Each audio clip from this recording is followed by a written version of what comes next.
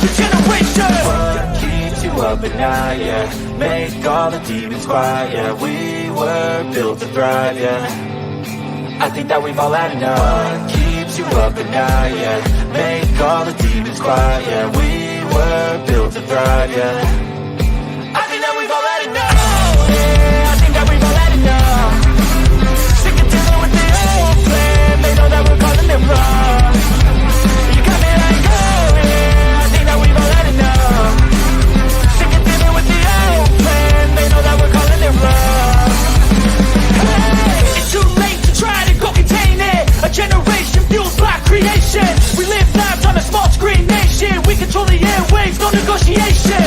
I refuse to think we need saving. Something good will come from creation. And when we think that the world is too anxious, we'll adapt, evolve, survive, and save it. what keeps you up at night, yeah? Make all the demons quiet, yeah. We were built to thrive, yeah. I think that we've all had enough. What keeps you up at night, yeah? Make all the demons quiet, yeah. We were built to thrive, yeah. I think that we've all had enough. Yeah, I think that we've all had enough. Sick of dealing with the old plan. They know that we're calling it wrong. You got me like, oh yeah, I think that we've all had enough. Sick of dealing with the old plan. They know that we're calling it wrong. Hey, oh yeah, I think that we've all had enough. Sick of dealing with the old plan. They know that we're calling it wrong. You got me like, oh yeah, I think that we've all had enough. Sick of dealing with the old plan. They know that we're calling it wrong.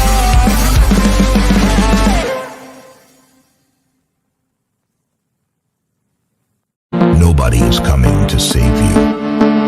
Get up. Be your own hero.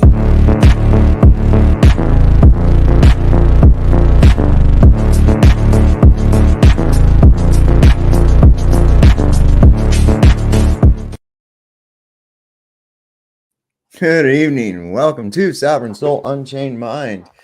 Glad to see everybody has joined us already. We've got already a big crowd I'm seeing coming in. We got, see Ironton Auditor. Good to see you up here tonight. Katie D. Got Jehovah's Daughter Barbara Saddlebaum, Carrie Skates, Thrashless Smith's in here. Don, Nathan Bowers. Let's see who else we got. Chaos Code. I like that. Don. Let's see who else here. Oh, South's Place. Darth Jader. I know that guy. You gotta watch out for him, man.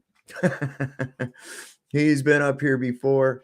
Maybe he'll join us again at some other juncture. Do I look blurry to you people? Oh, wow. This thing is really cut down. Low resolution on the YouTube. Wonder how that happens. You know, they screw with my settings, man. You know, like I've got certain things that why would I have to click on every fucking time I go online? This is just, you're just trying to be irritable. You know, so I got a cool joke for you. So a stripper, a rabbi, and a cowboy walk into a bar, and the bartender says, "What is this? Some kind of a joke?" Oh, I got to do it myself. Oh my God. Come on, man. Come on. I got to do it myself. I gotta. Oh, there it is. Delayed reaction. My audience go up in the space station. So anyway, tonight I thought I would cover. You can see Peanut back there. Oh yeah. She's laying down here on the floor. I got. I had Fabio in here too, but he's done left. I guess that means I've driven everybody out into the front room. They'll be in. You'll see them occasionally come there through the kitchen. They love to come through and make an appearance. I love them all to death. All 5 of the little critters. Anyway, there was a debate between Ozien and from what is it now? Matters Now channel. I put the link down in the description if you wish to go check it out. Hey, Mojo, good to see you, my friend. Valley Parks as well has joined us here tonight. We got 37 people watching between the 2 channels and Rumble, so that's pretty damn good, really. Well, I don't even think they count in Rumble. So how many I got over there right now? I got 6 over there. So hey, You got to diversify in this world, you know. So there was, as I said, there was a debate between Ozien of Matters Now channel and Kaleb, KCD Industries, on TikTok and just about every other platform, although he hasn't put much out recently here on this platform, and I don't blame him. So in any case, he was on Modern Day Debate with Ozien, and we're going to kind of go through this here tonight. We might get through the whole thing. We might not get through the whole thing. So we'll just take it as it comes. If we don't get through the whole thing, then we'll do a part 2. Because we got to cut these big, long fucking streams down, man. This is getting insane. So with no further ado, let me go ahead and bring this up. You like the tinfoil hat, Terry? Yeah, these are very cool. Caleb's wearing one as well. These are starting to become quite popular. You know, people are getting them all over the place. So let me go ahead and maximize that and share. And if you're not familiar with Modern Day Debate, the link to this debate, the full thing, is in the description. Feel free to visit there, subscribe. It's not just Flat Earth Globe. They do atheism versus creation, gun control versus freedom. You know, you name it. There's a host of topics over there. And if you've got a topic you'd like to debate with someone, I believe you can go over there and sign up to debate. So let me bring that back up. Here I am clicking buttons, not knowing what the fuck I'm doing. Anyway, here it goes. Flat Earth versus Globe Earth, and we are starting right now with Ozien's opening statement. Thanks so much for being with us. Ozien, the floor is all yours. Hey everyone, thanks James. Welcome to the debate. It's 2024, not 500 BC, and the Earth ain't flat, bro. I'm Ozien, and today we're diving into a heated topic: the shape of our planet. Hold on a second. There. Shape of our planet. This is a nod to my last debate. Now, you probably heard a ton of scientific evidence pointing towards a globe Earth. That's just an angle you might not have considered. The incredible contributions of scientists through history who had to face great adversity. Their work, done against all odds, has been pivotal in shaping our cosmic understanding. Starts right out with an appeal to authority, but let's let him go. First up, let's talk about Albert Einstein. Oh, Einstein wasn't just a genius physicist. His heritage was a big part of who he was. His general relativity theory, a total game changer. It reshaped how we see gravity, space, and time. And it's not just a theory. We've got concrete evidence backing it up, like how light bends around massive objects like the sun. This is key, guys. It's a big point for a spherical Earth. Now on to Stephen Weinberg, another brilliant mind. His work in particle physics, especially with the Standard Model, fits perfectly with the spherical Earth cruising through a vast universe. And we can talk about the Big Bang Theory. George Gamow, a scientist, was crucial in developing this. George Gamow is a brilliant mathematician. I will give you that. Okay. There was a book I read as a kid called 1, 2, 3 Infinity. And wow, is it really fascinating. It kind of goes through the history of mathematics to start with, and then there's some real mind-blowing shit in there. I think I have it. I think I still have it. I'll have to dig that out one day. But yeah, but nevertheless, as I've said before, math is not reality, okay? Math is a description, okay? Math is a description of whatever. If you have a hypothesis, you can demonstrate it through a mathematical formula if you want. It does not necessarily prove the hypothesis true, unless, of course, that the thing being tested has been proven. So this is a serious issue we run across when it comes to this argument. A lot of people want to do that. They want to appeal to authority, and particularly this Einstein. Now, because I want you to pay attention, because Kaleb has been quite vocal on other platforms about the Zionist agenda, okay? automatically the numbskull retard will always say, oh, that's racism. This guy's a racist. Oh, right. So this guy's going to make little jabs on that. And one of those being, as you can see it, thinly veiled, because he had to mention Einstein's heritage being who he was. Okay. So just so y'all know. This theory, backed up by cosmic background radiation and galaxy Oh, and by the way, it wasn't his. He stole it. He plagiarized it. distribution, literally requires a spherical Earth. And we got Jacob Bekenstein's, another name you should know. His work on black hole thermodynamics has deep implications for gravitational theory. What does this mean for us? It backs up the idea of a spherical Earth. Alan Guth, a physicist, introduced us to cosmic inflation theory, giving us a peek into the universe's earliest moments. This theory, fitting right into the Big Bang framework, supports the idea of spherical planets. And let's not forget Andre Linden. His work in inflationary cosmology further supports a spherical Earth through theoretical physics. To sum it up, these thinkers facing the challenges of hate and racism didn't just advance our understanding of the universe, they solidified the fact of our planet's shape. Now, why should we trust these scientific sources? It boils down to the scientific method, observation, experimentation, and repeatability. The works of Einstein, Weinberg, Gamow, Bekenstein, Guth, and Lind have all been through this rigorous process, proving themselves time and time again. Science and proof work differently. In science, we use induction, drawing general conclusions from specific observations. As Karl Popper pointed out, science assumes an orderly universe, consistent laws of nature, things we can't prove but need to accept to make any sense of our world. So when we talk about the Earth being spherical, we're not just throwing out a wild claim, we're talking about a well-tested, consistently observed body of knowledge. Where, if that were the case, this debate would not even be taking place. Okay? That's just the reality. Observed where? And if you're going to say because of space ships and shit that taking pictures of the Earth, well, I'm going to have to take you right back to the very first basic thing. How did they get out of the containment? You see, this is their biggest problem. They want to dance around the fucking gravity. This is, yeah, right. Where is it? What with what is proved? Math. Yeah, math is math.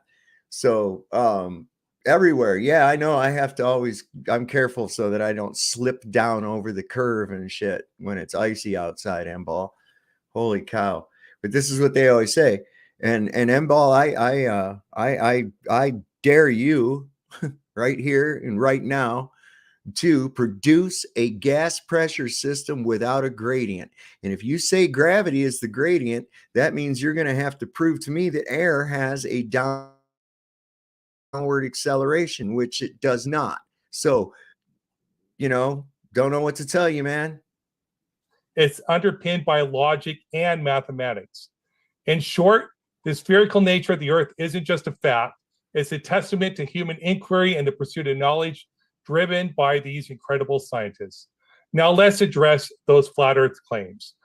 These often fall into realm of fringe science, ideas that stray far from the scientific consensus and lack solid evidence or adherence to the scientific method.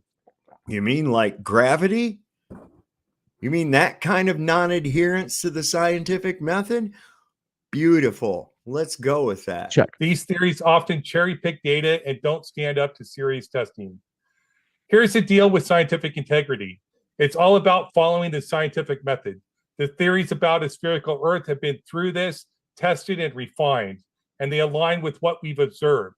This is what separates solid science from fringe theories. In any rational debate, especially in science, the burden of proof is key. If you're making a claim, like the flat Earth theory, you've got to back it up with solid evidence, scientifically sound evidence. It's not enough to question established. M-Ball, the reason I'm not going to give you a wrench is because you're just going to plaster a bunch of fucking articles that you look up on Google. I want you to demonstrate through repeatable and demonstrable experimentation that air has a downward vector. Prove that gravity is responsible for any downward vector. Okay. That's all you got to do. I'm not interested in all your little Googled fucking Wikipedia articles. Establish science, you need to bring something substantial to the table. Established scientific theories about Earth's shape have passed rigorous testing. Flat Earth theories, not so much. They lack solid evidence and often shift. Yes, I'm gonna change my whole thing here for you, M-Ball. The globe does exist, okay? Right here. And this is the only fucking place. In a little cartoony fucking model that they make and you purchase at the fucking store, okay? Ooh, it spins around. Isn't that pretty? Ooh, pretty. Come on, man. That's the only place the fucking globe actually exists. So get a grip, pal. Get a grip. Anyway. The burden of proof onto others. Remember, it's great to ask questions and challenge ideas. That's how science moves forward. But it has to be based on the scientific method and solid evidence. So the flat Earth proponents have a huge task ahead. They need to provide evidence that stands up to the same rigorous testing as the theories they're challenging.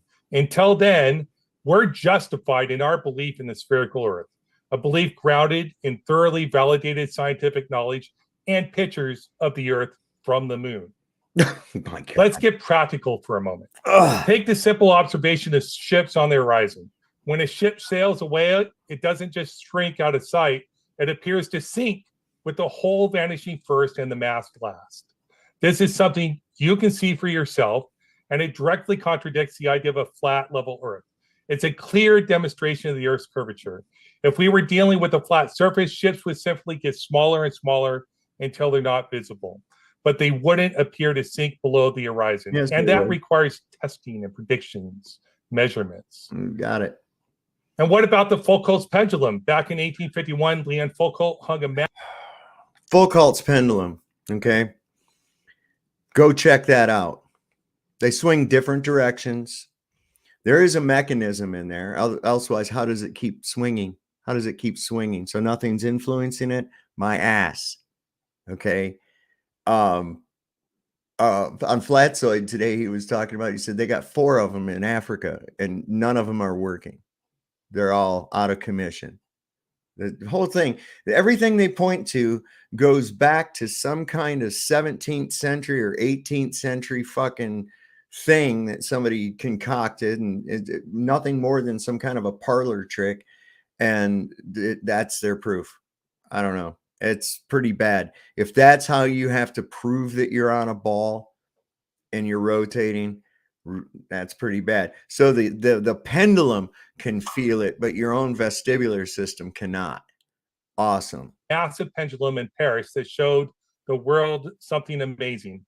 As his pendulum swung, its plane of swing, which is its inertial plane of reference, rotated throughout the day because the Earth was rotating around it, proving that the Earth itself is rotating.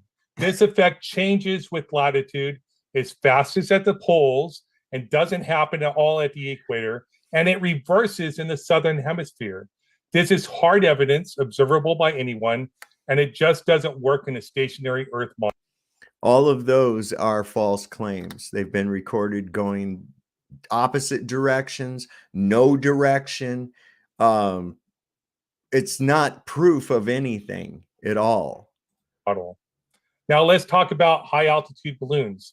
These are not sci-fi gadgets. They are real and used regularly for atmospheric research. And they ascend. They measure pressure and temperature changes, showing a clear gradient from the Earth's surface to the edge of space. This gradient is gradual transition, not a sudden drop-off as you'd expect in a world where gravity holds an atmosphere next to the vacuum of space. This aligns perfectly with the laws of thermodynamics and entropy, and it's yet another piece of real-world evidence contradicting the flat Earth model. So here's the deal. In this debate, and in science in general, we need to base our beliefs and arguments on evidence, not just what feels right or what seems to make sense on the surface. The evidence for a spherical Earth is overwhelming, consistent, and observable by anyone willing to look. To Kaleb, my opponent, and to everyone watching, I encourage you to consider the evidence, the real hard evidence, from centuries of scientific inquiry and exploration. The shape of our planet isn't just a matter of opinion, it's a matter of fact, with pictures, demonstrated by relentless pursuit of truth by scientists across history, including those who faced unimaginable adversity. In this debate, it's not just about proving a point. It's about respecting the legacy of scientific discovery and acknowledging the hard work, the genius, and the perseverance of those who have dedicated their lives to understanding and expanding our knowledge of the universe.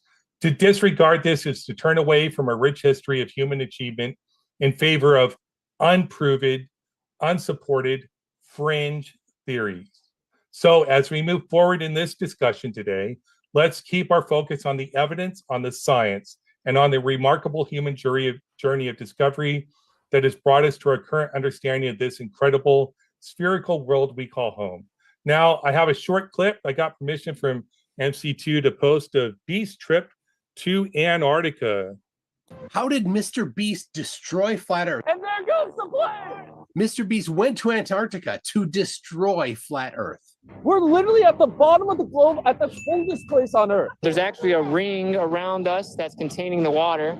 They even think the sun moves between the smaller Tropic of Cancer and the larger Tropic of Capricorn, then moves back to the Tropic of Cancer every year. Let me and you go to Antarctica, spend a week there in the summer, and let's see if the sun does a 360-degree circle all the way around us. If so, it's a ball. But what about the sun? Did it ever set? The hard part about Antarctica is the sun never goes down. You don't know when it's night or not. They're probably asleep because it's 4 a.m. The sun literally never goes down in Antarctica. So night one was rough. It's the next morning. I don't know if I'm supposed to get out of bed or not because the sun's just always up. Currently 2:30 a.m. and the sun is as bright as ever. That's because here in Antarctica, the sun never sets. Just goes like this. The sun does a 360-degree circle all the way around us. If so, it's a ball. So let's have a look where the sun would have to be on Pancake World at 2:30 in the morning. They were at Union Glacier, which is the same time zone as southern Chile. I'm just wondering why he doesn't. They never showed any time lapse video of it. Is one of the things that gets me about that. And isn't Mr. Beast? Isn't that like a show for little kids or something? It seems like it's geared that way. Maybe it's just me, but it seems like it's a show geared to children. GMT minus 3 hours. At 2:30 a.m. on the Terra Tortilla, the sun would be directly over the South Indian Ocean. That's as far away as possible from where Mr. Beast was if we use the flat Earth map. But the sun was up. At the exact same time, all of North America was enjoying a dark, dark night, even though North America is much closer to where the sun is on the dirt pizza. Thanks, James, for hosting this debate, and thank you, everyone, for tuning in.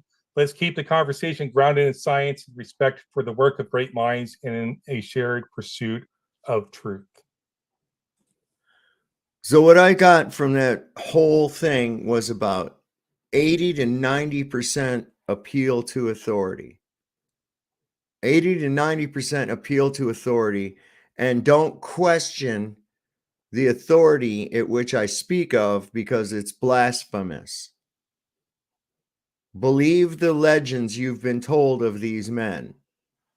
Okay, that's basically what you have. Can somebody tell me what is this fucking Mr. Beast guy? Is it a children's show? I mean, I've listened to the guy and watched him, how he acts and shit, and it really does look like it's geared toward children. If not, it's geared toward a childish mindset. I would just have to say that. Anyway. Thank you very much for that opening. And folks, if it's your first time here at Modern Day Debate, want to let you know Modern Day Debate is a neutral platform hosting debates on science, religion, and politics. I'm your host, James. Our goal, our vision is to provide a neutral platform so that everybody can make their case on a level playing field. Also want to let you know, if you haven't yet, hit that subscribe button. We have plenty more debates coming up. And with that, we're going to jump over to Caleb's opening statement. Thanks so much for being with us. Caleb, the floor is all yours. Thanks for having me, James. Can you share my screen? Is it sharing now? Okay, perfect. So we are debating modern cosmology or the globular Earth claim versus flat Earth claim. And no, I will not be reading from a script. I will be going over a presentation that I made literally yesterday. So is the Earth a ball or is it flat? Let's talk about it. The Earth is not an oblate spheroid. Is it moved now? Did it move? Okay, there we go. Okay, I'll have to pay attention over here. There is no accurate empirical way to substantiate the radius and circumference claimed by modern day academia. It is purely just an assumption, usually baked into math equations and then reified into reality, into the minds of very religious zealots that just follow scientism without any question. Basically, people just take scientists' word as if it's just a straight up fact. They don't need to know the details.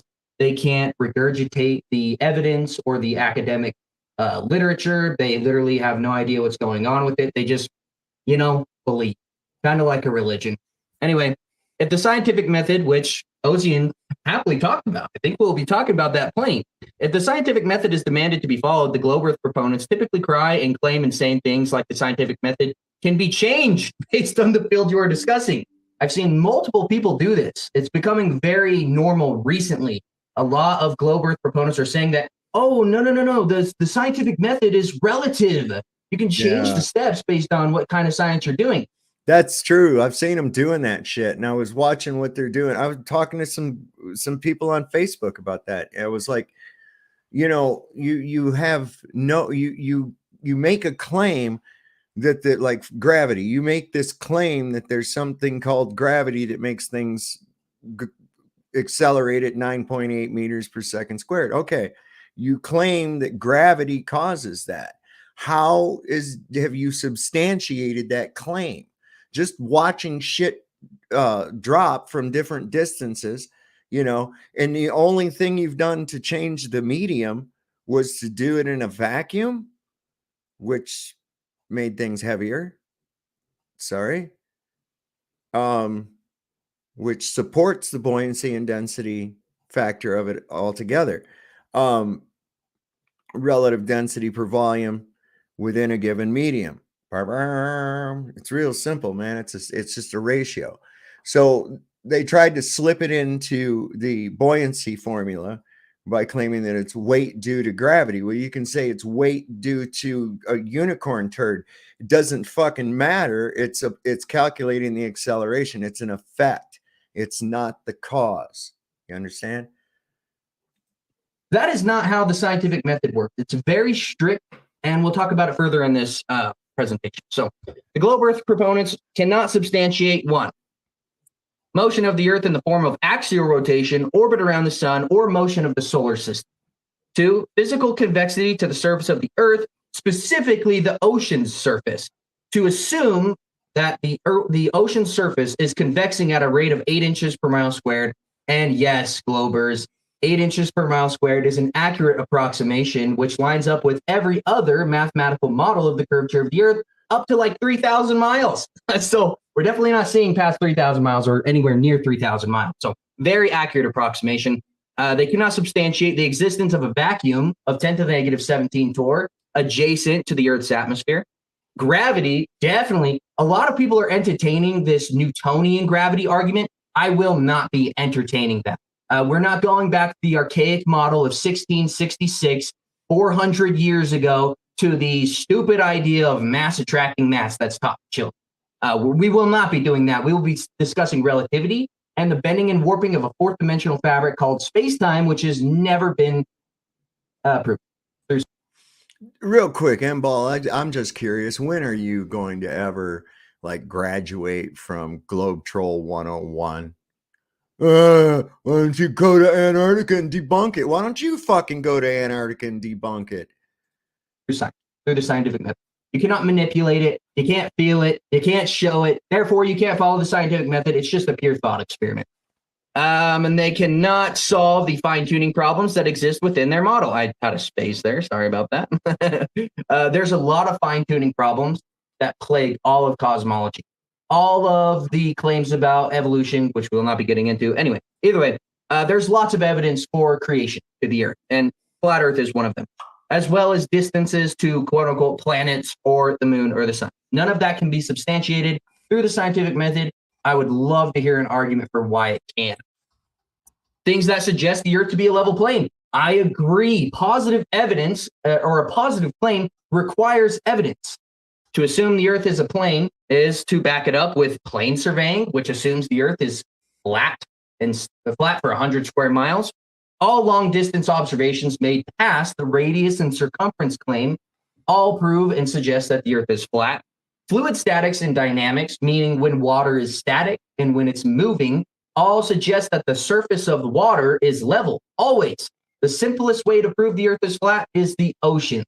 The oceans are not holding convexity at 8 inches per mile square. That's like the most illogical thing anyone can assume, and there's absolutely nothing to back it up. And all the pictures are literally admitted to be Photoshop, other than a couple which they could be using trickery with models and things like that, taking out of a freaking aircraft on the surface of the Earth. It's secondary evidence. You can't just suggest, oh, NASA has a picture of the globe. They said they got it in 1972. You weren't there, first off. Nobody knows who took the picture. They can't even decide who took the picture. So even the ones that are claimed to be real could literally be them making a model and on the surface of the Earth taking a picture of that model on the Earth's surface. No evidence otherwise. Again, long distance laser observations, which FE Corps has done plenty. Lasers shoot and they do not curve around the curvature of the Earth. And whenever we shoot them over bodies of water, guess what? They show it's flat because water is always level at the surface, proving the Earth to be a level plane. Long distance mirror flash observations. We have observations of mirror flashes like over 20 miles from a 0-foot observer height. Globe's dead. Just there. Literally there. You can just move on knowing the Earth's not a ball. And I would also argue common sense suggests that the Earth is flat. The amount of like mental gymnastics and just ad hoc assumptions you have to make to believe in this religion of globular Earth is astounding to me sometimes. It actually blows my mind that people just blindly believe this crap. I want to talk about math because I don't entertain math conversations when talking to globe earthers. A lot of people think math is a definitive way of deducing something existing or not existing in reality. Math is descriptive. Science explains. You have to use English to suggest something exists in reality. You can't just do a math equation of m1, m2 over r squared. Oh, there we go. Gravity's real, law of gravitation. No, it's a mathematical model describing the downward acceleration that we observe in mass. You have to describe with English how that works. And mass attracting mass is not going to be entertained. And bendy space-time makes absolutely no sense and goes against all logic. So math can describe patterns in relationship. It is inherently descriptive and does not necessarily imply the existence or corresponding entities in the external world. So simply math doesn't prove anything. You can use it to be accurate, but at the end of the day, it proves absolutely nothing. We have to use science, specifically the rigorous scientific method. Let's talk logic. I like that Ozien went over this. The positive claim does have the burden of proof. The negative claim does not. Flat is just a description of a surface. You can have a flat triangle. You can have a flat square. We're not specifically making a positive claim. We're just saying overall the Earth's surface seems to be flat. So the globe is specifying a very specific dimensions to the Earth's surface. The radius being 3,959 miles, the circumference being 24,901 miles. We need extraordinary evidence for that claim. I have been doing this for 3 years. There is none. We will not hear anything today that logically substantiates that the Earth is convex at the surface, specifically over the oceans, is what I want. If I say I don't believe the Earth to be a parabolic spheroid, it is now the burden of the opposition to substantiate their extraordinary claim that the Earth is a ball, like I just went over. Let's talk the scientific method. I like to go over these steps because none of the globers know the steps of the scientific method. Observation, question, hypothesis, experiment. Experiment is necessary. Data collection, analysis of the data, and then conclusion.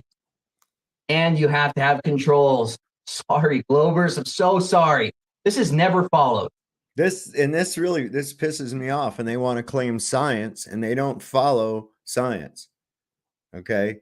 They don't. So how did you modulate and prove that the independent variable of gravity was what was causing the dependent variable of the object to accelerate at this rate of 9.8 meters per second squared. I think it's 9.83, but who gives a fuck? Really? It doesn't prove the existence of gravity. It just proves that you've quantified an effect. Okay. When giving globe Earth evidence, they never mention dependent variables, independent variables, and controls. A dependent variable is a variable that you measure in an experiment. It depends on the changes you make to the independent variable. So it's static, the dependent variable. The independent variable is the variable that you manipulate. I will need independent variables described. I will need dependent variables described, and I will need controls described in all of the evidence that is claimed to be evidence for a globe. I'm sure we will get none of that. More evidence of modern cosmology being wrong. Emergency flight path landings. When we're flying from Auckland to Peru, we're flying on the bottom side of the ball if we assume the Earth's an oblate spheroid. And good enough, they cross the equator thousands and thousands of miles during an emergency flight path landing to land in Los Angeles.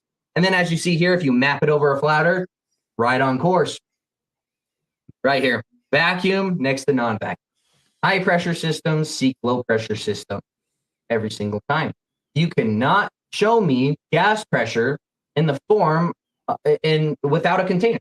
The way that we measure gas pressure is the exhortation on the container. I can't just tell you, you know what? Go grab me a handful of nitrogen, please. Just go grab me a handful of it. Had somebody told me they could get a bucket full of fucking propane. They said, "Yeah, I can do that." Okay. Videotape that. Go down to Walmart with a bucket. Tell them, say, "Can you fill this up with Walmart propane for me?" Or where do you go to your propane filler guy? You know, your local LP station, and say, "Can you fill me up this 5-gallon bucket with some propane, please?" What the fuck do you think's gonna happen, man? No, you have to have a container. So proving that the atmosphere has some sort of container.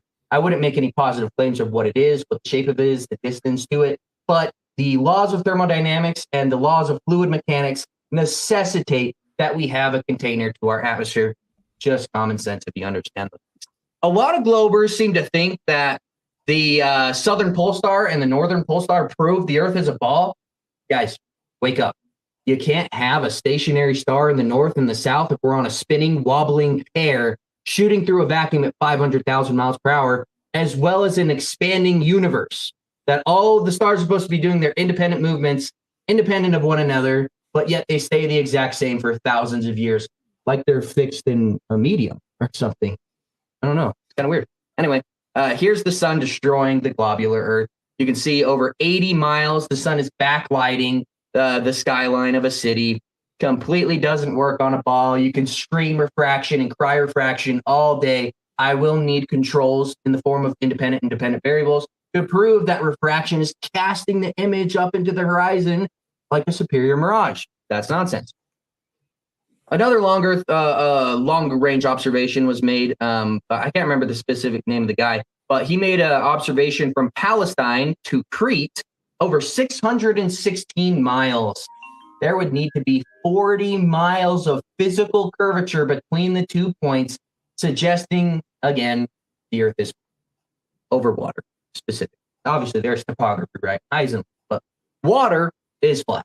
Every time that we observe it in reality, that's just common sense. There's the evidence for it. You can fill a large body of water in the form of a pool, and guess what? Unless a force is acted upon the surface of the water, it will be level.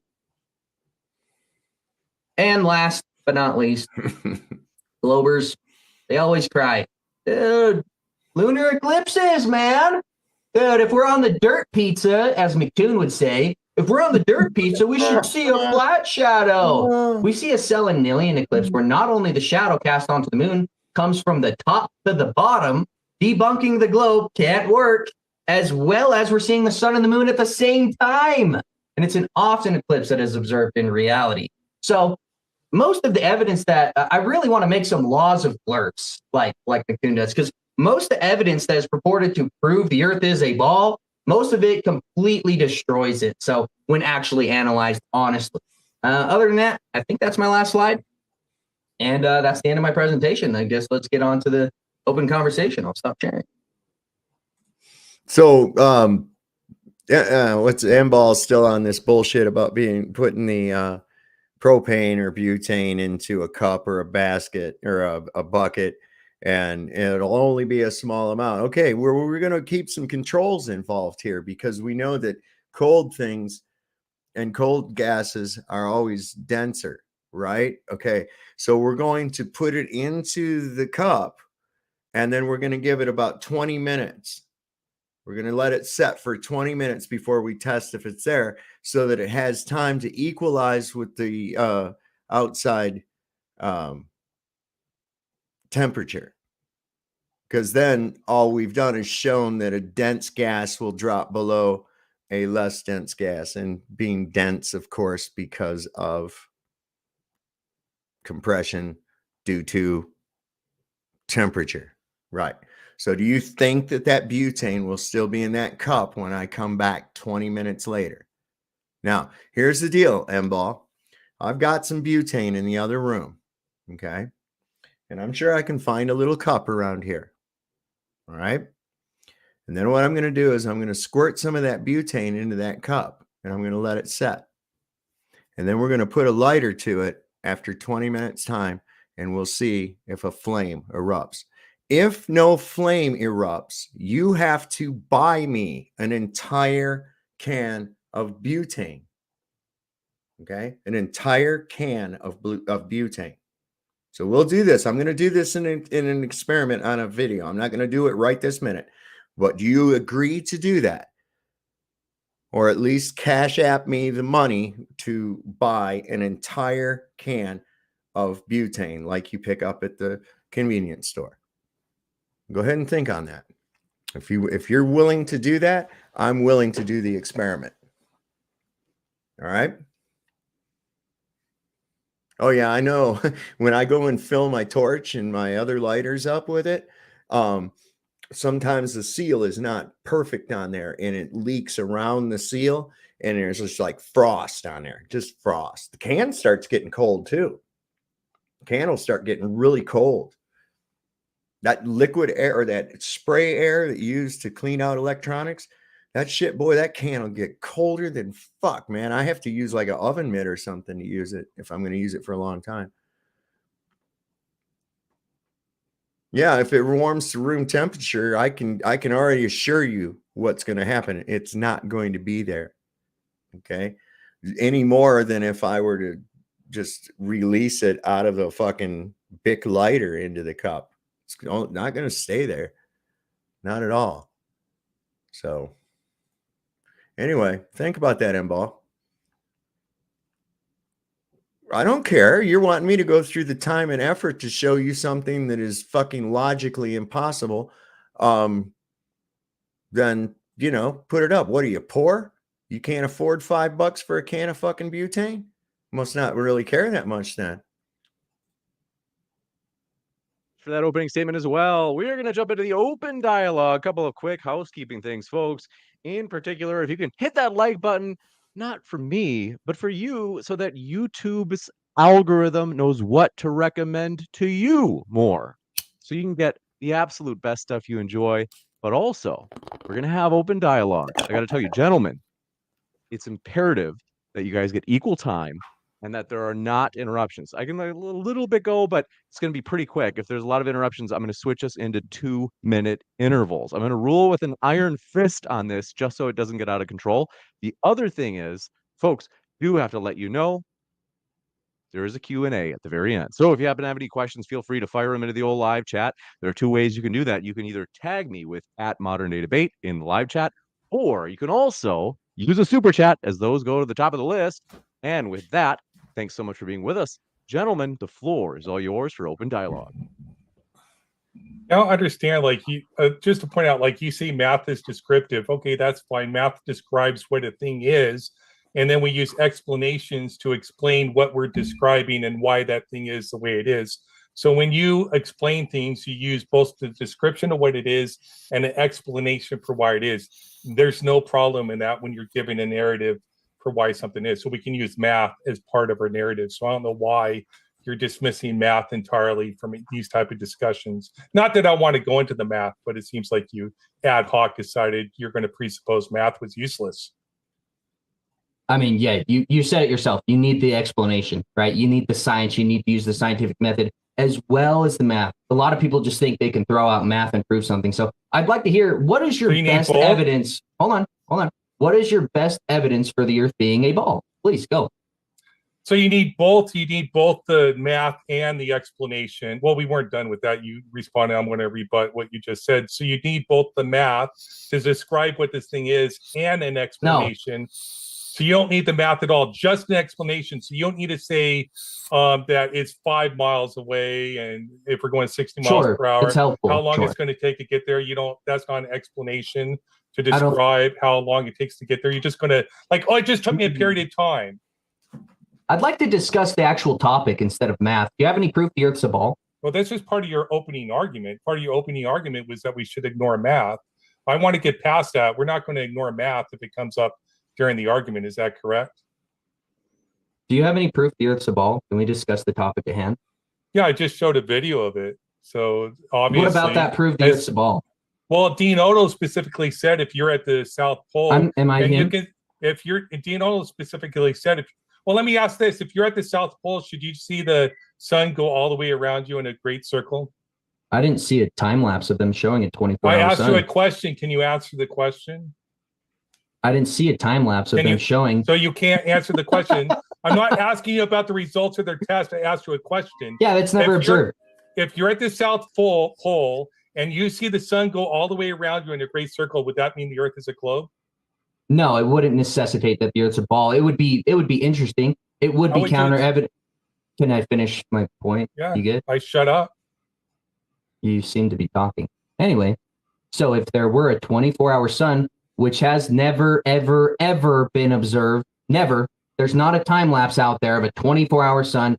Mr. Beast didn't show it. He showed multiple clips and he said, "Oh, guys, believe us, it's 2 a.m. He didn't show a clock or anything. That wasn't evidence that the Earth's a ball or that there's a 24-hour sun. Simple as that. So it's called testimonial. They testified the Earth was that the sun was up the entire 24 hours they were there, which is just fine. I have no reason to doubt Mr. Beast is lying. Why would Mr. Beast lie about the sun going around in a great circle around them all 24 hours a day? 50 hours, actually. They were there for 50 hours. You're genuinely asking me what what Mr. Beast's motive would be to lie about the shape of the Earth? Yeah, you're calling him a liar, so please explain why he's lying. No, I have the negative claim. You have the positive claim. I have to agree with Kaleb. It's like, look, I don't know that this guy actually did this thing correctly. He didn't show a time lapse of 24. There's no evidence other than his say-so of this occurring. So, no, I'm not going to accept it. I'm sorry. You know, every 24-hour time lapse that they've done of this has been debunked. Every single fucking time. You know, this is just insanity at its best. You just made a positive claim that he's being deceptive. That's your positive claim. You have a burden of proof to prove to me that Mr. Beast is lying. Otherwise, you have to say, I just don't know. Maybe he's telling the truth. So let me explain logic to you. If I am explaining logic to you. Can just I talk? To be sure, let's give. Hey, M Ball, if what you say is true, there's no more liquid inside this big lighter. I just shook it a second ago, and I can't refill it. Right. So all that's left in there is the gaseous part, right? And it's trapped inside this container of a lighter. Okay, it's trapped inside of there. There's no liquid, none. Okay, and it's at room temperature. Okay, what's happening? What's happening? Why is that come out the spout? And even when I do it upside down. So, sorry, babe. All right, we'll give you about a minute, Kaleb. Yep, thank you. So I don't have a Coke bottle. I don't drink Coke. I don't drink soda. I don't drink that garbage. That's why your brain is fucked up, is because you eat and drink garbage. Did you see the demonstration I showed about the rats? They made a rat stupid by giving it sugar. It gave it basically your diet and made the rat stupid. Couldn't even save himself. I have the negative claim in this conversation, specifically about Mr. Beast proving, and again, that's hilarious that you're using somebody else's evidence to give your claim. Like you took a video from McToon knowing this conversation would happen and played it in your intro after reading a script.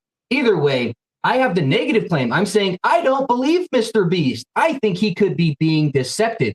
You're saying, oh, I think Mr. Beast is right. I have you have the positive claim. So your lack of positive and negative claim is not my problem. Okay. So you have to substantiate that Mr. Beast saw a 24-hour sun. You cannot with the little 20-minute video that he provided. He did not provide a time lapse. He did not show any compass readings. He did not show any clocks. None of that. So anyway, on to you. Let's hear what you have to say. Oh, very clearly. Just to be sure, though, just to talk- back up, if it is the case, and it might not be, but if Ozien's right, Caleb, that if you did say that Mr. Beast is lying, and it's Ozien's, you could say, piece of evidence that, namely Mr. Beast's reasoning, is it seems fair that he can ask you in what way, but maybe I'm wrong. Maybe you're like, wait, I didn't say that Mr. Beast was lying. I just want to be sure we're all on the same page, because I'm not sure if people know where you stand on this. So I'm saying I have the negative claim with Mr. Beast's evidence. I'm saying he did not I'm asking prove if that you there's said he was lying. Sure, why not? Okay, So so that's a then positive Ozien, I think, claim. is saying like, hey, this was my piece of evidence, namely that this case or argument that Mr. Beast is putting forth, and then Ozien saying, okay, but can you explain to me how is Mr. Beast lying? It makes, it seems like it's reasonable to ask. That would be asking me to go against logic. I have the negative claim, so I don't have to provide the burden of proof. So that's a simple. He's correct on that. Okay, real quick, I'm going to shut you right up, M-Ball. I'm going to shut you right up. Okay, I have this butane torch right here. See that? Okay, has a little fill hole right there in the bottom. We're not going to use a container for this. I want you to keep in mind, we're not using a container for this. All right. So where did I put it? Here we go. Here I have, as you can see, a can of, let me turn this the right way. I'm backwards. Right? Butane. Can you see where it says there? Premium butane. So this is the best you can get right there. It's premium. Okay. I'm going to come right up close to the camera with this. I don't know how well you'll all be able to see this or not. But what I'm going to do is you'll see some of this leak out.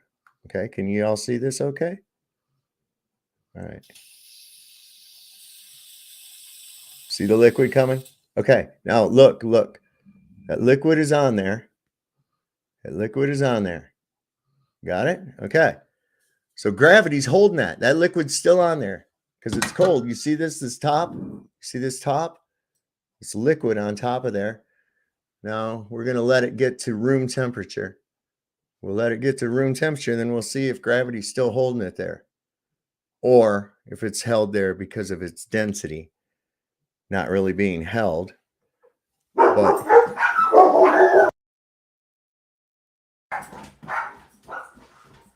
probably a guest. Could be a guest coming in. Okay.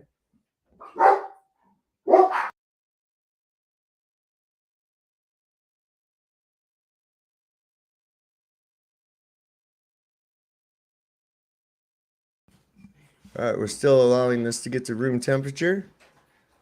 Okay, it's almost there. Shut up, Cece. Almost there. We're holding it good there, so the gravity is holding it right there on top of this thing. Let's see. Didn't fall off the edge of the floor. My hand's right there. I would have felt it. It's colder than the ambient air. And ball, stop being a retard. And we have no flameage, proving that you're wrong, M-Ball.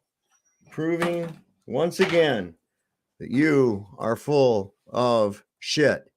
All right, so go ahead and pull that chair on over, bro. So let's get on with this.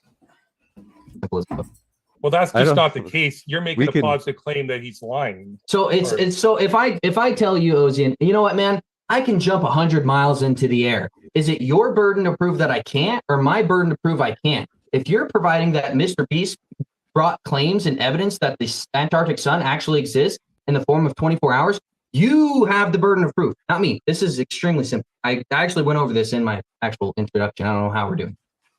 The authenticity of the No, you're authenticity of the material is the responsibility of the person that's going to present it. Okay, and just because he's Mr. B doesn't make him anything credible. Okay, this is some. Have you ever heard of this fucking character, Mr. Beast? No. Mr. Beast. Who's he supposed to be? I don't know, some fucking character that they have on the internet. Everybody else seems to know about him. I don't know about him. You don't know about him. Must not be that much shit. I mean, I know a little enough to see that most of his material seems like it's geared toward children, Right. you know. And when I hear people are making that argument, just maybe, but you know, when I see people using an argument like that, it's sort of like, well, Howdy Doody did a thing on his show about it. You know, it's like, oh, fuck off, Jesus Christ, you know.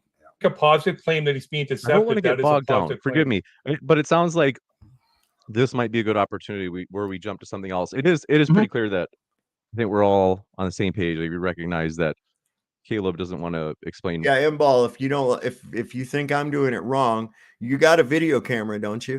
Do you have the ability to record video? Okay, then go ahead and do it and show. Okay, show what you're talking about. You know, you're real good at wanting other people to do fucking shit, but you don't ever do anything yourself. Thousands of people. When did you take a census, M-Ball? Why Mr. Beast is lying. He just wants to say it. So Well, it's I impossible. think we're settled there. But Yeah, now it's let's move on impossible to a for me new to prove topic. So why maybe he's Kaleb, lying. if you want to try to challenge something from Ozien.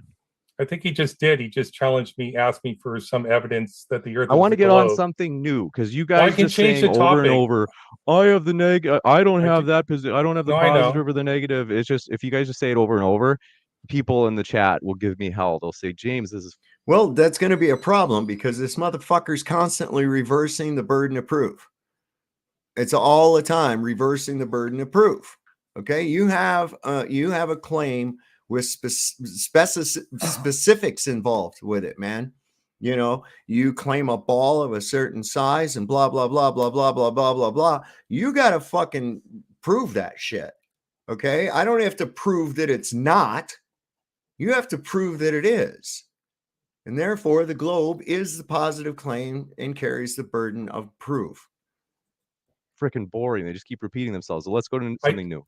I do want to, but I want to push back against another claim because he's arguing that he doesn't have a positive claim. This is globe versus flat, so we both have a positive claim that we have to support about the geometry of the Earth. So I want to ask you a question related to the second law of thermodynamics, which states that in an isolated system, entropy tends to increase. I have a question for that claim. That if you're claiming that space is not real and the Earth exists in a closed and isolated system, how do you explain the regulation of Earth's temperature? The sun clearly provides heat. Anybody can experience the heat from sun. Well, if intelligence was measured in sarcasm, I think you just won a Nobel Prize. Congratulations, Kaleb. So the sun clearly provides heat. That's your facial expressions anyways, playing a crucial role in our planet's energy balance. Without it, Earth would rapidly cool. Similarly, human activities release heat. In a closed system, as you would have to have if you don't believe space exists, how does the Earth not overheat from these internal sources or freeze to a lack of external heat from the sun? How does the flat Earth model account for this apparent contradiction I might add, with the second law of thermodynamics? Does that have to do with the shape of the Earth? Yes. How? It's a what's the Earth to you? What is it? No, we're talking. You were literally just went on a script. You just read a script about the sun. I read a question I had, so I could be clear on my question. Did you understand it? I could repeat it.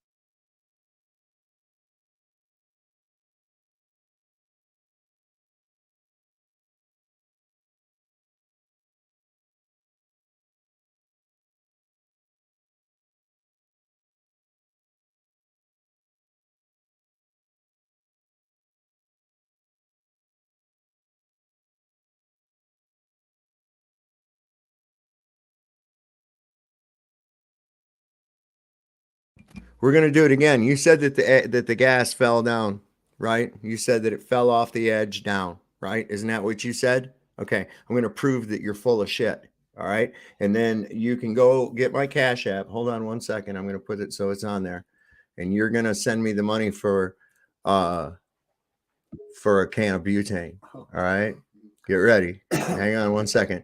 Dreamy, I'm just gonna put me full screen for a minute. That's All fine. right. So here we go. Here we go. Filling the butane. Hopefully you can hear it. There's some of the gas. There it is. All right. Now, all right. You said that it's falling down. Okay. So hang on. It's still in a liquid form there. It's still in a liquid form. I'm going to go over here to the side. I'm going to go over here to the side where it's still liquid on the top. You can see it shining. Okay. Watch. Look. Ooh, it's not falling down the side. Ooh, there. Now when the flame reached the top, that frost is catching. Huh. So it wasn't falling down the side, and the only thing that caught was the frozen shit. Why was it frozen? Entropy. So now you can send me money for my butane. Thank you very much. Hello, Dreamy. How are you tonight? I'm doing great. All right. We had a baby granddaughter on the 11th. Oh, boy. That's one. All right. Boy or girl? A baby girl. Oh, how nice. How nice. Yeah, How nice. she's really tiny and cute. Your Lots of granddaughter hair. too. What's that? And lots of hair. Lots of hair. That's always Yes, good. lots Because of hair. it keeps them from, a lot of babies, they just have that Mr. Magoo look. Yeah, You mine know? were all basically bald-headed, Yeah, I was. Peach fuzz. Yeah, I had And I just a little came bit up of so fuzz. I could, if you were muted, I could at least tell you. Right. I hear you. But yeah, that's it didn't fall off the edge, and it took until I got the flame right up to where the frosted butane was at before it caught. Right. So that's not the case at all. So if anything, the gas, I wonder what happened. I mean, I'm sitting here with a cigarette the whole time, and never was there any kind of a flash or a flame or anything from this excess butane that's anything around it. It just stayed right there because it actually was a liquid, and its own surface tension kept it sitting right there in this little divot. And M-Ball said it was going to be rolling off the side, and I put a lighter down here. Butane, that's a liquid source right there. Nothing. There's nothing happening. So what the fuck? So anyway, that's not true. And you can see it's $SSUM369 is my Cash App. Feel free to send me the money for my butane. All right. I answered your No, question. nobody wants you to repeat your question. That's irrelative to the conversation at hand. We're talking about the shape of the earth. Yes. Not the sun. This question had nothing to do with the sun. It has to do with the second law of thermodynamics to explain how we don't die from overheating if we're in a flat plane with a dome enclosed over us. How do we not overheat? Same reason that a terrarium does not. In fact, it's even better than a terrarium because we have a dynamic fluid pressure system that incorporates different pressures due to temperature, time of year, where the sun location of that temperature is at. We get all kinds of different effects of this shit in the form of weather and everything else and seasons. And it's because this is why we call it a dynamic, a working pressure system. Okay. I agree. I mean, the shit that they ask, they just think that, oh, there's this thing and there's nothing happening. There's just heat blasting down on it. Well, that's not the case. Right. And This portion's getting heated while this portion's getting cool. This portion, all the whole time. It's like it's mixing. All the time it's mixing. Everything is mixing, man. It's because they are just consider what's in their bubble and nothing beyond it. Nope. They always what's want beyond it is outrageous. one singular thing, always one singular thing. That's why they can't understand the whole idea of buoyancy and density. They think it has to be one thing and one thing only. And this is what's cracking me up. And a lot of people, this is what's it's tripping these guys up. I'm running into it on Twitter and shit. They're all trying to blow their way through this fucking Newtonian crap of gravity, and they're like, oh well, I thought it was the bending of space-time, man. That's like 100 and something years ago. They come out and said no, general relativity, because they'd already figured out that mass does not attract mass. Right. It's just not a true thing. Well, it's like it's a beautiful symphony if you look at it, the turbulent weather, the calm, peaceful days, the warm sunshine. I mean, everything, the cold winters. Without it all, there are things that couldn't be.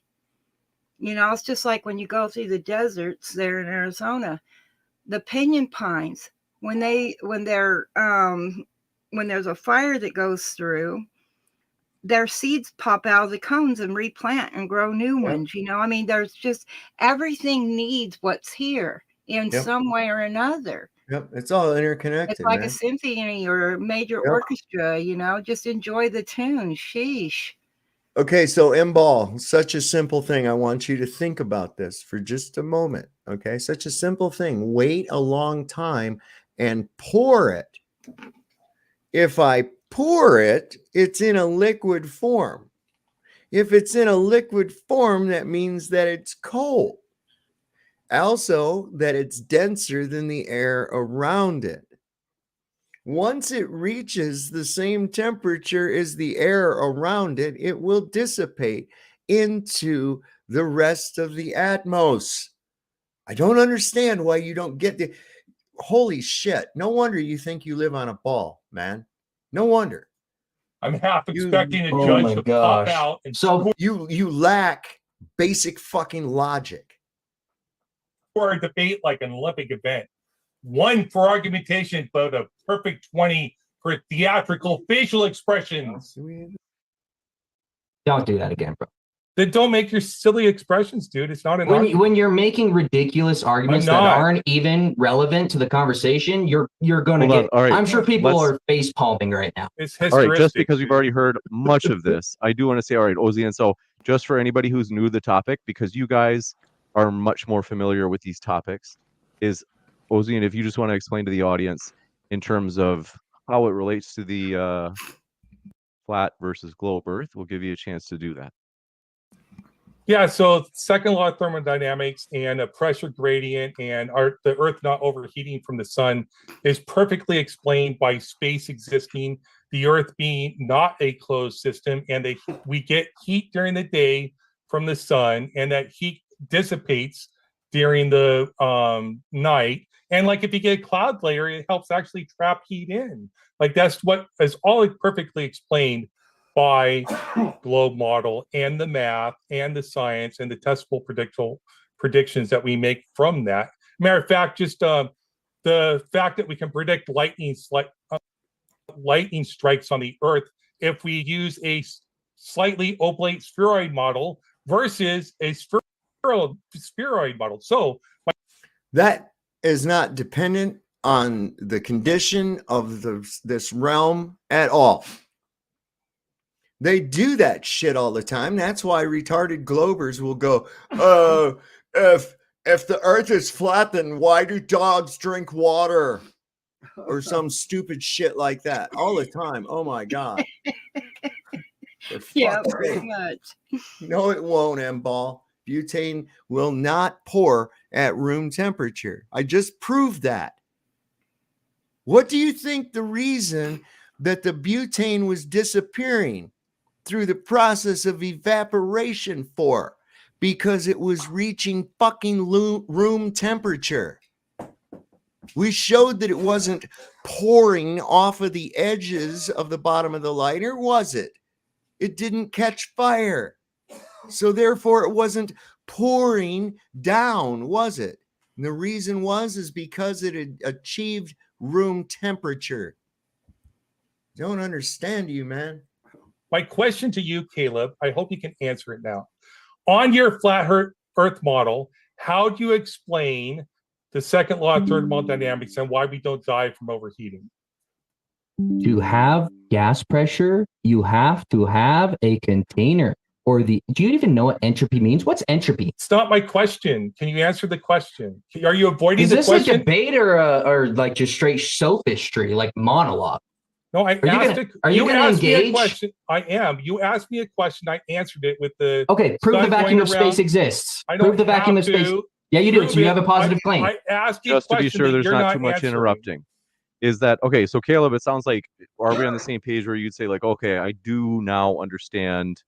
We've gotten to the point where you're saying like, I see how Ozien's case about the law of thermodynamics in particular has to do with the flat versus globe Earth. So it sounds like is it fair that we're on the same page there? No, we're not, because he's not understanding positive claims. He's claiming that entropy in the form of gas pressure, it proves somehow that the space vacuum exists. No, you need evidence. Do you have any evidence that there's a vacuum of 10 to the negative 17 torr coexisting adjacent to the atmosphere? Please, any evidence, go. Wait, I think I asked you a question. Why are you asking me a question in response? Why can't you answer the question? You can say, I don't know. I don't know why we don't die from like a thermal runaway because we're in a friggin' container, like a pot on a stove with no heat. So as we already, and as we've already explained, it's a dynamic pressure system. Okay. M-Ball, here's what's retarded about you. What part of it pouring because it's dense in a cold state do you not fucking understand? I don't understand. Where are you going with this? In a gaseous state, the propane or butane does not pour at all. It has to be really cold, man. Really, really cold. That's why there was frost. That's why there was frost appearing there. Holy shit, no wonder you think you live on a fucking ball. Coming out, and the water will eventually boil and we'll eventually all die. You want me to answer? I want you to explain how that's explained on a flat Earth model. Yes, thank you. Do you know what attenuation is? Explain What's attenuation? Explain it. Admit you can't define it. I can explain it. I understand communications theory very well. Let's hear it. I don't need to. It's your argument. Present your argument. No, let's hear it. You should understand my argument if you understand it. At this point, Caleb should just go ahead and go with it. You know, I think this on Caleb's part is just more of a way. You can tell there's animosity, right? So he's just sort of like, all right, motherfucker, you think you're so goddamn smart? Go ahead and do it. I am a propane expert, M-Ball. Okay. I know what attenuation. I know what attenuation means. What is it? Your argument. No, I don't need it. Is that about? Okay, we'll just go on without you with just assuming you have no idea what attenuation is. Don't interrupt me with the word. Don't interrupt me. Oh, you're being smug and sarcastic. Just present your argument. Don't interrupt me, buddy. All right, gentlemen, we've got I've got to jump in. Ask me a question. Please. I was responding. But can we split it up into times? Well, apparently you need that. What we're going to do is, you won't stop all talking. right, gentlemen, please. I'm being sorry, James. Just relax. So what we'll do is we'll go into 1 minute segments. I think Ozien, just if you can briefly ask the question that you originally asked, then we'll give Caleb. I need you to control yourself. Then we'll give Caleb a chance to respond. Go ahead, Ozien, if you can ask it very quickly and succinctly, and then we'll give 60 seconds to Caleb. Caleb, how do you explain the regulation of Earth's temperature? All right, 60 seconds. Go ahead, Caleb. It's not relevant to the conversation, but there is dissipation to EMR and EMF over distance. So the sun goes around the Earth and that signal gets weaker. That heat signature gets weaker as it gets further away. Not relevant at all to Flat Earth versus Globe Earth, just so we know, but I'll entertain it just for the conversation. Could get over to Ozien. Go ahead, Ozien, for 60 seconds. Okay, so you're seeing that we release light like EMF and that cools down the Earth? Is that what I said? You said EMF. There's dissipation to EMR and EMF and heat signatures over distance, yes or no? He picked one thing out of what Kaleb said to go with. EMF? What? This is where they always do. They play stupid. Okay, they want to fucking play stupid. That pisses me off. And this is more of their deception. You gotta lie to Glurf. I'm sorry. You gotta lie to Glurf. I mean, this is why these fuckers rely on trickery So at every light. turn. Yes, light will like dissipate. It's Yes, but where does it go? Good night, Terry. Oh my gosh. What What's does the word EMF? dissipation mean? It I don't think it's possible to have a conversation with you. I genuinely don't. Where does it go? Where does it dissipate to? It dissipates in the atmosphere.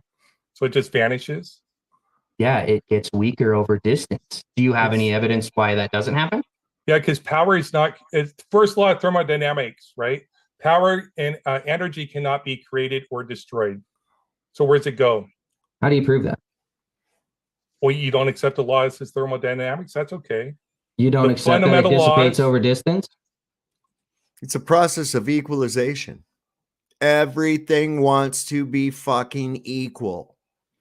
Just rule of thumb. It expands, but it doesn't vanish. Wow. This is It incredible. can't be So- destroyed. So as you get further, can energy be destroyed? holy cow, dude. You're much more unbearable than usual. Is everything okay? Well, He obviously doesn't understand what the word dissipate means. The energy is there, still there. It's just spread out over a greater area, thereby making it weaker. It's not fucking. I mean, wow. that All would right, be the what we're person gonna I'm do debating is- with then. What we're gonna do is we'll give both Kaleb a chance to answer Ozien's last question, and then Kaleb, if you have any questions for Ozien. Yes, I do. Yes, I do. Okay. So over distance, the heat signatures get weaker. You can prove this in your car. If you're in the front seat and you're closer to the heat source, it's hotter. As you get further away, it gets weaker. It gets colder. Yes. This is like extremely basic. Again, I'm pretty sure he's using a tactic to just like not talk about the entire argument at hand, which is globe Earth versus flat Earth. The shape of the Earth, not the sun. So I don't know how we're here. Yes, I agree. Heat dissipates, but it doesn't vanish because heat cannot be created or destroyed. It can only change form. Heat, Cool. energy, and matter cannot be. Yeah. So ask me a question. Can you prove the vacuum of space exists? Yes. Vanish. How? We go up with weather balloons. We see that the pressure goes down to a torque that we consider to be a vacuum, especially when we send aircraft to. All right, I'm going to go on a limb here for a minute with these high altitude balloons. What's the primary gas used to fill these balloons with? It's helium, right? Helium. Mhm. And we know that things rise or fall because they are in disequilibrium and are seeking relative density. So the balloon has a limit. It's obviously gotten to as high as it can go. So what's that mean? That means that it has sought relative density within the medium. It didn't go above it, so it's still within it. Okay. So how are you going to get above that point to actually get a barometric reading?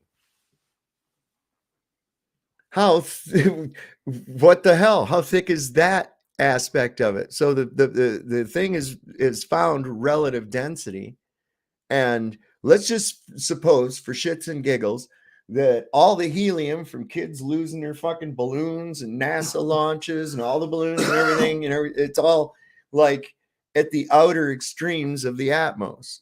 Okay. Don't you think that once the helium balloon reached that area that it would stop? That would be about as high as it could go. It's found relative density to the medium. So what the fuck? How are you getting barometric readings unless you're just continuing this gradient through some kind of a mathematical principle or a mathematical formula, right? That's why I say, because they're still they still have that same mentality like when they were in school and going to different classrooms and dealing and only focusing on what was in that box. Right. This box, Focusing that on box, the next box. Each dot, each different dot. Yeah. Right. So when it comes to a dot to show the big picture, they can't see it. They're still stuck in the box, each one separately.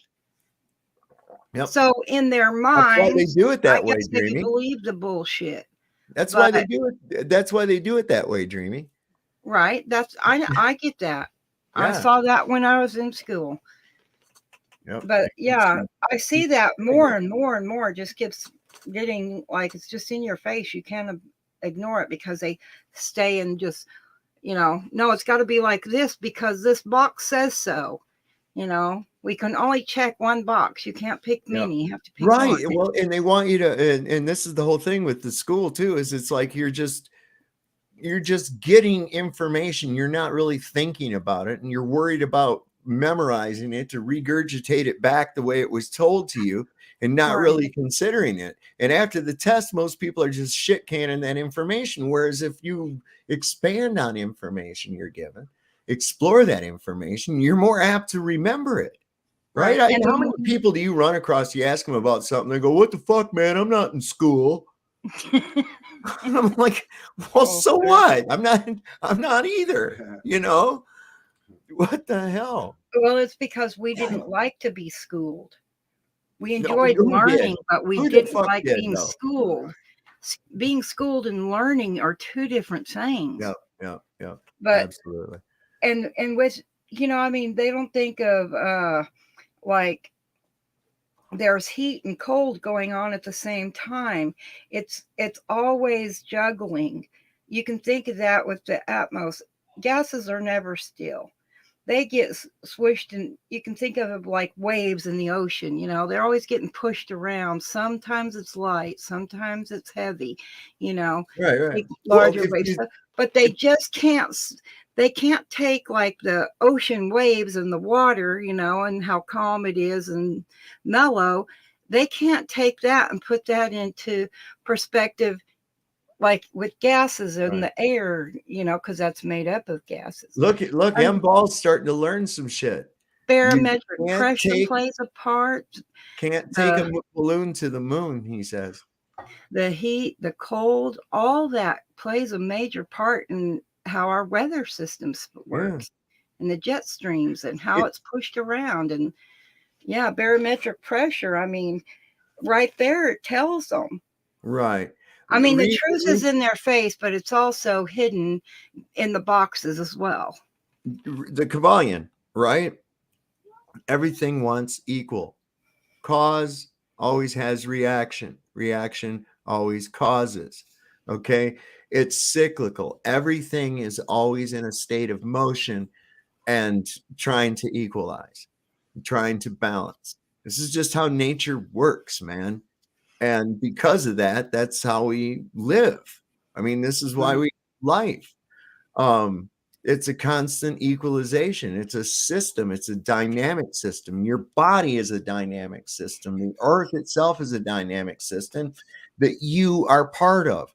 A dynamic system within a dynamic system that is actually part of that dynamic system. As I pointed out last night, you have like a heart, you have a digestive system, you have a nervous system, you have all these different systems that cannot exist independently of each other. Right. Okay. You cannot have just a digestive system that exists without the rest of it. Everything works in conjunction. Now, some of these components can be removed and the organism still go along okay, but not as well functioning as it did. You understand? So this is symbiotic relationship. Thinking of ourselves as separate from this. And this is exactly what this pseudoscience wants to do. Up to and including saying, some aliens came here a long time ago and fucked a monkey or something, and it's like, good God, y'all, stop. It's just all that blind faith, and people just swallowed it. That's why I don't like religion. They tell you, oh, have faith. What they're really saying is, oh, have blind faith. Just listen to us. Don't pay attention to anything else. Heliocentrism. We know it all. Heliocentrism is a religion, Dreamy. It absolutely is. It requires belief. It has its priests. It has its saints. They always want to bring up Copernicus and Newton and Archimedes, all these people, right? And it's like, okay, those are your fucking saints. And then Those they've got their God. priests and bishops. That's Neil deGrasse Tyson, Brian Cox, all these other cackwicks. And then, of course, you've got your other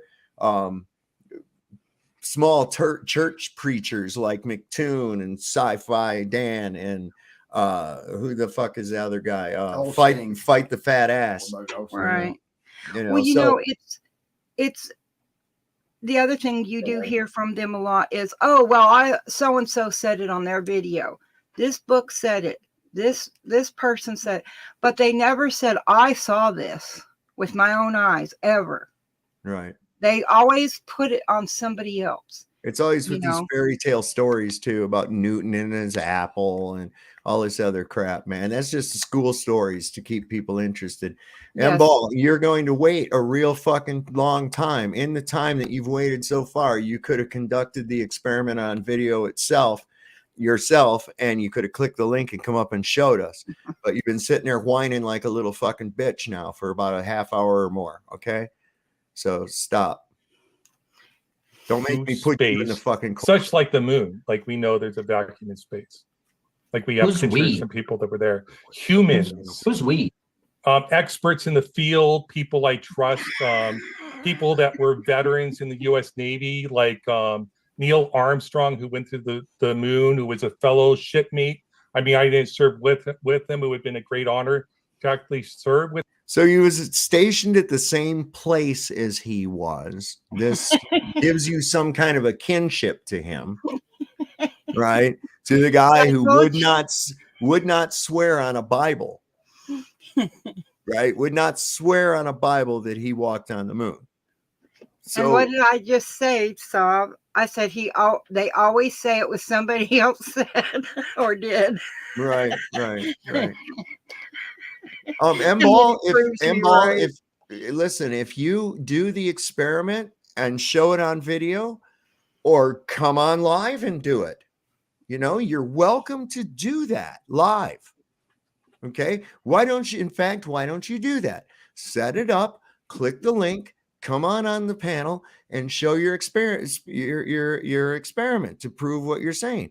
And I can do this right here with you. I can just go, there you go. There's your screen and you can demonstrate all you want. Okay. So just either do it or shut the fuck up about it. I don't want to hear you anymore about it. We've already proved that you're full of shit. You can't accept it. I don't know what to tell you. Do what you got to do. With Neil Armstrong, it would be wonderful to meet him as a person. But people like him, yes, I trust his word and his testimony that he actually did go to space. What's wrong with that? Do you have any primary documentation of the vacuum of space existing from yourself or no? You just believe other people? Primary documentation. Did I measure the vacuum of space myself personally? Yeah. Did you measure the creation of the earth from God personally? Because you claimed in your opening argument. You said the flat earth was evidence that the earth was created. So it is not a non sequitur. It's part of the debate because you brought it up in your opening argument, Caleb. For the record, I was there. Me and Keith Richards both, man. Okay. No, it's a red herring fallacy. It's not a red herring fallacy. Otherwise, you wouldn't have presented it. I'm not mad. Otherwise, this is another debate tactic. Just if your facial expressions were any more skeptical, they need their own. Dude, like I'm not going to deal with your friggin' idiocy there, dude. You can be polite. Ad hominems. All right, let's jump in. Let me jump in. We're going to. Are there any topics we haven't covered that you guys would like to discuss? The shape of the earth. I would love to get evidence the earth is flat. Plane surveying. Plane surveying is about close-in situations. You want to actually read about how they do plane surveying? I mean, I got it all written up if you want to talk about it specifically. No, I don't want to hear you read a script. I'd rather you try to not read a script and have a dialogue. Oh, okay, tell me, why do they not use 8 inches per mile squared for longer distances? Why is that? Do you think they make long distance observations in surveying? Yeah, they use 8 inches per mile squared in surveying for a long when they surveyors. Okay, do you have any evidence of that? Yes. Show it. From surveyors. Oh, you told me not. You told me not to. No, show your evidence. I don't want to hear a monologue. I want to see your evidence. No, show. No, it's a what I wrote up. Where did I put it? What he wrote up. Listen, these guys go by a script, Yeah. and if you think they're not incommunicado with one another, you got another thing coming. Okay, I don't ever have to go and consult somebody while I'm fucking doing this shit. Be talking to other people, having somebody putting shit up on my screen for me and helping me. Fuck all that. I don't need that. Of a beetroot. It does. Folks, want to say while you're out there Sorry. watching, we do appreciate you being here. If you haven't yet, hit that like button as it lets YouTube know what you want more of. If you're like me, Okay. go ahead, Ozien. Sorry. For larger areas, specifically with geodesic surveying is used, which takes the Earth's curvature into account. Plane surveying is just a matter of practicality and scale, not a statement about the Earth's. Sure. So Okay, when they do geodesic surveying, they have to take the shape of the globe into account. Such like with me and my work that I've done as a commissioning engineer for substations, we have a line that goes from California, it's like up towards Canada, is like 830 miles long. When they had to calculate the ground fault return for that DC line to make sure it trips off correctly, they had to take the curvature of the Earth into account for the calculations, or the line would misoperate. That's just a fact. If you want to deny this one, you can call the people I work with liars too. Yep. So where do we get our information for geodetic surveying? Where do they get their survey information to create a geodesic? From the shape of the Earth? What do you mean? No, wrong. Want to try again? Sure. Why don't you tell me, Caleb? I'm not an expert in geodesic surveying. I can tell. So then why the fuck did you bring it up as one of your proofs? They get it from plane surveyors. Smugness is not an argument, Caleb, but go ahead. I'll try to derail, buddy. No, calling me an idiot because you say, well, you obviously don't know that. It's your debate tactic. It's how you engage in debate. But go ahead, Caleb. Oh my God, he's the big Lebowski, man.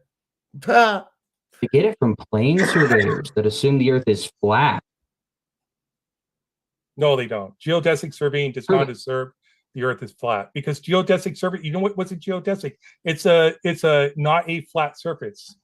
No, a geodesic. You don't even know what a geodesic is. It's a curved path. No shit. You said it was curved. Oh my gosh. I didn't say it was a sphere, did I? Okay, where did geodetic surveyors get their evidence then? Do you have any evidence for where they get their survey data? Where did they get it? They take the measurements and it matches the predictions of a curved Earth.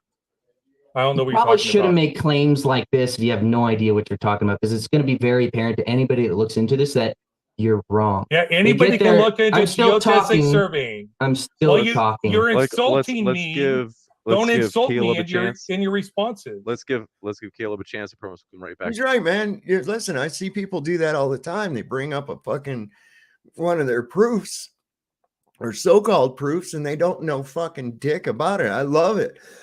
I love when one of these assholes brings up spectroscopy. I love that. Let's break that down. Don't just use it. That's a cool word. Yeah, it is. So when you let's break that down. So you mean to tell me you're looking at some light that you propose is millions and billions of miles away and split it up into a rainbow? And that tells you what the fuck it is? You realize how stupid that is? Not to mention, you don't know what's between you and the object you're looking at with it. I mean, wow. I mean, just wow. It's like throwing fucking chicken bones down and, oh, it's hydrogen. Jesus Christ with these guys. Ozien. Yeah. So geodetic surveyors get all of their data from plane surveyors. And then they stick those short observations, those short distance observations together, and then reify that the Earth's a ball with math. All you did is commit a begging the question fallacy, unassuming the consequent fallacy. Plenty of the fallacies I hope that you're aware of you're committing. So if you look up where geodetic surveyors get their information, they get them from plane surveyors that assume the Earth is flat. It's measured flat and mathematically curved. This telling us all the time, this is what you're doing, but it's a big enough trick that it works on some people. Now that guy Why on the are right people there, so hung up on math? I don't get that. well, see, that's where they recruited these fucking people from.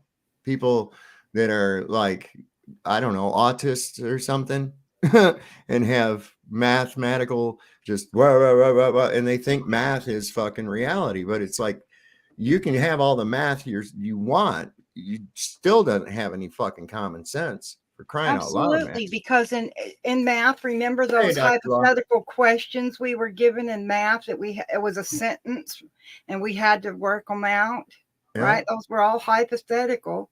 Yep. Based hypothetical. There Like again, how another, many like, how many hypothesis. miles did Sally Sue walk with a box of cakes, and how long did it take her to make the cakes, and all that bullshit, right? Mhm, That was all mhm. hypothetical crap. Yep. Yep. Of course. Good. You're committing a reification fallacy. You're actually taking their claim and seeing it proves something else and other than what they're actually claiming. You are committing the reification fallacy. By taking their claims, the knowledge they're presenting, the information they're presenting that says this validates that the Earth is a globe, and you're saying that they're wrong. You're committing the reification fallacy, Caleb, not me. Saying somebody's wrong is not a reification fallacy. Can you define a reification fallacy? No. Yeah, I have it written up too. You want me to go over it? No, dude, you got to read a. No, right? It's I got it right. I got it written down here. Who was that guy? Tommy. I started just asking him some shit, about the globe, and he was like, "Well," I said, "Why do you think that you live on a globe?" And he says, "Well, I don't have all my information with me." And I'm like, "Wait a second, you have to go look up information to tell why you think you live on a globe? Are you fucking shitting me? What the hell is that? I mean, wow." Script for everything? Do you have like anything No, up in here memorized? unlike you, Caleb, if you want to be insulting, unlike you, I like to be precise. So yes. So now I think I can ask you a question. Would that be fair?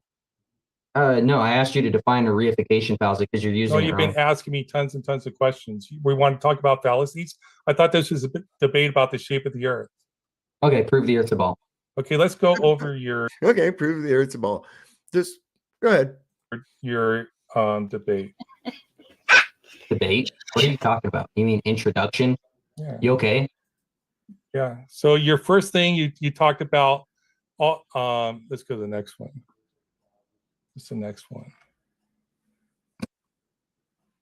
Dude, can you go off can we like have a dialogue off the top of our head instead of No, just, you like, can't looking to- because you're just insulting, dude. Oh, dude, dang, interrupt. He gets really upset. Yeah. Caleb is being kind of bitchy. You're pretty good at doing that so far. You asked me a question, I answered it. I wanted to evidence the Earth as a ball, not to. What? I said, I think he's just getting sick of people like him. Yeah, I can relate, man. I mean, he may be young, but you can only put up with so much garbage. Listen, you spend a few hours with these fucktards on Twitter sometime, and you'll understand. I don't think I want to. It's funny, man. It's funny. I see these guys, and it's sort of like, okay, they'll ask me something, I answer it, and then they want to get all fucking crazy and stupid about it. And I'm like, okay, you asked me, and I answered. I'm done talking to you now. Do you have next topic? Go over my introduction, please. Evidence the Earth's a ball. Go. No, you have to. No, it's my question. Is it not? You've asked a question. I answered your question. Can you answer my question? You red herring way off. Just because you don't like the answer Let's doesn't go mean I back. can answer the question. Caleb will give you a chance to ask your question, but first, the question that Ozien had asked, I want to give him a shot. If you can reiterate that question, just re-say it, and then we'll give 60 seconds to Caleb to answer your question. That wouldn't be a bad job right there. That dude, just kicking back fucking baits, watching these guys fight, telling them, hey, now guys, you can't be doing that, Okay, so I have a question, new one. So how does the flat Earth model explain the observed reversal of the Foucault's pendulum swinging in direction when crossing the equator? Can you show me evidence that happened? Are you denying it happens? If you deny it happens, that's fine. Do you know how positive Dude, we went over positive claims, Ozien. You gotta show me a video, please. Show me, Ozien. Show me a video of that. Spud condensation is not an argument. Anybody can go look up Foucault's pendulum test in the southern hemisphere, and they can see that it changes direction to show your latitude on the Earth. You can do the math to verify your latitude. So, do you have an explanation for why Foucault's pendulum changes direction when you cross the equator, and why it doesn't? Well, there might be a little precession one way or the other at the equator, but if you're perfectly at the equator, it shouldn't precess at all. So can you explain why it changes direction in the southern hemisphere? If not, that's okay. It depends on your cardinal orientation of the apparatus. So again, you would need to like show some evidence, my friend. You'd need to show some videos of both sides before you make a claim like that and just ask for an explanation. So if you got the videos, I'm very willing to watch them. Those fucking things are always broke too, man. Every time. Oh yeah. If you don't understand the observation, you can just say you don't understand it. We can move on. Is that what I said? Question. I'm not going to show a video, Caleb. This is a debate. Okay.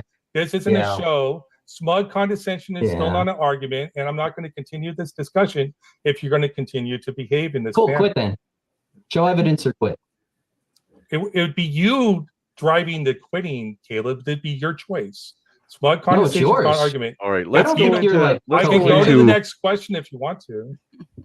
Go. This is your great opportunity, Caleb. You can ask a question, and then we'll give you Ozien 60 seconds to answer, just like we did for Caleb. Can you show me any measurements of curvature over the ocean? Yeah, I could show a video of that. Like I did a video of a drone footage going up 150 feet in elevation that showed that where the ship was exposed, more of the bottom of the ship was exposed as you went up in elevation with the drone, which is only explained by the water blocking the. Am I speaking like you're just making making noises just to say, oh, look. Hey, real quick there, Sean, if that's not true, I'd like for you to explain to me how they continue swinging. How do they continue swinging? Have you ever been able to get a pendulum to swing? Even a fucking crane to just continue swinging and never lose any momentum? Come on, bro. That would be called a perpetual machine. Yeah, it would. And somebody'd be very wealthy right now. Yep. The stupid guy talking like talking, keep going. Anyways, I know this is your tactic, but so my drone footage in particular, if you watch my debates, you've seen it, specifically shows that water curves. Do we see in Euclidean geometry or hyperbolic geometry? Yes. So stop trying to use Euclidean geometry to describe perspective view. Do you have a response to my conclusion or not? This is very pertinent to the conversation. So yeah. Then respond to it. I don't need another follow-up question. Do you know what Euclidean geometry is? Yes, I understand geometry very well, but you said you don't want to talk about math. Why are you bringing up math, Caleb? It's not math. Euclidean geometry is math, Caleb. It's straight lines versus hyperbolic. You can just say you don't understand, and I'll explain it. You understand it or no? Hyperbolas, geometry is math, Caleb. You said you don't value math. Why are you bringing up math? Are you just going to ignore the entire conversation and just keep doing this? No, answer the question, Caleb. Or respond to my response. I am trying to respond. I'm making sure you can follow. I don't think you can follow. It shouldn't require questions. I understand math. Yeah, it's going to require questions. Because I actually questions, buddy. I actually value mathematics. No, you're not playing your script. Simple question. I need a response from Ozien here. You already asked me a question. I'm responded. I'm talking. All right. I already asked.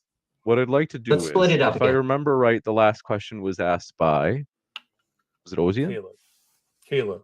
Okay, Caleb. So. No, it was Ozien talking. Nope. Well, no, it was. Yeah, I was looking for evidence that the Earth is flat. I mean, a ball. Yeah. So I asked the question, and he's saying that he has a video that he's not showing, and it's pertinent to the conversation. I can show it if you want me to. I'm in the middle of talking, bro. You good?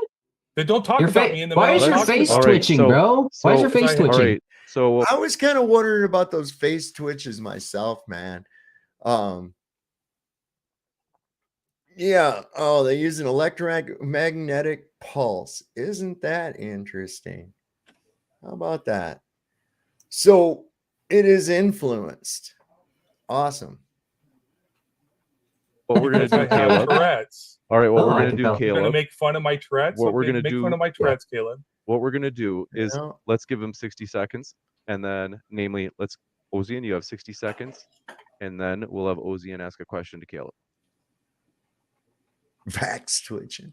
Go ahead, Ozien. You got that 60 seconds. No. If you felt like you I think needed any more time so. to answer Caleb's question.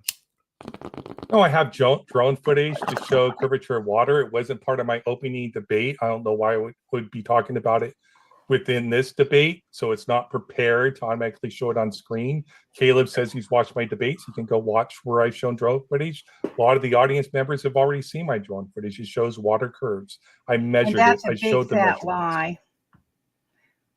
Can I reply?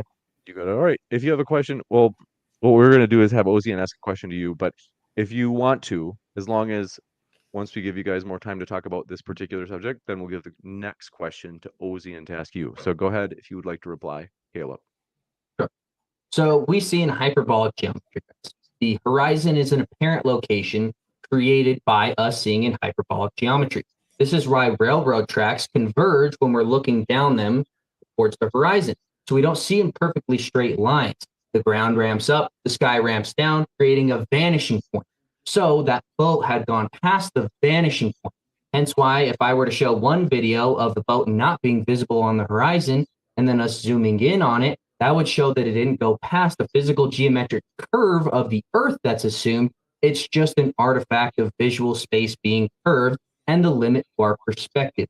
So Ozien grabbing a drone and then going to a higher altitude to increase that limit of perspective to see the boat in no way, shape, or form substantiates that there's curvature to the ocean. Well, it wasn't at the horizon or over the horizon. It was way, way, way closer than that. So it has nothing to do with the apparent horizon, the drone footage that you've seen, obviously. So that would be a red herring to discuss the horizon. And if you're talking about in your previous debate, you talk about the. So we know that we have more refraction when we're looking horizontally at an object on the horizon. Okay. So that object, that distant object, more of that refraction line is going to obscure that object, that distant object. It's going to obscure that distant object more than if you come up here and you're now viewing it at this angle. Okay. You're just taking that out and you're increasing your field of view. That's all you're doing is increasing your field of view. So what this guy here doing the owl eyes there is fucking full of shit, bro. I mean, it's that easy. It's that simple. I think, what do you get, a 3 or 5% degradation or something like that, dependent through the refraction, and of course, depending on atmospheric opacity, many factors involved. Right. But as you rise up, you're not looking straight on through all that obstruction, because you have foreshortening of things like waves and such as that. Just like I can take my finger, will not cover my face, right? But if I move my finger to this perspective here, now it can. You see, I can cover my face. However, so that's what you've got going on. Does that now mean that my face has been hidden by the curve of the earth or something? No, it doesn't. A small wave can have a great, a small wave can have a great effect, especially when zooming in over a period, over a distance of water or anything else like that. Even if you take that away, you've still got the refraction line. They always call the globe the world. Right. You So look at everything where they use that globe model, that fake globe model, they use the word world. They don't use the word earth. They use the word world. That tells you that it's a science fiction from the get-go, because they don't use the proper wording. So when you're looking straight on and you see that refraction line, you're looking through through more medium, so to speak, along that flat plane than when you rise up in elevation, because now we have an angle coming down to the distant target. Okay. And we're not getting as much refraction as we would at ground level where the horizon is coming in. It's really quite simple. You're still going to start getting that as you increase with distance. You're still going to get that, but then it's going to vanish out beyond angular visual perspective. It's that simple. Really quite easy to understand. The reason why we had that problem with perspective, I don't know how this is a debate, but anyways, that your eyes are curved. My drone doesn't have curved eyes, dude. So the drone footage. Yes, your drone does have curved eyes. All lenses have curve. That's what makes them a lens. It's seeing what it sees, and we can see that image up close and personal, not from distance away. And anybody can see that the water is curved. Anyways. That was not cool. No. My question? That's right. We'll give you a chance to answer your question. And what I need you to do is we'll give 60 seconds. Kaleb, once you finish your question, I have to go to the bathroom. I had too much coffee. So what I'm going to let you do is ask your question, and this is by the honor code. Gentlemen, do me a favor. Let's let Ozien ask his question, and then we'll give 60 seconds to Kaleb, and I'll be back by the end of that 60 seconds. Cool. Thank you, James. So in the flat Earth model, how do you account for the specific rate of 15 degrees per hour drift when we're talking about a laser ring gyroscope inside of a building that's shielded, that doesn't allow for ether winds, according to Miller? If you're going to appeal to Miller, he says you don't experience ether winds if it's grounded and shielded, which these measurements on the northern and southern hemisphere aligns perfectly with spherical Earth rotating every 24 hours. How do you explain that on the flat Earth? Okay, I'm studying it back. So the ring laser gyroscope that Bob Nodell used, where they said, and they misrepresented him saying, oh, I measured 15 degrees per hour drift. He took that ring laser gyroscope to a higher altitude and measured more of a drift at the same latitude line. The video of this is on my channel. It's entitled Thanks Bob, re-upload. So if you want to go and see the rest of the story beyond what the Netflix hit piece gave you regarding that experiment, by all means, go over there and check it out, man. Make sure you hit that like button, everybody. Make sure you hit that like button, share this out. Subscribe if you can. Make sure you subscribe to my my backup channel as well as my Rumble channel. Okay, backup channel link is in on the main page, so I should put it in. Well, not like you can click on it or anything, anyways. But hey, it's there. So, anyways, let's get on with this.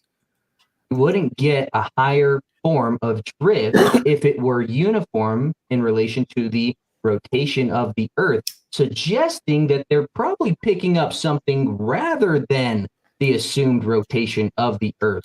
So you guys don't even have an explanation for the Sagnac effect. If you say that it's actually creating a longer distance in the time of the rotation, but in reference to the two lasers going across the entire concentric apparatus, you literally are going against special relativity, which assumes that you cannot add v velocity to c, the speed of light. Therefore, you have no argument. Your argument just debunked what you said. The only thing that would refute is the theory of relativity, which it doesn't do, and that's sort of a what's that called? That's called a fringe science fallacy. You're appealing to fringe authorities, and you're actually appealing to Bob Nodell as a fringe authority. This isn't a published appeal to authority. Appeal to authority. Who says Bob Nodell is not a scientist? If he incorporates the scientific method while conducting experiments and making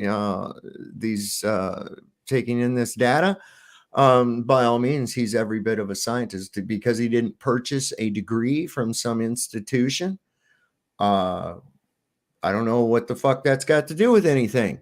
Okay, so I mean, we've seen it right here on this show. Here I am. I couldn't wait to get out of fucking school. As soon as I was old enough to do it, I did. Knowledge is free, man. I'm not a chemist, but I can bake some really good, yummy stuff. Like, well, listen, we had pies and cinnamon rolls. We had Nick Volt, who is a professor at a university in California, right? He came on here and lost his fucking mind. Okay. Right. Had his bullshit debunked right in front of his face. He didn't like it. Then he comes back drunk being a troll. That's just some crazy stuff, man. Yeah, you don't have to be educated in I a know. school and be schooled. You can figure a lot of this stuff out yourself, and then it makes sense. These people just got it out of a book and they don't know nothing about it. How are you qualified? Blah blah blah. You know, kiss my ass. Qualify this. You know what the fuck? Who are you, the arbitrator of qualification? If I know the material and I can talk to you about it, then what the fuck is your problem? Right? Because I don't have some little piece of paper somebody gave me. Fuck off with that, man. Paper for his test.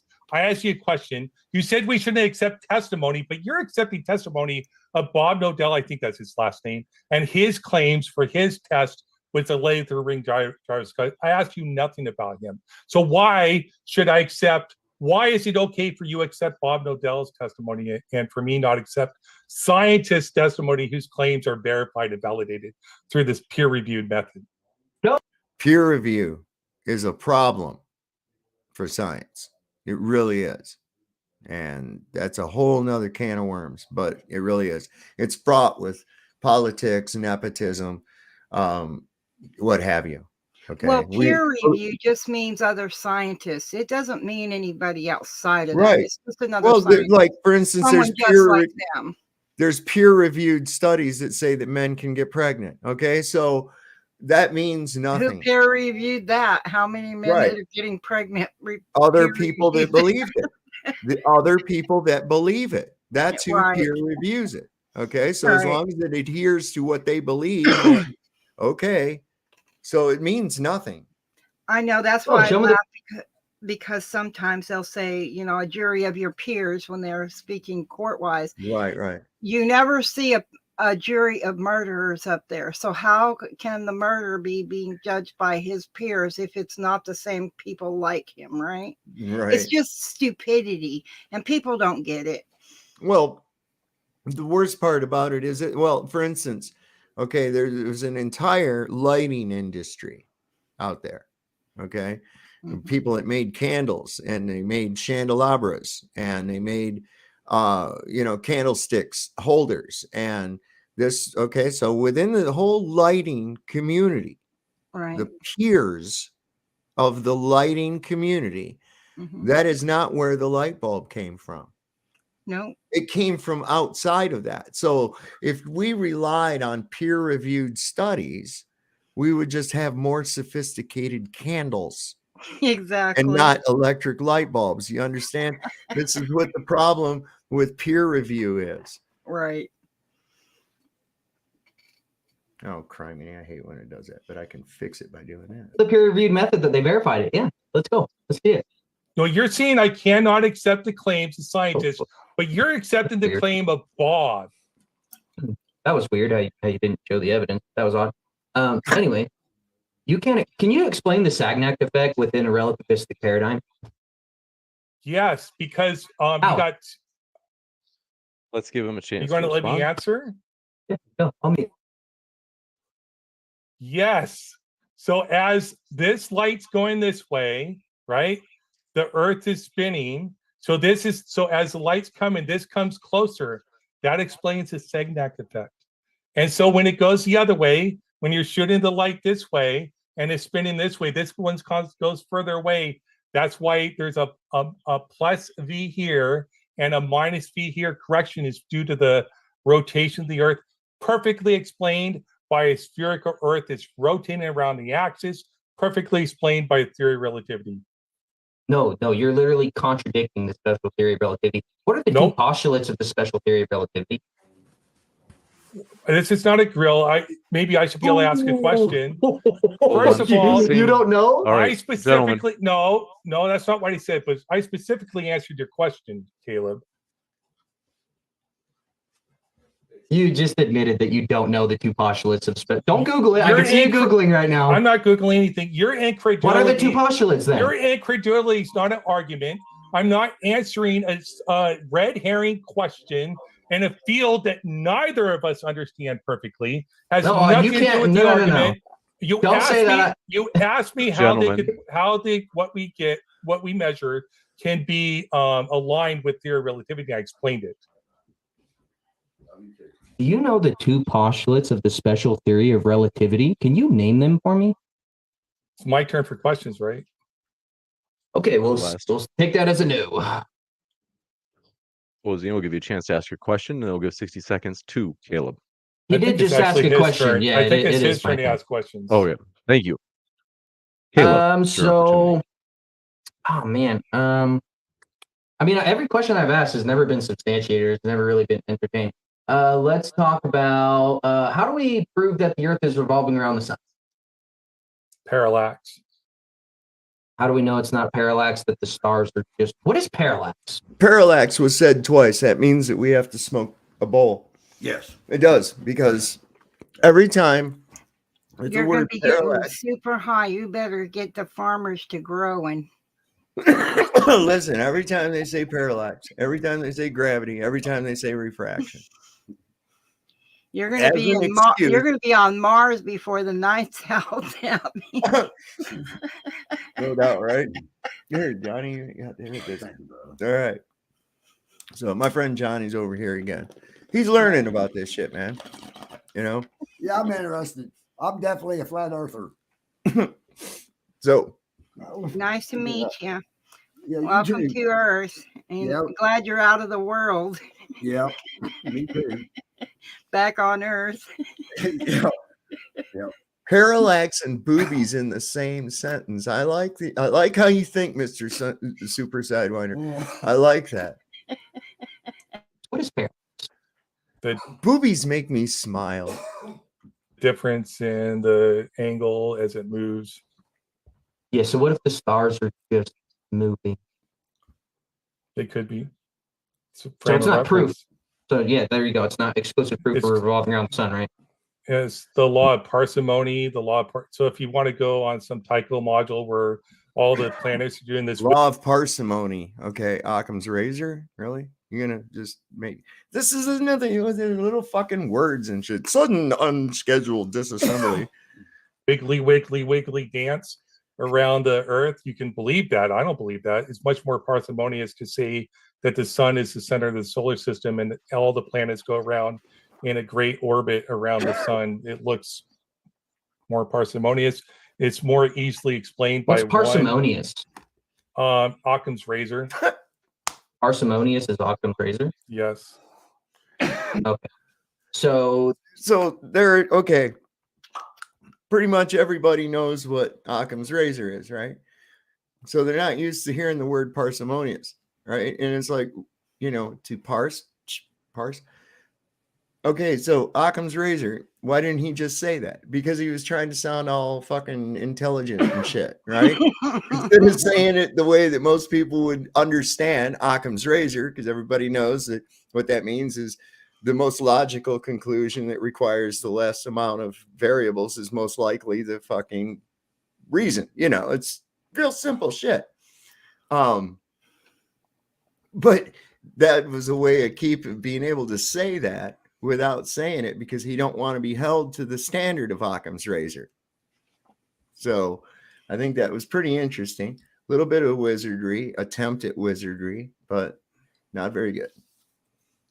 It's to assume that the Earth is rotating around the sun. We don't feel that with our senses. It requires more assumptions. Therefore, it doesn't abide by Occam's razor. Yes?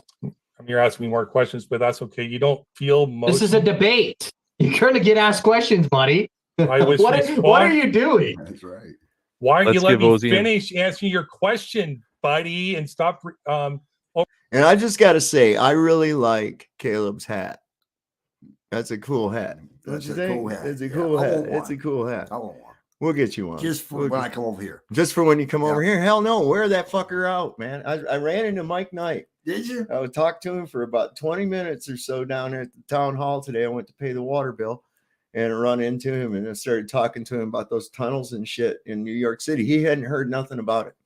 Was blowing his fucking mind. Right. Man. Oh my God. Yeah. And then we started getting into flat Earth too. Uh-huh. He was like, "Wow, man, that shit does make sense." Yeah, yeah. You got him, huh? Yeah, well, he's a carpenter too, Oh, I you know, know. And I'm right, sitting there right. going, Yeah. I says, "Is do you think plum in New York City is the same as plum here?" And he says, "Well, yeah." And I says, "Then how could it be if it was on a globe and shit?" And he goes, "Yeah, they don't make any fucking sense." He was started going, Man, you I'm glad see? you got. Yeah. I mean, if you take it into, shit, people can really, think about it. Because I mean, let's think about it. They just keep you with these brief reminders of this. Remember, you're on a globe. Remember, you're on a globe. Brief reminders of it, and you just take it for fucking granted. But as soon as you start questioning it with the little shit like that, and the old adage, the devil's in the fucking details, man, it's true. It's absolutely true. And that's one of those details that we tend to just overlook. Mike's so intelligent. He picked right up Yeah, on yeah. that. Mike's smart. Yeah. Over talking me, like with your histrionic, whatever the friggin' word is, like your facial expressions. You just want to make a game out of this. But I will answer your question. What was the question? Really quick. I can't. I'm old. You don't remember the question? Well, it was fucking like 2 seconds ago. I forgot. Yeah, how did you forget? It was What was 2 the seconds topic? ago. What's the topic? The Earth revolving around the sun. Okay, thank you. No, it wasn't specifically to do with that. I hope it was. About That's the topic. parallax. So we see parallax. Anyways, we see parallax. Go on. Yeah. Oh no! Push buttons. The ones he was selling were actually silver. They were actually fucking silver. The one guy that comes on here, Greg, he got one. He ordered it off of Amazon, and his is camouflage. What's that? A hat like this. Oh, really? Yeah. I like the black and white. That's yeah. I like it too. The stars move. Yeah, it's very simple. So even in relativity, you do realize. Can I finish? Yeah, you do realize. Okay, you can say that. You do realize that the kinematic assumption of us revolving around the sun or sun revolving around us are equal due to relativity. Well, relativity. You realize it. That means that the kinematic motion means that it could be a result of one thing moving or another thing moving and the other thing stationary, or even a combination of the two. Kinematic, the same word they get cinema from, only in German with a K. Kinematic, that it's basically what you're seeing, that it's a perspective thing. So it's a cool word though. It's more parsimonious to view, conceptualize the movement with the sun as the frame of reference, inertial frame of reference for the solar system. It was a yes or no question. The answer would be yes. Okay.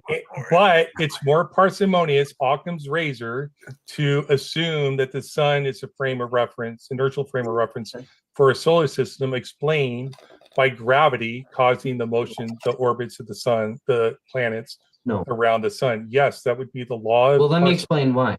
Let me explain why that's wrong. Logic. Occam's razor says that the more logical assumption is the one with the least amount of assumption.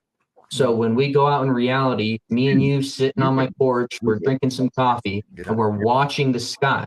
We observe the Earth be stationary. That's how we feel it. And then we see the sun move across the sky.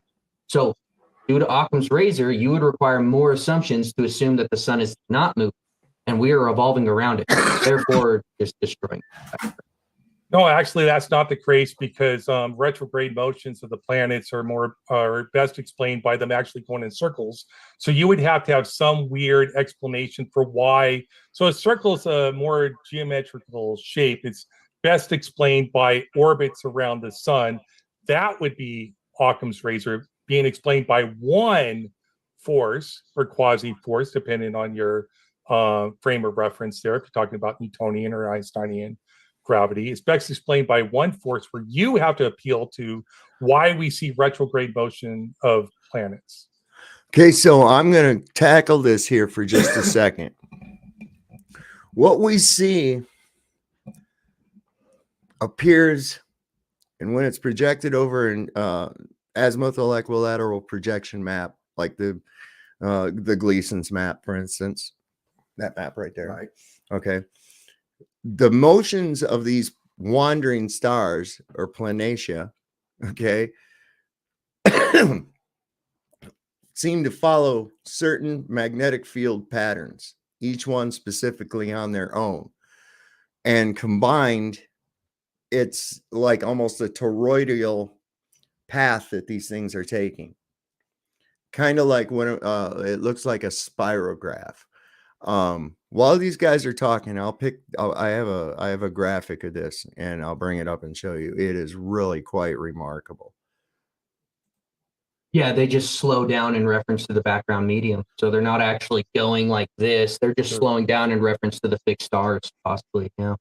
So you have to appeal to two assumptions where I'm only appealing to one. No, So- and first of all, we were talking about the sun, bro. Why are you talking about planets? Because I can appeal to one thing, gravity, that explains the sun and the What is planets. gravity? I can appeal to one thing, gravity, that explains the sun and the Mm-hmm. planets. You have to appeal to two different things to explain the sun and the planets. So my worldview fits Occam's razor that has the least amount of elements, the least amount of elements. You have to assume is true for the worldview. It's one of the most likely true. You appeal to two, I appeal to one. Can you prove gravity? What is gravity, Ozien? What is gravity? You're not Let's going give to 60 seconds. Go ahead. Yeah, Keith. 60 seconds. What is gravity? Gravity is the bending of space-time. Okay, real quick. He says gravity is the bending of space-time. He was trying to invoke Newtonian gravity earlier, but in any case, real quick, I want to show you what these patterns look like over the azimuthal equilateral projection or the flat Earth map. Okay, which when I say that, I mean the Gleason's map, and of course, everyone knows it says on it that it is scientifically and practically correct. Okay, so it is correct for practical use and scientific use. That's what it means. It hung in the Boston Library. I mean, I don't know what the fuck else you people want, but let me share 1 second here. Oops. Oh yeah. That's how I wanted to do it. This. Okay, so this is what the planetary motions over a flat Earth look like. Okay. Now you can see retrogrades, right? You can see all of that shit occurring. And here's Uranus. Whoops. Uranus. Yeah, look, Uranus. look, I don't know. Look how big around open it is. It must be Uranus. This one here. Saturn, Jupiter, Mars, even more, you know. And I think that's a telltale sign. When you put them all together, I have another graphic that shows that when you put them all together, it really makes quite a pattern. It really does. And it's really quite nice. Yeah, I'll look it up, but I'm going to put the other thing back on. So we got this. All right. I had a toy that done that stuff. There we go. Yeah, I do. I have one. I have a spirograph. Yeah, we got to I get have into one. here. We'll get into it here in a little bit. Listen, motherfuckers man. all high wanting to play with the spirograph and shit. Dude. Fuck, man. Things are cool. Dude. Yeah, they are. Yeah, they were one of the coolest toys. Yeah, They were, and that's why you can understand some of these things. I don't know. They don't have shit like that anymore. Take the directions and the picture off the box and throw it down to the kid these days. He wouldn't know what it was. Nope. Huh? Nope. Wouldn't know what it was. No. Oh. We had the hoop stick. God damn it. Right. Yeah. How do we prove? Lensing of light around the sun. The Mercury, Let's go one at a time. Mercury One at a and time. So lensing of light around the sun. Do you have any pictures or videos of that? I don't need pictures or videos of that. We have papers that describe the tests that you performed. You don't need pictures for testimonial. Otherwise, you wouldn't believe the Bible was true. You have I don't pictures believe the of Bible Moses? is true. Okay, good. I'm not religious. So Way to you- assume my then- religion, though. then you- Not- No. I'm gonna put them both straight right here. I've seen it. I've seen the Bible in pictures, right? Remember Moses? And Yep. what we found out was Moses looked a lot like Charlton Heston. So what's he talking about? Yeah, of course I'm fucking with you guys. What if you wouldn't believe that the Earth was created because you haven't seen it. You have pictures, No, like you fine- presented in your opening argument. Come on. Yeah, so you fine. can accept testimonial evidence as being accurate. You don't have to have pictures. No, you can't just accept secondary documentation being the opinions and writings of others as proof. So if I ask you, hey, you know what, Ozien, I love that theory, you know, the bending and warping of space-time, that's incredible. You can't just say that exists without providing evidence. You have to show like pictures, you have to show evidence, and none of that is being done here, as well as, are you talking about the observation of 1919? Is that what you're trying to say without saying it? I want to correct something you said about primary and secondary evidence. Let's have a dialogue. Let's follow the conversation. You made a mistake. So when we're talking about primary sources, we're talking about the person that wrote it, the person that did the thing. So those papers are primary sources. Secondary sources would be people that wrote papers based upon those papers. Just to clarify that. No, that's not anecdotal. That's primary versus secondary sources. What is anecdotal? Anecdotal is personal opinion, personal view of something. Yeah. So so personal testimony is anecdotal testimony. Anecdotal testimony doesn't mean false testimony. No. Secondly, it just means you shouldn't take the testimony on its own. It should be established by other things, which would be a test that they show you how you can perform it. That test has been repeated many times since then. Show me one. Yeah, let's go. Show me. It wasn't part of my opening debate, so that would be a red herring fallacy. If you're going to argue for my worldview, it should be based on my opening arguments. If you're going to argue for your worldview, then it should be based on your opening arguments. That's how a debate works. No. You can't just gish gallop from topic to topic and expect me to respond to every single one. You're gish galloping from topic to topic. Yes, Can I talk? agree. Are you just gonna like sophistry through the entire debate? My okay, lips so closed. Okay, I was you just opened. Yeah, so try to not do that again. I was responding to your insults. So real quick, you pull the reins in on this one. Real quick, I'm gonna show you what all of those planetary movements look like together. Okay.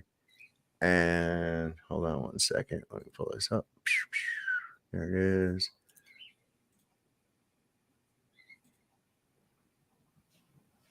Is that cool or what? That's all of them put together. All of those that I showed you, the different planets and their movements projected on AE, and now all of them put together. Look at that crazy shit. It's almost just like a spirograph. Look, it even got the little outside ring to use for it, man. Oh no shit, we're gonna have to try to recreate this. Yeah, I think we can probably do it. A big blow up picture of that. I bet you we could probably do it. It'd be pretty cool. Hell yeah. Anyway, we need to make some shirts of that, dude. That would be Print pretty some cool. Shirts and start Shirts selling of that this would shit. be cool. Hell Let's yeah. start selling this shit, Dave. Hell yeah, we'll get it. Huh? That woman down at the storage does that kind of work, man. Makes shirts and all that. Who? Where at? Oh, down there at Sir Excellence. Oh, does she make shirts? Yeah, too? man. She does embroidery. She does hats. She does all kinds of shit. I just said over something. And if it pops off, you're gonna have to give me a cut, dude. Yeah, I believe that shit would sell. Yeah, I think that would be pretty cool. Yeah, let's start putting that shit out there. All right, let's look at this. Some maps and shit. Break it. Just to be sure, who asked that? Do I remember right? Was it Caleb that asked the last question, or was I'm essentially asking what gravity is, and I'm asking for evidence of gravity, and he's going off on red herrings talking about logic. So it's very simple. It's very, very simple. If you're claiming that the lensing of light around the sun proves the bending and warping of space-time, can you provide me the independent variable of that observation, the dependent variable of that observation, or if you can provide like maybe any evidence that actually happens in reality, that would be wonderful, please. Now, I'm going to point out your hypocrisy first, because you made a false claim about primary and secondary sources, saying that it was the secondary sources, I shouldn't accept it. Then you accused me of doing the exact same thing that you did just moments prior to that. Independent dependent variable, I don't give a shit about that, dude. And in the initial argument, first of all, I'm not a scientist. I could explain what it is. You won't accept the time itself could be a variable because you don't understand science at all or the scientific method. Your first straw man in the original opening argument, if you've ever read Karl Popper, you would have a clue about the scientific method. You would study the philosophy of science. He was actually a Jewish philosopher. He's a really cool guy. You should check into him. But Karl Popper, a famous Jewish philosopher, who talked about this might be a good philosophy of opportunity. science. Yeah. If you're still answering, pardon my interruption for that original question, but I do want to make sure that we give you a chance to ask a question back to Kaleb as well. But go ahead, Ozien. I didn't interrupt. No, when he talked about the scientific method, it's not just a method. It's whatever predictive model you can create to explain the observations. So there could be different scenarios. So in physical science, there's a specific type of methodology they use. In other type of sciences, they do surveys, they do in more inductive work when it comes to stuff like that. To say there's one method for science would just be false, Kaleb. But can I reply to that without? And I was kind enough to respond to your own red hair question, Kaleb. It was not about my opening debate. That's not how debates work. You just gish gallop around. I think it's time for my question, right? Yes. Okay, thank you. If satellites aren't... Okay, go ahead. Sorry. Pardon it's just that I'm streaming from a new location. We just had the internet cut. I think that the stream will continue on the same link. But in case it doesn't, folks, we'll just patch it together later. But I think we're good. So, yep, we're good. Okay, keep going, Ozzie, and pardon my interruption. Sorry. If satellites aren't orbiting a spherical Earth, how does the flat Earth model explain the precision and reliability of worldwide GPS services that I can use to synchronize two clocks over 100 miles away that are not anywhere near any cell towers, not anywhere near anything like that, only have a view of the sky? Explain that to me. No balloons. You would have to substantiate the claim that they're falling into geodesic pattern around the Earth constantly. So you haven't substantiated your claim, and then you're asking me to explain it.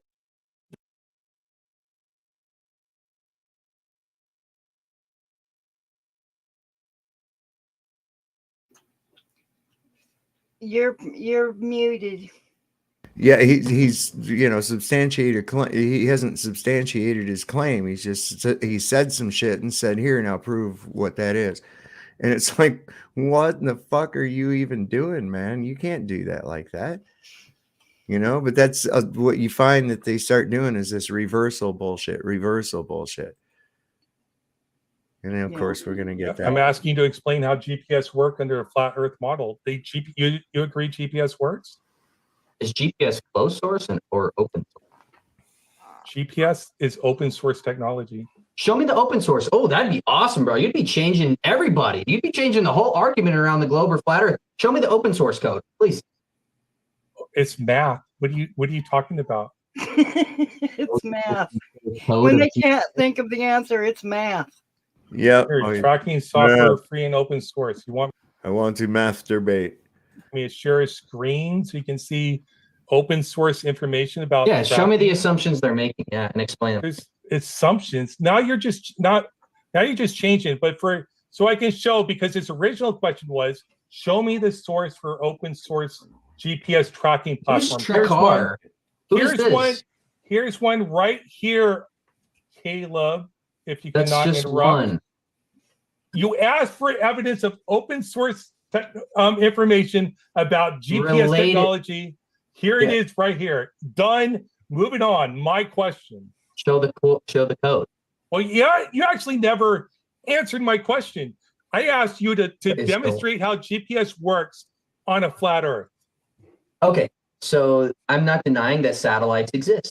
They could be propelling things in the sky through the electromagnetic field or the electrostatic field. So they could be using advanced technology to levitate things up into the sky that catch ether drift, similar to what they're doing with the ISS probably, as well as it could be explained with thousands of balloons that they launch every single day for weather. That's more of it.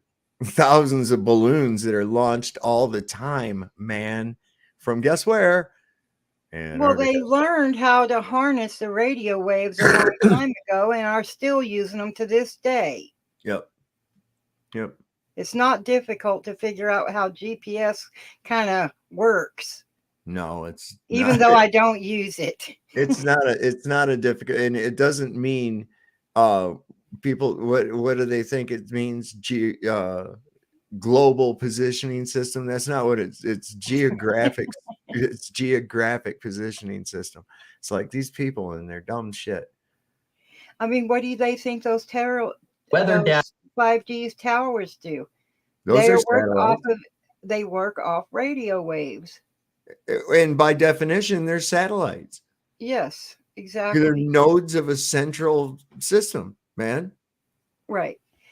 It's why I keep saying they change the names of things and the words for things to confuse the people in their thinking, so they can give them a new description of some far out bullshit that has nothing to do with it.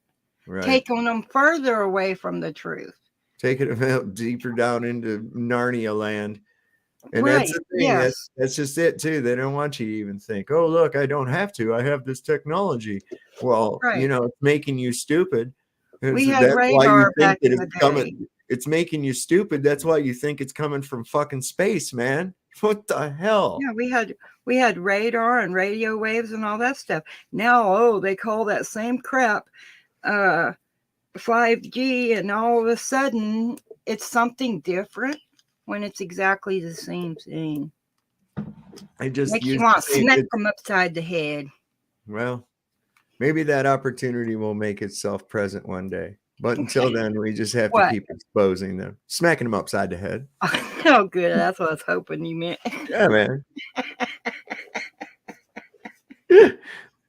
Data, and literally the way that we transmit information from nation to nation is done through undersea cable. Yeah. All of them would all happen in a part. Okay, good. So, like we talked about Occam's razor earlier, I just appealed to gravity. Now you have to appeal to all these other forces to explain. You haven't substantiated why gravity. But I only have to appeal to gravity. You don't have to substantiate it. Gravity explains the observation. So you can appeal to unicorn farts then if you want to. I don't have to explain them. I don't have to prove that this unicorn farts. That's man. Come on. And this is what ended up in a central bank right here. We have. You have to appeal to all these other special things, even to explain GPS, where I only have to appeal to theory of relativity. So Occam's razor wins again. Go ahead with your question. You wanted to ask me about electrostatics? No. I just want to point out to the audience that you're just assuming the reality of general relativity, but you haven't provided absolutely any evidence of it. You just said light lenses around the sun. Wow. And of course, unicorns fart, Bill Wall. Where do you think rainbows come from, bro? Come on, man. Oh, incredible. With no evidence. Super funny. Is it my turn? Yeah, it's your question. I don't. I'm gonna need a second to actually think of something, because everything that I've brought up has just been completely avoided. Not That's a not general true. answer to anything. I've I answered want to every give you question. a chance. I want to give you a chance to come up with a question, Caleb. Ozien obviously disagrees with what you last said.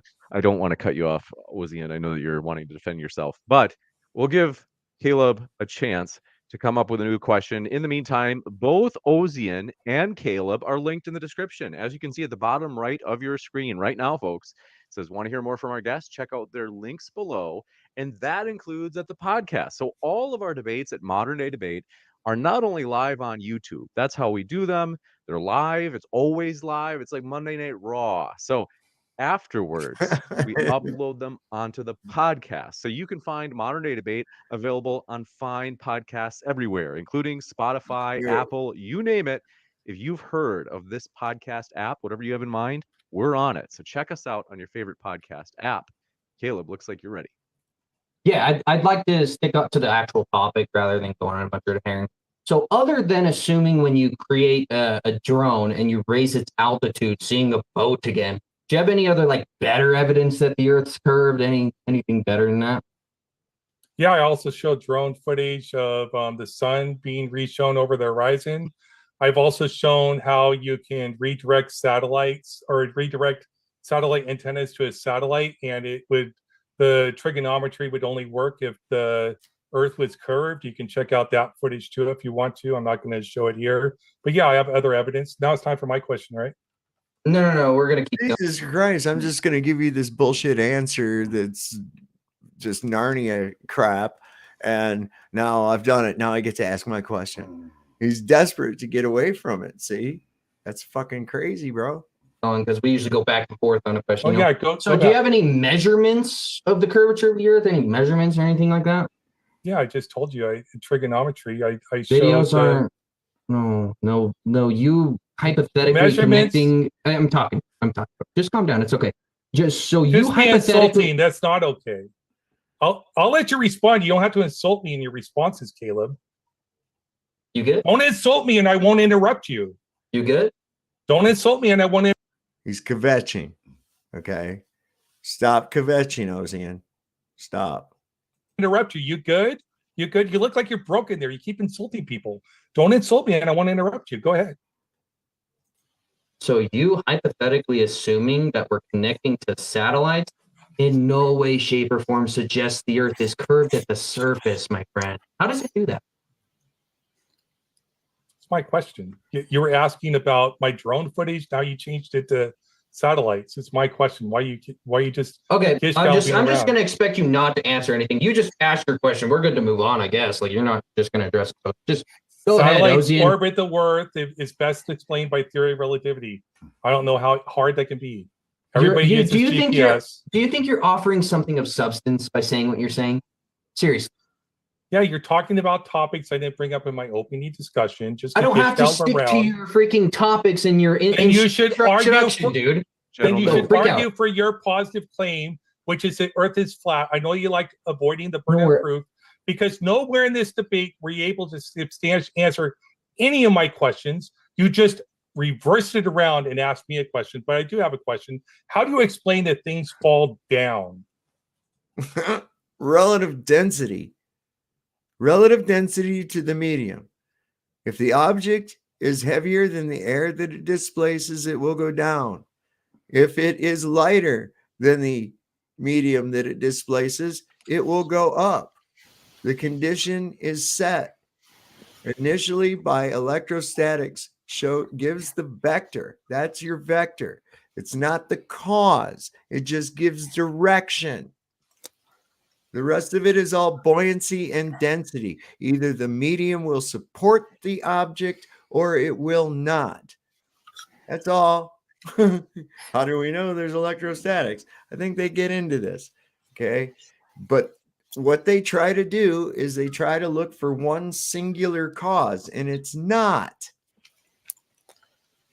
This guy is the king of obfuscation, or what is it called when you obscure something? Obfuscation? Yes, he's just deflecting every single thing that Caleb has to say, and it's super annoying. It is. I mean, that last one was bad. And he just like, okay, here, blah, blah, blah, blah, blah, blah, blah. Now I get to ask my question. Yeah. And I'm like, no. Come on, man. Wait a second. You just said a whole lot of fucking nothing right there, you know? And that's, you know, they like to do that. I know they love to do that. But anyway, let's go on. Buoyancy, relative density, and electrostatics. Can you explain it? Yeah.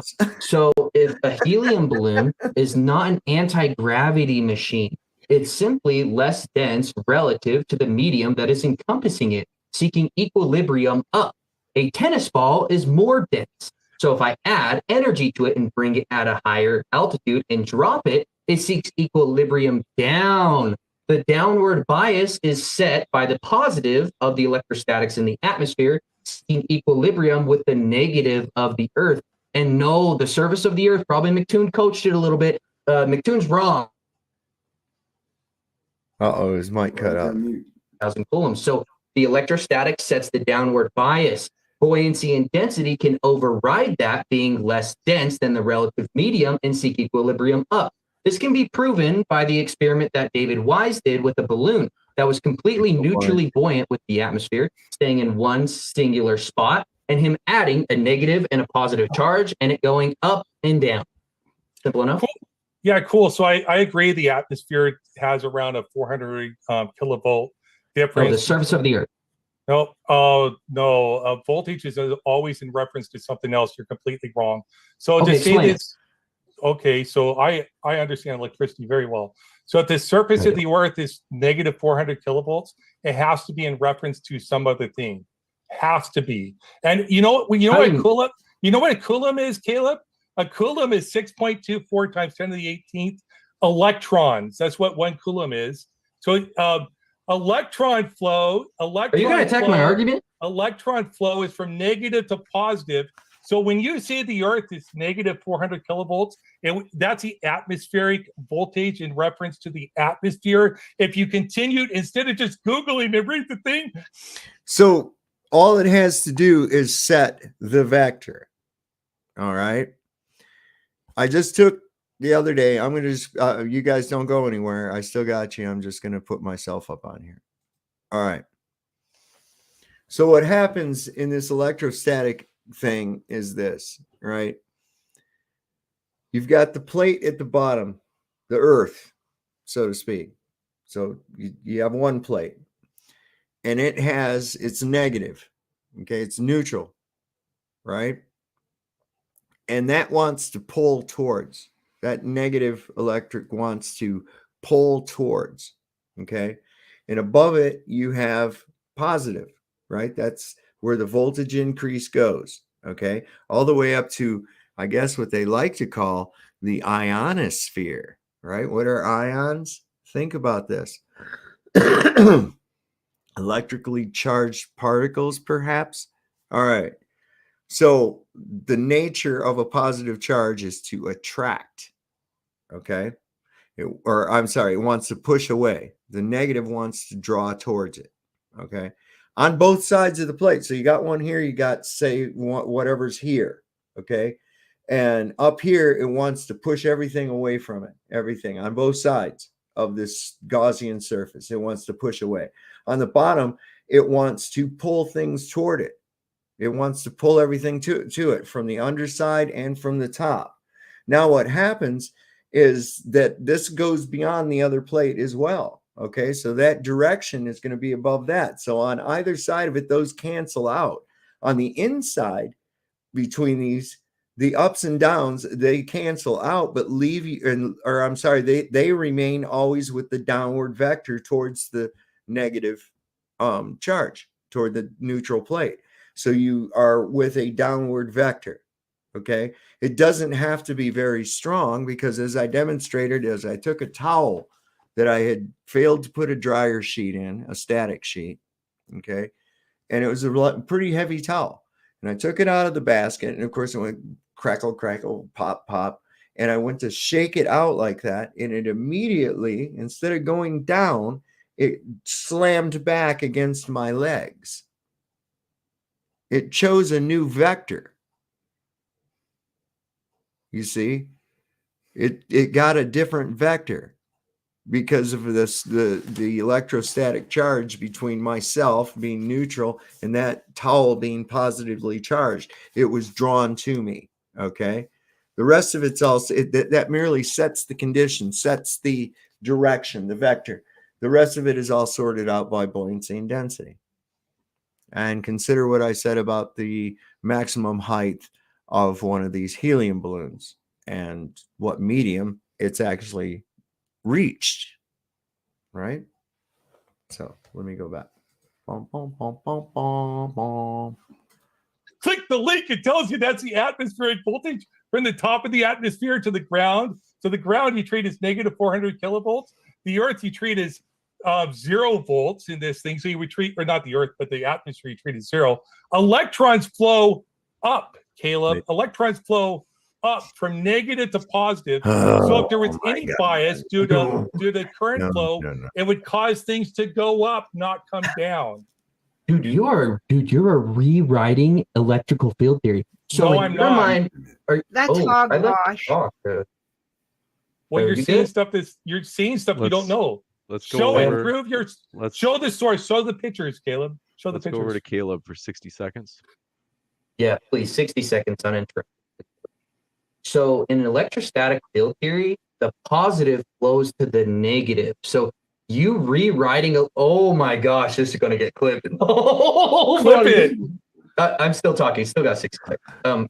Real quick here, Sean Eunuch Hawkins, the pseudonym of someone that likes to rip on him, says, my wife's black boyfriend said that Johnny Dollars show is fine piece of man meat. Lord have mercy. As somebody that knows you that's in the chat, yeah. Somebody that knows you from town. Either way, so positive flows to negative, not vice versa. I just had a conversation with Matt Rife last night, which is literally an engineer, and he explained this very well. So you're going against all electrical field theory, and I just want to note that Ozien, he's not attacking my argument of how I explained why mass accelerates down. You're really good at just like completely avoiding talking about the topic at hand. It's actually really interesting. It's kind of an art. We'll go So over electric, to Ozien. 60 yeah. seconds. So you are correct. Electrical engineers, when they analyze circuits, they assume power flows from positive to negative. But under physics, we understand. So this was based on Ben Franklin's test with a kite. So Ben Franklin's presumed what's called. Now we're gonna go to fucking Ben Franklin and a kite. Holy God. But wait a minute. Don't all our electrical lines aren't they horizontal, whether they be on the poles or whether they be in the ground? Yeah. Yeah, so what's he talking about? They only are up and down. That's BS. Right there. Well, he's talking about the two different charges. Between the two charges, he's saying that Ozien's trying to claim the opposite of what they actually do. Okay, Right. this is, you know, That's what I'm saying. He's full of crap. Yeah, well, yeah. That might be his problem. He might have to take a big old shit. But You setting know? setting the He just downward is vector is laxative. huge. Yeah, and it doesn't really take much if there's No. nothing else. I mean, if that heavy ass towel, I mean, that thing, and I had to really pull it off of my leg, you know, I had to pull it loose and it kept wanting to come back like I was the ground. What? Mm-hmm. And why is it you can take a one of those long incandescent tubes and go out and walk under power lines and it light up at night? Huh? How does that work if it's only Right. Yeah, never mind. You have to be an idiot to listen to the bullshit and believe it like this man does. Right. Let me get this play button, man. Called hole flow theory, which they're seeing the holes flow. So the holes will be positive flowing to the negative source. So that's what you're describing is hole flow theory. When you analyze circuits based on electron flow theory, which is what the physics is, even though the electrons may actually not be flowing, like that's some theoretical stuff I'm not as good about. Electron flow, which is actually what's flowing, would be from negative to positive, Caleb, not relying on electrical theory. It is electrical theory. It's just describing the difference between how engineers and physicists analyze circuits. Engineers do it wrong, but it works because it's close enough. Can we talk about your question? Can you poke holes in my theory of why mass falls down? Yeah, because electron flow would cause an upward bias, not a downward bias. So you think just because I say, make it more coherent, please, more coherent, more specific. You're the one that appealed to electrostatics. You're one that appealed that the Earth had a negative 400 kilovolt voltage. That would. Ozien's still trying to make out as though Caleb said that that's the cause of the acceleration. It is not the cause of the acceleration. It merely sets the vector. Okay? These fucking guys, man. Have to be in reference to something else because you can't measure a voltage unless you're referencing it to something else. What about That's buoyancy how and voltage density? works. Why are you just ignoring buoyancy and density? Buoyancy, you have to use G, which is gravity. You can replace it with A, acceleration. Bong. Just because you say weight due to gravity doesn't mean that it was gravity. Okay? You could say weight due to, you know, evil spirits. It doesn't make it so. It's weight. Okay? And that's all that's important within the buoyancy equation. Gravity is not even taken into account. Okay? the weight of the object. And of course, what is weight? Weight is the relative density per volume of an object within a given medium. I don't know how many times I have to say this. Many, I'm sure. What do you think on it, Greg? I'm trying to pull up this video from Mind Shock where he plays this clip from this guy from MIT who talks about the strength. Yeah. He keeps playing this clip over and over again. I want you to have that clip. All right. He talks about like, well, electricity is stronger than gravity. Yep. Therefore, what we see in gravity, like he keeps playing it over and over. And it's when Whitsitt was debating, or these other flat earthers were debating Professor Bryant Myers. Mm-hmm. And there's some good clips in there. I wish you could like just plug those in real quick and play them. Shut this guy up. But he's not here. So anyway. He's not here. Anyway, yeah, I know the guy you're talking about. I have that clip. I have the whole thing, in fact. But yeah, that last little bit where he says it and you say it over and over and over. I mean, sometimes you got to beat it into people's heads. But I mean, it's just like they panic at the prospect of, what do you mean? It isn't the way I always thought it was. That means that space can't be real and there's no other planets and we can't have all this shit that I fantasize about. Yeah, that's right. It does. So, that's cool, though. It doesn't mean your life's over. All right. Just because Star Trek's not real doesn't make your life not be, end your life. You can still go on. Trust me. You can make up whatever you want, but acceleration doesn't describe any. Acceleration. What is G describing in that equation? Doesn't say what it is. What is G describing in the buoyancy equation? What does it describe, Ozien? You know? Don't Gravity. Google. Just say no. Don't Google. Okay, he's Googling. Wow. I'm looking up I'll just tell the audience. I'm looking up the field equation for gravity. It's good. You can Google. I'll actually explain it. So G in that equation is describing. You're just going to keep interrupting. Let's give 60 seconds to Kaleb, and then we'll give 60 seconds to Ozien. Yeah. So G in the buoyancy equation is describing an acceleration rate of mass, which is an average of 9.83 meters per second squared. So you can replace G, the assumption of the archaic model of mass attracting mass, with A, an acceleration rate, and the equation works perfectly fine. Absolutely beautiful. See, the assumption of the causation is not proof of the causation. Just because you say this happens because of gravity doesn't mean that is happening because of gravity. You still have not proven that. Okay? Is there a downward acceleration of mass on Earth? Yes, of course there is, right? But it all has to do with the relative density of the object within the given medium. And of course, we know density is mass over volume.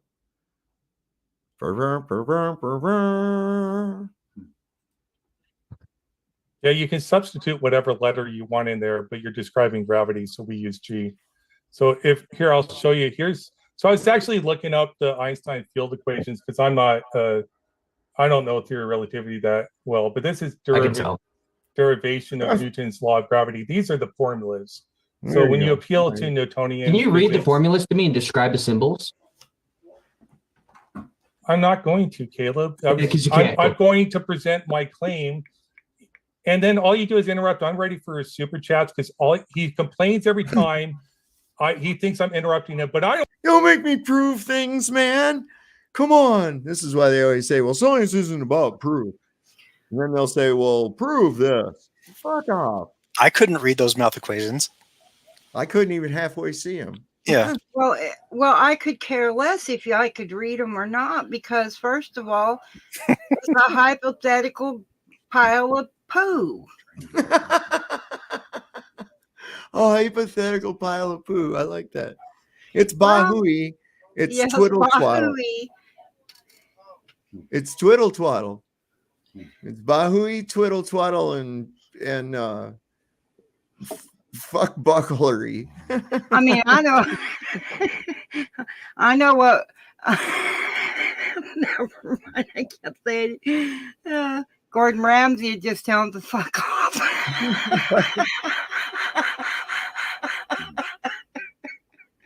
Oh my god. Anyway.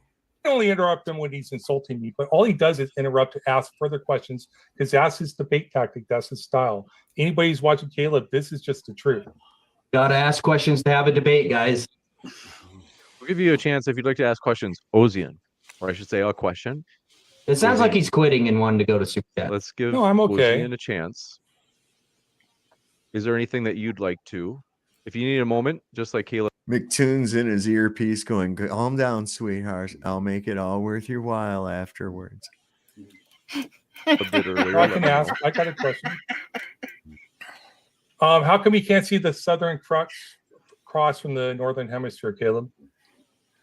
Because we see in hyperbolic geometry. The sky, really big. The earth, really big. There's a limit to perspective. This is why we don't see the sun forever. And its size relatively changed very slowly because it's already far away.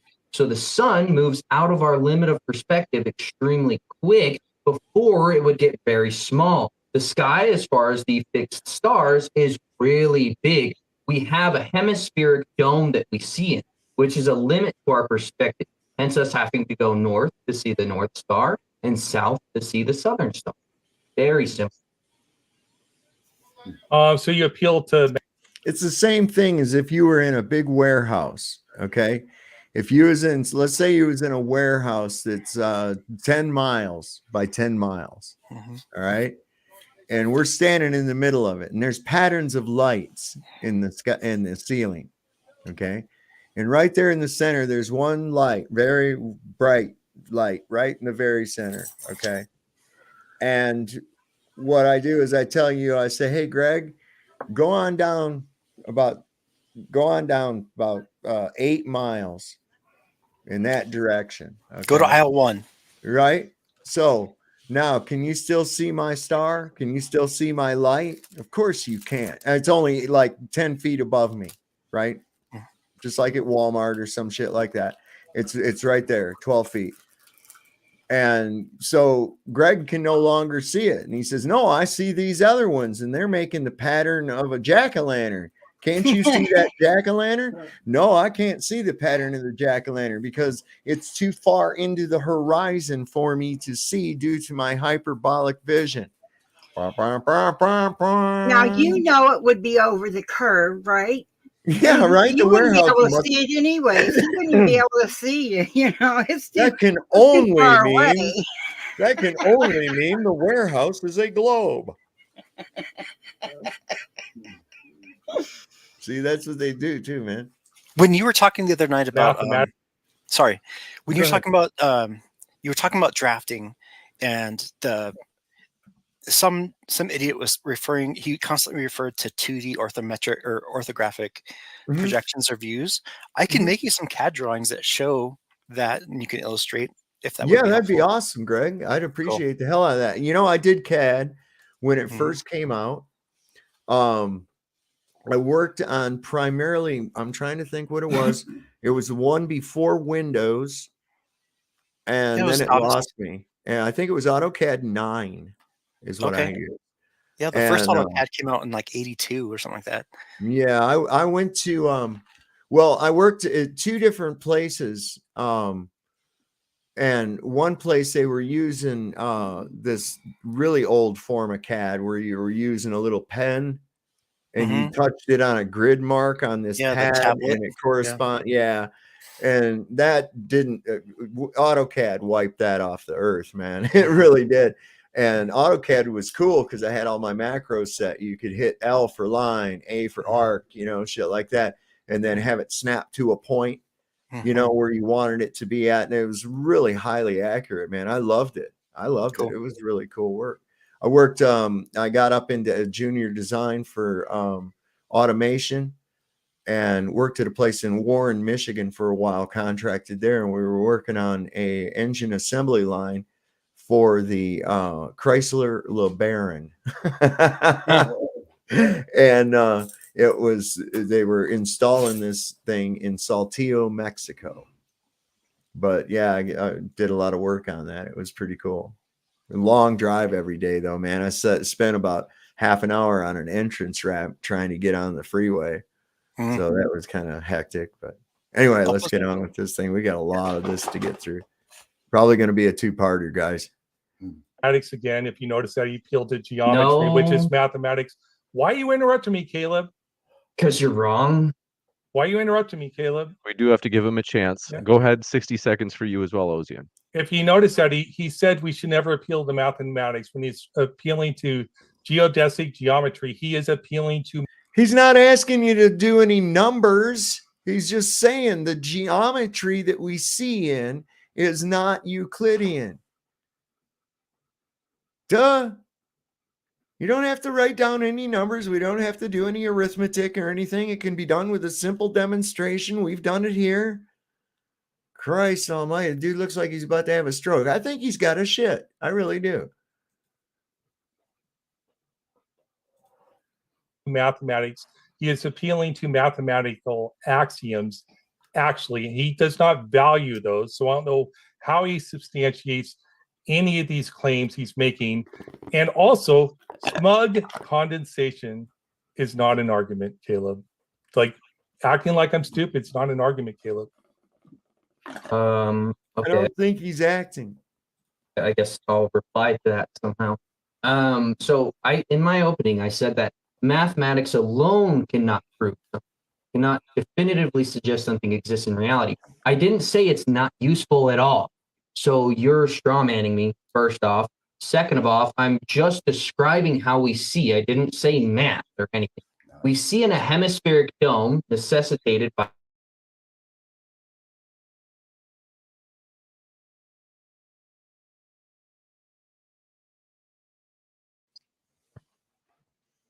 I didn't really hear an explanation. I wanted the math is what I really wanted to explain why we I'm can't not going see to the write an southern sky. equation for you for how we see in reality. That's absolutely ridiculous. Well, because you don't have a model that explains our observations. It doesn't. Absolutely, we do have a model that explains you. What in the fuck is? We absolutely do have a model that can explain that observation very, very easily. Very easily. That definitely doesn't meet Occam's razor, law of parsimony at all. But go ahead with your question. How do we see over 616 miles from Palestine to Crete? How do we view that? How do we view the mountains from where there's supposed to be 40 miles of curvature in between 2 points? How do we see that far? I would have to look at your specific example, but I showed it in the opening. The explanation would be, well, here, I'll pull it up so everybody can pull see up, it. pull it up. Pull up the picture. Yeah. Yeah. But anyways, the explanation would be, I'm not going to pull it up. It doesn't matter. The explanation would be there'd be three things to explain it. The elevation of the observer, I'd have to know that. 150 feet. Oh, so did you take the picture? Or are you just accepting somebody else's testimony that's true? I believe the data was provided along with the photograph. You can mathematically check it, I would suppose, and get the same results using a simple curvature calculator. I mean, this guy's just scrambling for fucking excuses and shit. Okay, so we can't provide anything that somebody else uses? That's what you keep telling me. I believe scientists, but I'm not supposed to. But So you're believing like crack friggin' people that don't even know the science at all, that are fringe. Another appeal to authority. Some of them are scientists. Answered one question without asking or mentioning somebody else's name. He hasn't come to the table with nothing of his own. Yep, he has not. No. What's it? Let's see. What's he saying? Welcome to the show, Cyanide. And everybody else who's come. Christopher Bridges, good to see you. Logan, I didn't get a chance to say hi. You old bastard. How you doing? Yeah, and I'm gonna call you. I keep calling you old bastard. Chicago Cubby Bear in here too. We've got a lot of good people here tonight. Cyanide said, can you see further if you're at a greater altitude than someone else? like one person is at the bottom of a 10-story building and the other is at the top. Yes, you can. But within a certain, you only have the ability to resolve anything at a very certain distance. And what's going to happen is that when Caleb's talking about hyperbolic state of vision or hyperbolic geometry, we see in 3D space, often they try to depict these things of perspective in a two-dimensional orthographic Euclidean geometry. And we don't see things. That's actually from a third-person observer, okay? And it's not accurate. It's actually kind of deceptive, although the geometry works out, but not to the observer. And this is what needs to be taken into account. We see in what's called hyperbolic vision, everything converges down, everything converges in, everything we see converges in. Down becomes up becomes down, just like this. It comes in right on the horizon to you. Boom, boom, boom, like that. Okay. You have the ground rises up to just about eye level, just under eye level, and the sky meets right there. Okay, that's right there where the sky meets. That's the vanishing point, and it's the limit of your angular resolution. Also, things come in. This is the reason why railroad tracks look that way. Now, if you were to project straight lines outward like this, and even in a grid pattern like this, you actually would look circular as you got toward the vanishing point. Right. Okay. And this is because of the way your vision works. It's very useful. It's how we can distinguish if something's close or far away often when there's something within reference to compare it to. And so when you try to describe such a thing with two-dimensional orthographic Euclidean geometry, it doesn't work. It's deceptive. And so that's what Kaleb has been trying to explain. So we have, as you rise up, of course, you increase your field of view. It doesn't mean you've increased the depth of your vision any. You're not really resolving anything any further. You're just being able to have more of the ground that comes up. The horizon is still going to be right there. It's your round in your eye level area right there, where you get at the limit of your angular resolution. So hope that kind of explains things. Miller's a scientist, but his theory is fringe. You appeal to people like Bob. It's not a scientist at all for your claim about friggin' the laser ring gyroscope. But I'm not as supposed to appeal to the experts that actually use the scientific method. The people that know the scientific method the best, much, much better. Oh my God, I know. I'm astonished. Watch Kaleb. I'm having that same reaction. I'm like, what they've done? There is no scientific method when their thing comes along. They're saying they can just observe things and, make a post-diction. That means that I've done science. What the fuck, man? I predict that my garbage will come get picked up on Thursday. It's on a cyclical pattern. Either of us do, Kaleb. So I know the scientific method. I can explain. Don't pull me into if you that. want me to, you do not, because you're refuting actual scientists every time you open your mouth.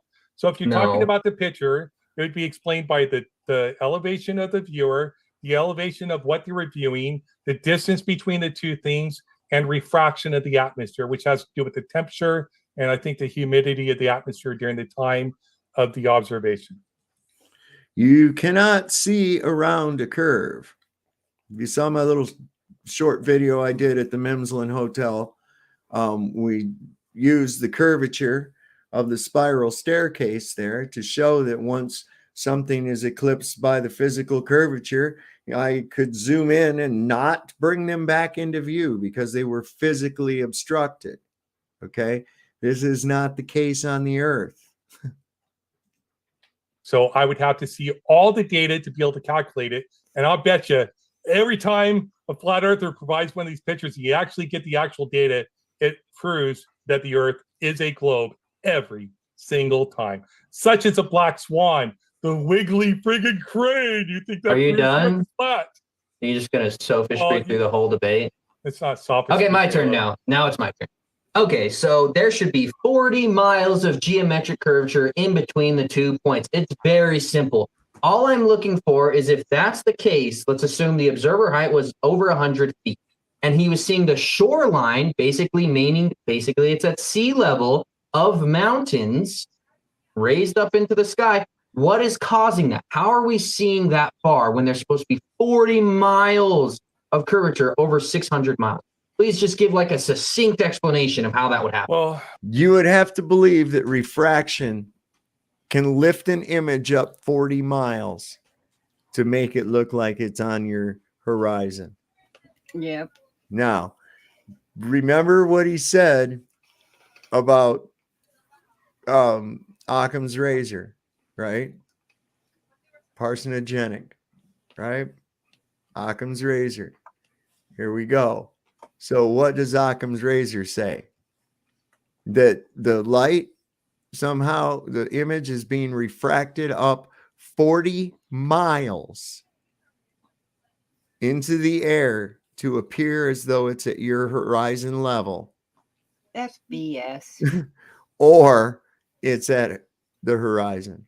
It actually be is able to there. look up in the sky and see everything. I mean, retarded. yeah, Is I their know. ball inversed? Right. Inverted, I mean. Is that stupid or what? I mean, think about that. You want to hold to the standard of Occam's razor, the most logical explanation will tend to be the correct one.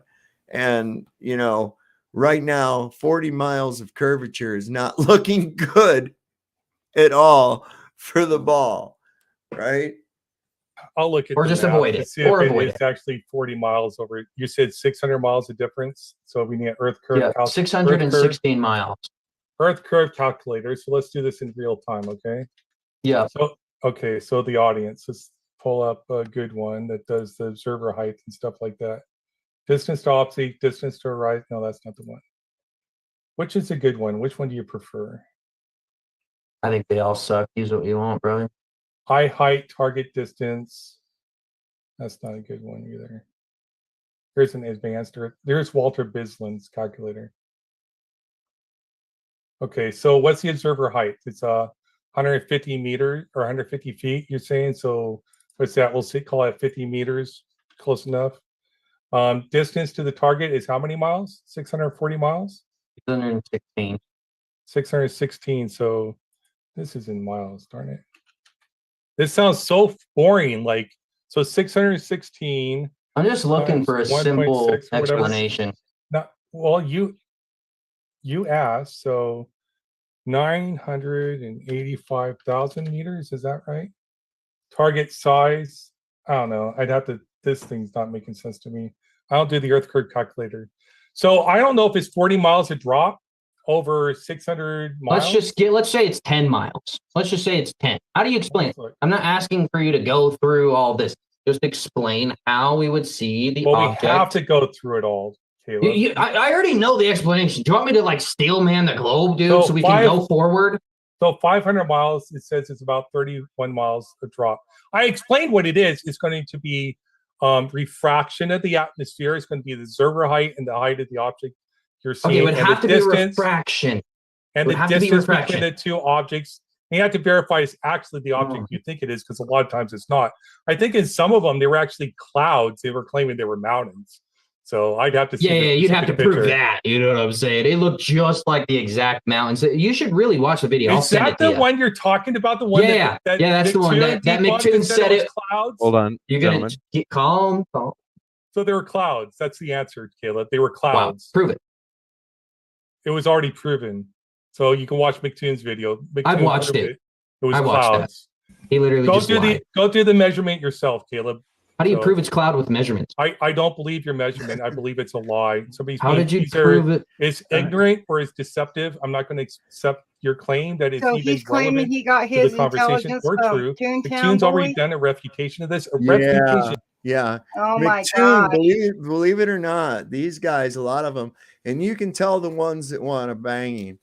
You can tell the ones that want a banging. They invoke him all the time. Oh, if you go to McToon, if you do this, and it's like, man, if you bring up McToon again, he just might blow you, you know? Christ Toontown don't almighty. like me, but that's okay. It's kind of mutual. I don't like liars either. Right? Well, who does? Yeah, I don't like, it'd be Isn't one he thing the if one he could. that admitted to gas had to be in a container, or was that the other doofus? No, you remember McToon? He was the one with his column of air. Yep, I Yeah, remember that. Yep. fucking retard. I swear to God. He acts like a little child. I mean, if you could actually talk to him, it might not be bad, but he acts like a little fucking kid all the time. Well, if this guy's got his information from Toontown Boy, then he's just looking at Toontown as Oh, his yeah. daddy. Well, you could always go see how Fight the Fat Ass does. You could go over to his channel and learn something from him, watch him kvetch and freak out and shit. He's terrible, man. I didn't have, I didn't sit and really think out flat earth. I just believed it when I was a kid because I heard it and it just made sense to me. But I didn't think about all the other stuff. But the other people brought things to the plate that says, that makes common sense to what I believed as a kid growing up and always did. So yeah, like you brought the gas containment system, and you're absolutely right. You can't have any of this without it. Nope. So, and water, I don't care how many spinning balls they are spinning, but you can't have freaking water on it.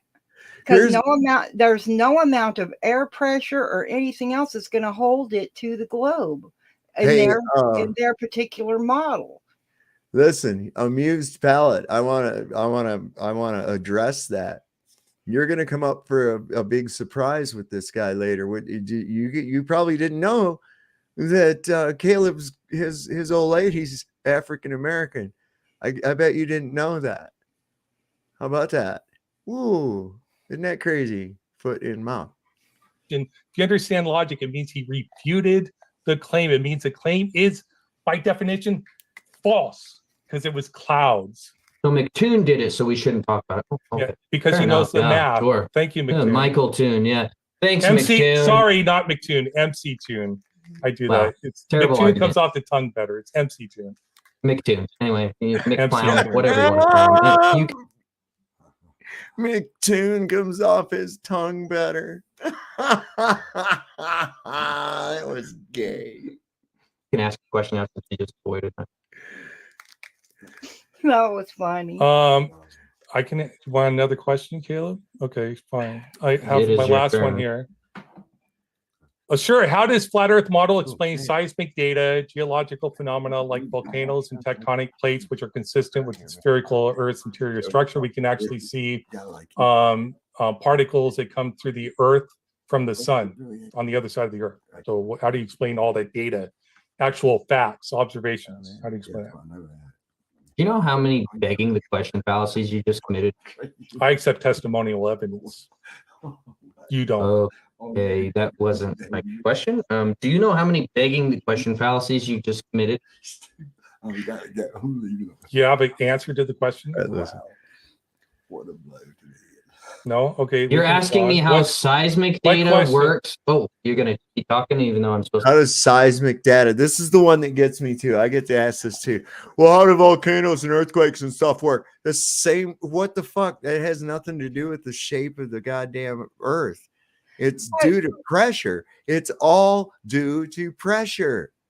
Volcanoes blow because of pressure. Earthquakes happen because of pressure. What the fuck?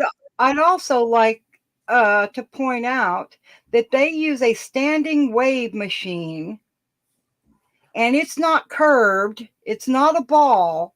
And they use that machine to recreate what is actually happening underground. It's been shown on Dutch Sense for ages. Yep, I've seen it before.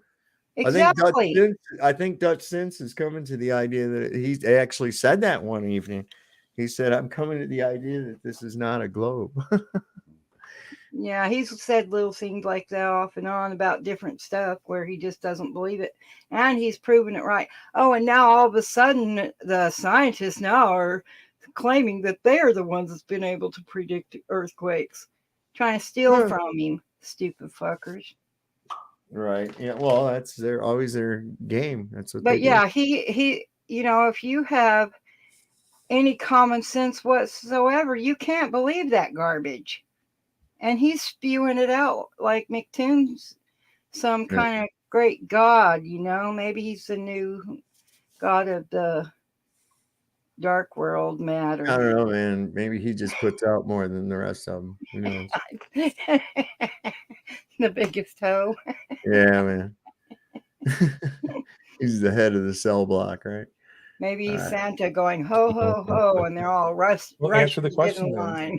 Yeah, so there's movement to plate tectonics, plate level. So there's movement, there's seismic activity under the surface of the Earth. Just because the Earth's flat doesn't mean that there's not seismic activity. This is like almost an entire red herring to the entire logic, like the entire question at hand. Like, it's like asking how volcanoes work on flat Earth. It's like, It doesn't make any sense. They work the same. There's pressure mediation from the pressure of the soil on top of one another, creating pressure and that being released through a volcano. It doesn't even pertain to the question of whether the Earth's surface is round or flat. It literally makes no sense. It's an illogical question, very incoherent. It doesn't work the same because the Earth requires gravity, downward pressure towards the core of the Earth for any of this stuff to work. Plate tectonics don't make any sense moving around. Heat doesn't cause expansion? What? The fuck are you talking about, Ozien? Heat causes expansion. We know this. What the fuck are you doing? He's full of shit again. Yep.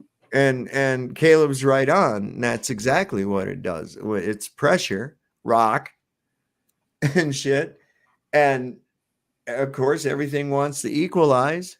So if you've got rock of a liquid nature beneath that's able to give way to that pressure, it's going to force that liquid rock somewhere. Right? And it's going to seek the path of least resistance. Yep. And so we have a volcanic eruption. It's And create not fissures. fucking, yep. On a flat disc, they make sense on a. We're not on a disc. It makes sense on a. No, wait, whatever your stop. claim is. No, whatever your claim is. You're straw manning me. You're straw manning me. The Earth what's is the a Earth? level, infinite plane. We're not on a disc floating around in a vacuum, brother. This ain't 2015 anymore. How can anything physical be infinite? Talk about logic. Explain the. Don't they claim infinite space? Anything be physical and infinite? Infinite. Yes. Explain. Do you that think that's a coherent thing to ask me? Like, you genuinely think that's a good question? Correct. It's your claim. You're saying. How do you expect me to answer that? You're seeing it's an infinite flat plane, which is incoherent. It's an incoherent claim. How's it incoherent? Because it's incoherent to say a physical thing is infinite. It's just because like the vacuum of space is infinite. Let's like Zeno's. Anybody can look up Zeno's. So wait. Is the vacuum of space finite? Yes. How do you measure that? How do you know? God. We haven't measured it. It's based on the modeling data. Ooh. So what is the space expanding into if it's finite? What is nothing expanding into? Nothing when it expands, but we don't know if it's expanding into nothingness or something else. We don't know. Space. In answer, where does the pressure come from?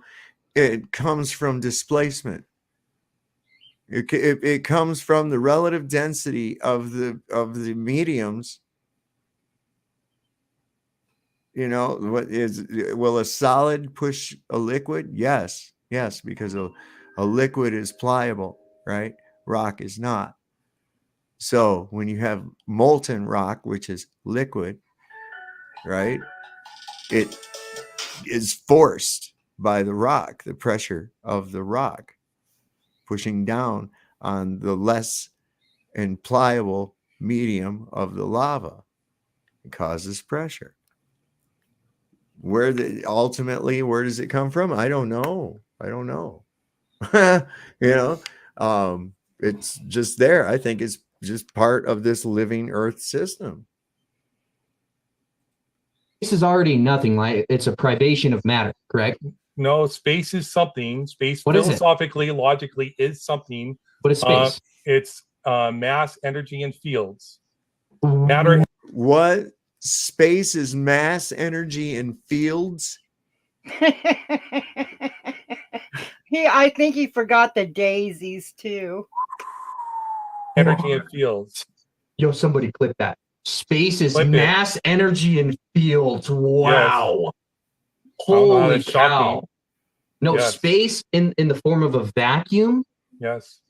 is mass, energy, and fields. Yes. Matter, energy, and fields. Yes. No, it's the privation of mass, energy, and fields. It's a, I don't think, what's a vacuum? There's no such thing as a perfect vacuum. You asked me I don't about care. space. What's a vacuum? So space. What is a vacuum? A vacuum is something under a specific torr value. I don't remember have the torr What value. is torr? memorized. What is The torr? amount of pressure that the environment has. Really? Yes, it's a pressure measurement. It's the You can do measurement it of in PSI if you want to. It's the measurement of the privation of mass. So is 10 to the negative 17 stronger than 10 to the negative 6 or vice versa? Did I say mass or did I say mass, energy, and fields? Did I just ask a question? Yes, but you straw man me and say I'm talking about mass. I'm talking about mass, energy, and fields. Space is all made up of mass, energy, and fields. Is 10 to the negative 17 torr stronger or weaker than 10 to the negative 6? It's so in relationship to each other, 10 to the negative 6 would be a higher pressure. Okay, so just so you all know, at our sea level, 14.7 psi is rated at 760 torr. Okay, so if that gives you any indication, when you've seen the railroad car get destroyed, where it just crushes in on itself by turning itself into a vacuum, they had taken it down to 3.4 psi, and that is around 176 torr. So when they're using these measurements, again, they brought this into the conversation to confuse people. But once it's related to you in a way that you can understand, you can see where they're full of shit. Okay. Right. So just so you know, 14.7 psi is 760 torr. Okay. And this has been a public service announcement by Sav. Thank you, Sav. Y'all welcome. Oh, gosh, bro. Okay, I'll ask again. Is 10 to the negative 17 torr stronger or weaker? There's two words you should reply with. Stronger or weaker? No, that's a what's the word? That's a fallacy too. It's like wow. It's called a false dilemma fallacy. You're actually attributing like some value to it of being smaller, greater, or weaker when actually it's just one.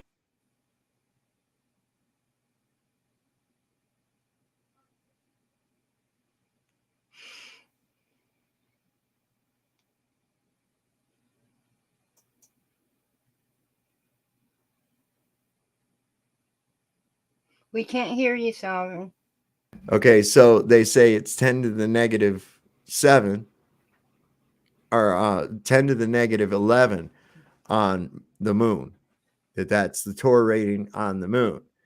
And then they turn around and say it's 10 to the negative 17 in the depth of space, which he still has not defined. And how would people live there if they Really? imploded? It's just dumb as fuck. How would they get their ships up there if they imploded? They would explode. They would explode. They would have the exact Sorry. same, the opposite effect. Right. Right. They'll implode when they go in the depths of the ocean. They'll explode if they go into the vacuum. I guess that's why they needed to look like the Michelin Man when they were in space. Yeah. Look like that Stay Puft bro. You know that guy? Yeah. Like the marshmallow guy from the fucking Ghostbusters, man. Not even be able to move. I don't even know how the fuck they could even move if they was in that. They would have to wear a pressure suit, right? Yeah. Instead of one that's so fluffy. Mm. Right? Yeah, but how are you going to create? It's no, it's still going to rip it apart. I'm just saying. I'm trying to give them some excuses here. They had zippers. Yeah, right. And no air could flow through the little zipper cracks. Not a problem. Not a problem. One is a higher pressure and one is a lower pressure. This is like talking to a third grader that's read one physics book and acts like he knows what he's talking about. There's no force when it comes to pressure.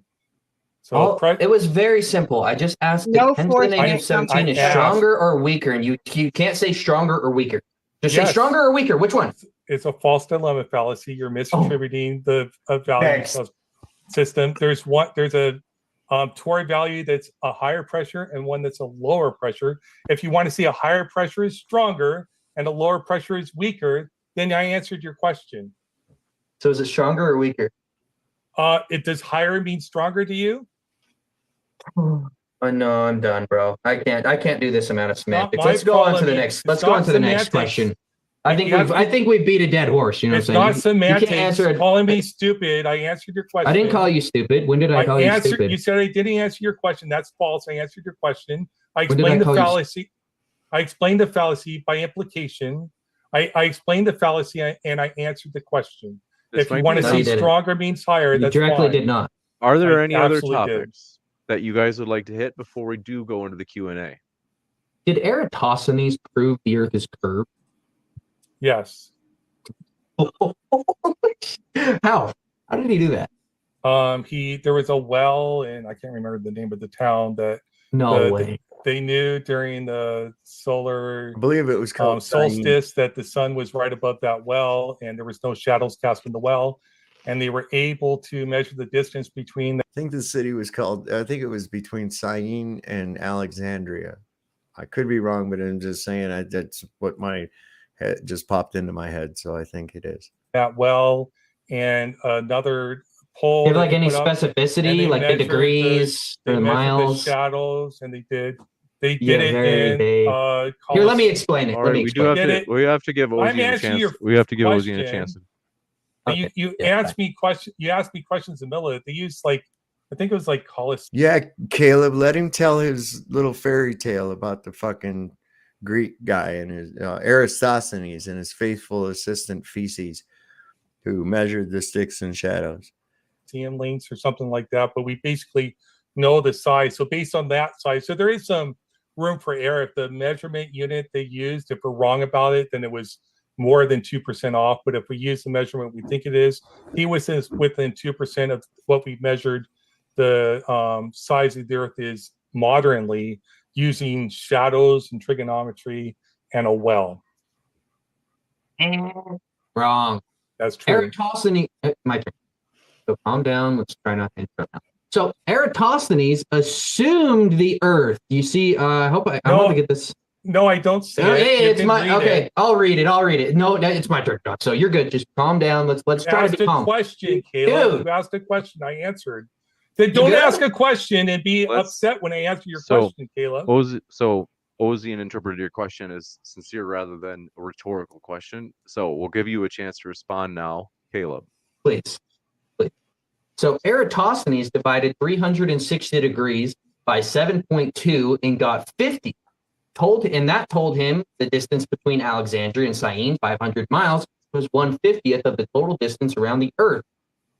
Where did he get 360 degrees as the assumption in his math?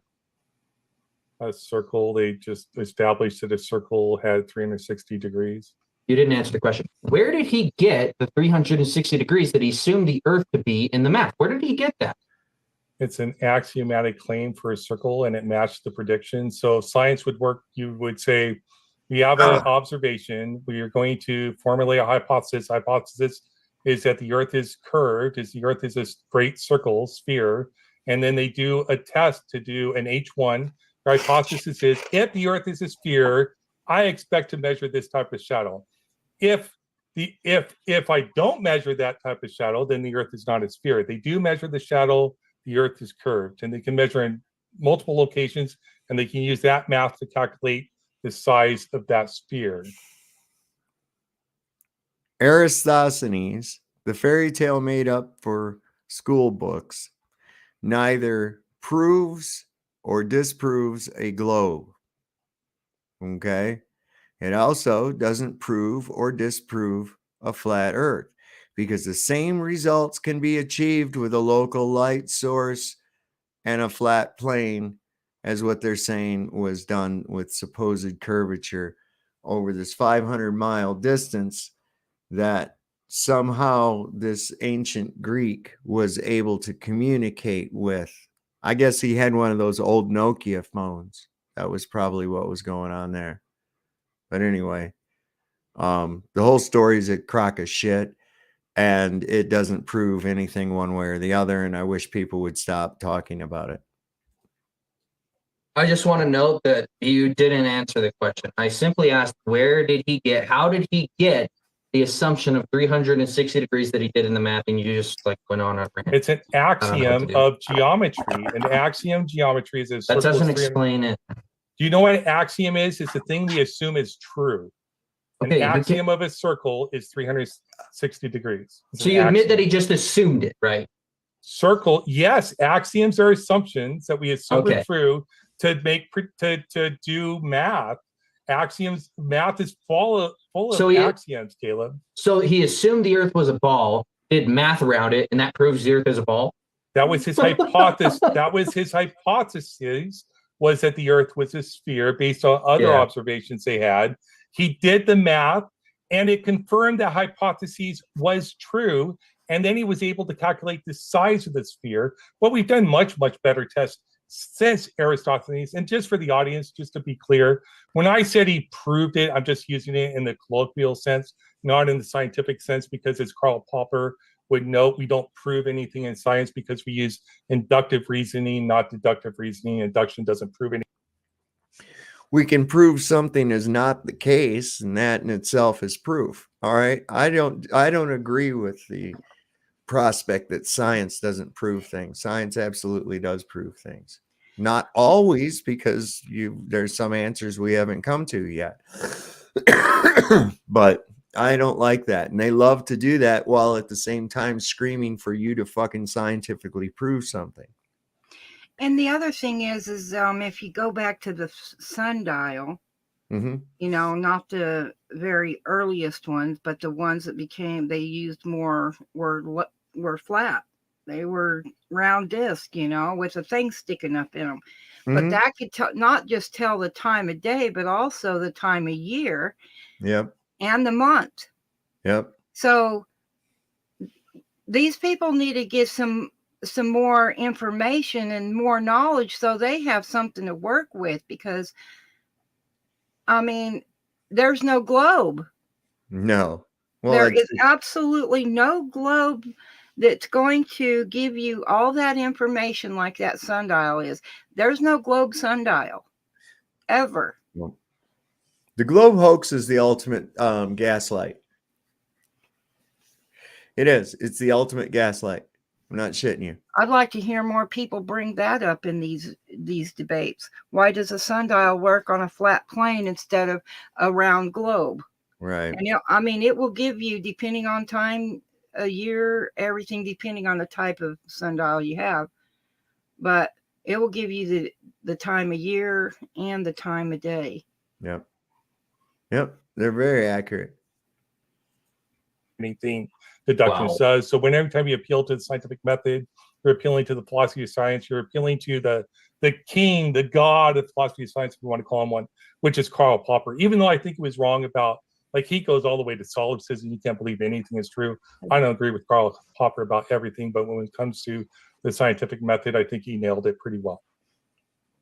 I just want to note that this was not a direct answer. So, you did. Dude, I answered it directly. Can I please talk without being interrupted? Okay, so he assumed the Earth was a ball, did math around that assumption that the Earth is a ball. So in no way did he substantiate the claim that the Earth is a ball. He just committed to begging the question, affirming the concept. No, it's not a fallacy. That's how science works. You formulate a hypothesis, which is an assumption, then you test it. Okay, but he didn't affirm the hypothesis that the Earth is a ball in any way, shape, or form. Just assume did with the measure. He did with the measurement. No, dude. Oh, Yes. it's crazy. Wow. This okay. Let's move. I think the audience can decide if you understand that. If he hadn't measured the shadow, Where did the idea he was on a ball come from in order for him to perform this test? I believe is the question. So he performed this test to see if the earth was a ball. Why did he think it was a ball in the first fucking place? That's the question. Well, he started out with hypothetical numbers, and then for his math equation, and then assumed. Right. He didn't know. He didn't do anything to prove it or to, further take the scientific idea in a direction to prove his hypothesis, they like to say. Well, here's basically what he said. If the earth was a globe and the sun was this far away, Right, then you see the shadows would show up like this. He also relied on parallel sun rays, which have never been observed. right. Okay. So again, crock of shit. Right. It could work with a local sun. It could work with a local sun and a flat earth. no, it doesn't work with the local sun unless everybody has Big a old personal nuh-uh. sun. Yeah, unless everybody Big old has a nuh-uh. Nice. Yeah, you don't like to listen to people because unless you assume, like Iron Horse did, that everybody has a personal sun, it does not work on a flat earth. Oh, shout out to Iron Horse on there. Way to go, bro. So, yeah, this is there again. Watch, I'm waiting. He goes right to orthographic geometry again. And he's conflating two ideas. Why? Because everybody doesn't have a personal sun. Everybody can go. What do you mean by outside. personal sun? Why are you strawmanning? I said if you agree with Iron Horse, I don't. everybody has a personal sun, I then don't. it would work. But if you don't assume that everybody has a personal sun, then it doesn't work. You cannot measure Why? those angles because you would not get the angle from your shadows on a flat Earth. The shadows would be much more extreme the further away from your sun Why? are than you actually measure. Because Why? light travels in a straight line, Caleb. Prove it. What are crepuscular rays? So light is bendy, wiggly. You think that, like the azimuthal grid of Does electromagnetic? Hey, buddy, does electromagnetic radiation have trauma? Okay. Luminescence moves, and you can get it in steam and rainbows and things like that. So absolutely, those are moving little molecules. What do you say? James would immediately shush me up if I mentioned someone not on the debate double standards again. Yeah, no doubt, right? Right. But no, ray, where does that word come from? It comes from the word radiate. Right. Wonder if that is rooted in the word radius. Why? Yes, indeed, it is. Is a radius a straight line? No. That means Sunbeams. that When you were kids, we drew the sun, and what do we do with it? We put little legs all the way around it because of Right. little games. Why can't this adult remember that little thing they drew in kindergarten? So light radiates from its source. Now, to understand this concept, do you've probably had a radiator, right? Or a heater that the heat radiates from it. Now, is that heat coming at you in little lines? No. No, it's not. No, that's theoretical. When you I draw have a- something, that's theoretical. So it's not really in little lines. It's kind of coming out in a round shape. It's radiating from its source. Yeah. And as it gets further from its source, it gets weaker because it equalizes with the surrounding temperature. Okay. But it radiates away. Okay. It's not a hard concept to understand how this actually works. So the reason we see crepuscular rays is because of breaks in the light that are being affected upon by other things in between us and the light source, which allows us to see the light in a radial pattern. Now, you know those old airplanes where they had the open front and Yep. all the cylinders of the motor went around in a circle? Those were called radial engine airplanes because all of the cylinders worked around a radius. You see, just it means going around something, man. It doesn't mean line. And he's just being ridiculous at this point. Props. Yes or no? Are you talking about the waveform of Electro- an RF signal? This is very, very signal. Are you talking very, about very simple, buddy? waveform Hold on. Let of me an talk. Let me RF talk. Let me signal? talk. Let me talk, buddy. Does electromagnetic radiation, which is a form of light, does it have high troughs, highs, and lows? Yes or no? Very, very simple. Yes or no? You're using non-normative language. If you're talking about electromagnetic, It was a yes or no. It was a yes or no.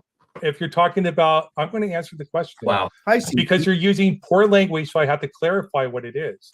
So if you're talking about waveform propagation, there are peaks of the waveform as it propagates to the atmosphere. That is correct.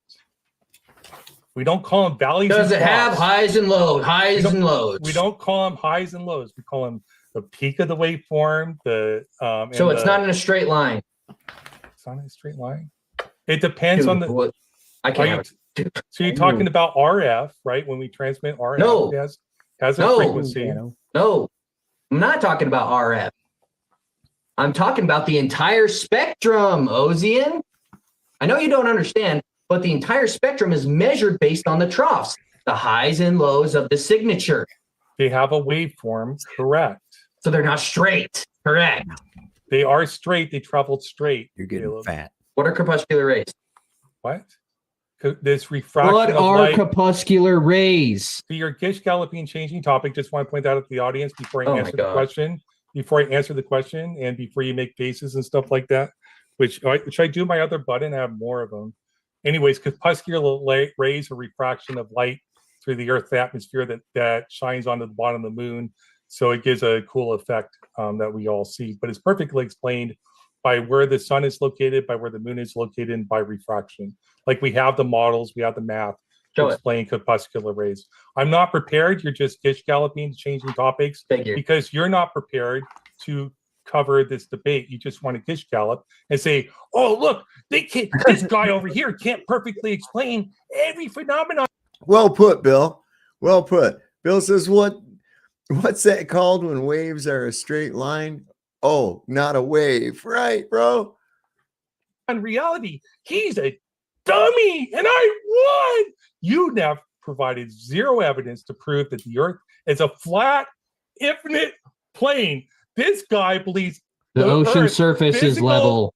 He believes the Earth is perfectly, infinitely flat. Like No, there's infinite topography, physical straw man. reality. Highs and lows. I There's didn't say- mountains. There's mountains, bro. Okay, so he believes it's an infinite topography of the Earth, like Kyle Adams does. Are there infinite people?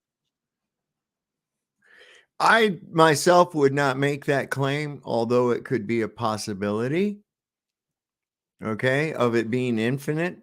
I don't know that. I have no way to confirm that. So I'm not going to make that as a positive claim. This is why when I'm just describing it, Earth is a stationary, level, topographical plane contained within a dynamic fluid pressure system. Bum, bum, bum, bum, bum, bum. There it is. That's it. So, and I'm not dismissing it as being something nothing. I'm just saying that it's very easily simplified to understand exactly what it is. If you understand the English language, which isn't easy, and I mean that from people that have to learn it, as a second language. English is difficult. We have a lot of double entendres and homonyms and bullshit. It's a very deceptive language. I think it was created so. It's the language of the devil. That's straw man. Why are we talking about population?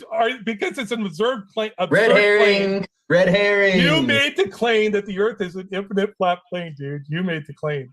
I'm ready for super chats. Ask me a question, LA. I know that you're just trying to waste time to get the super chats. Hold on. Let me get my point out. Let me get my point out. I can tell you're just like literally red herring and just making this literally non sequiturs to try to waste time so that we get to questions. You haven't directly answered any questions. You didn't. I do want to. All right. So, do you guys have any topics you'd like to cover before we do go into the Q&A? I haven't got a straight answer to anything. I mean, he hasn't substantiated curvature. He hasn't substantiated the theory of relativity. He hasn't substantiated anything. So I almost feel like the back and forth is pointless because everything's just been avoided that I brought up anybody. And all you're doing is projecting your own debate tactic. And I have answered all the questions. You just don't like the answers. This is our opportunity to go into the Q&A. I want to say, folks, if you happen to have questions and you're new here at Modern Day Debate, if you put in a super chat, those go to the top of the list. Appreciate all of your questions so far. We've got a lot of them, but gentlemen, do you guys have any limitations on time? Because I actually have as much time as we need, but let me know if you guys have to cut out anytime soon. I'm good to go. I do have an after show on my channel, Matters Now. Caleb's welcome to come on, but I can postpone it, so I'm good. You got it. We're going to jump into this. Thank you very much, gentlemen, and thanks, folks, for your questions. We are at 313 likes. Thanks so much for your support. And like I said, it is a message to YouTube. If you enjoyed this debate, and don't worry, we've got plenty of juicy questions coming up, you can tell YouTube, like, hey, give me more of this. I like this. I like that. By hitting the like button. So don't do it for me, do it for you so that YouTube gives you more of what you enjoy. And we are at 300. Sucking up to YouTube, baby. Holy shit. Please don't kick me off. 15 likes. If we get to 400, Witsit Gets It is in the live chat. He sent me a text. He said, James, if we get to 400 likes during this live stream, I will send feet pics to everybody in the live chat. So folks, if you want some many mucho feet pics of Witsit or from Witsit, just hit that like button. With that, thanks very much for your question. Coming in from Kango44 says, question for Kaleb. Hey, do you think, and we can't say this name out loud, but it's a sincere question, Hitler thought that the earth was flat? Probably not. You got it. LJ, thanks for your question, says, how do we have a pressurized system within a vacuum, Ozien? How can we have a pressurized system within a vacuum? Because second law of thermodynamics is best explained by having a pressure gradient. So we do have a pressure gradient. We can measure it with weather balloons. So there is no like high level pressure next to a low level pressure is a pressure gradient. Never actually reaches zero torr, as far as we know, I don't think. You got it. Thank you very much for your question. Coming in from LJ strikes again, says, has gravity ever been measured as force? I got keys right here. I drop them. So under that. Oh, fuck. That's kind of like nicking his orange, ain't it? Oh, my God.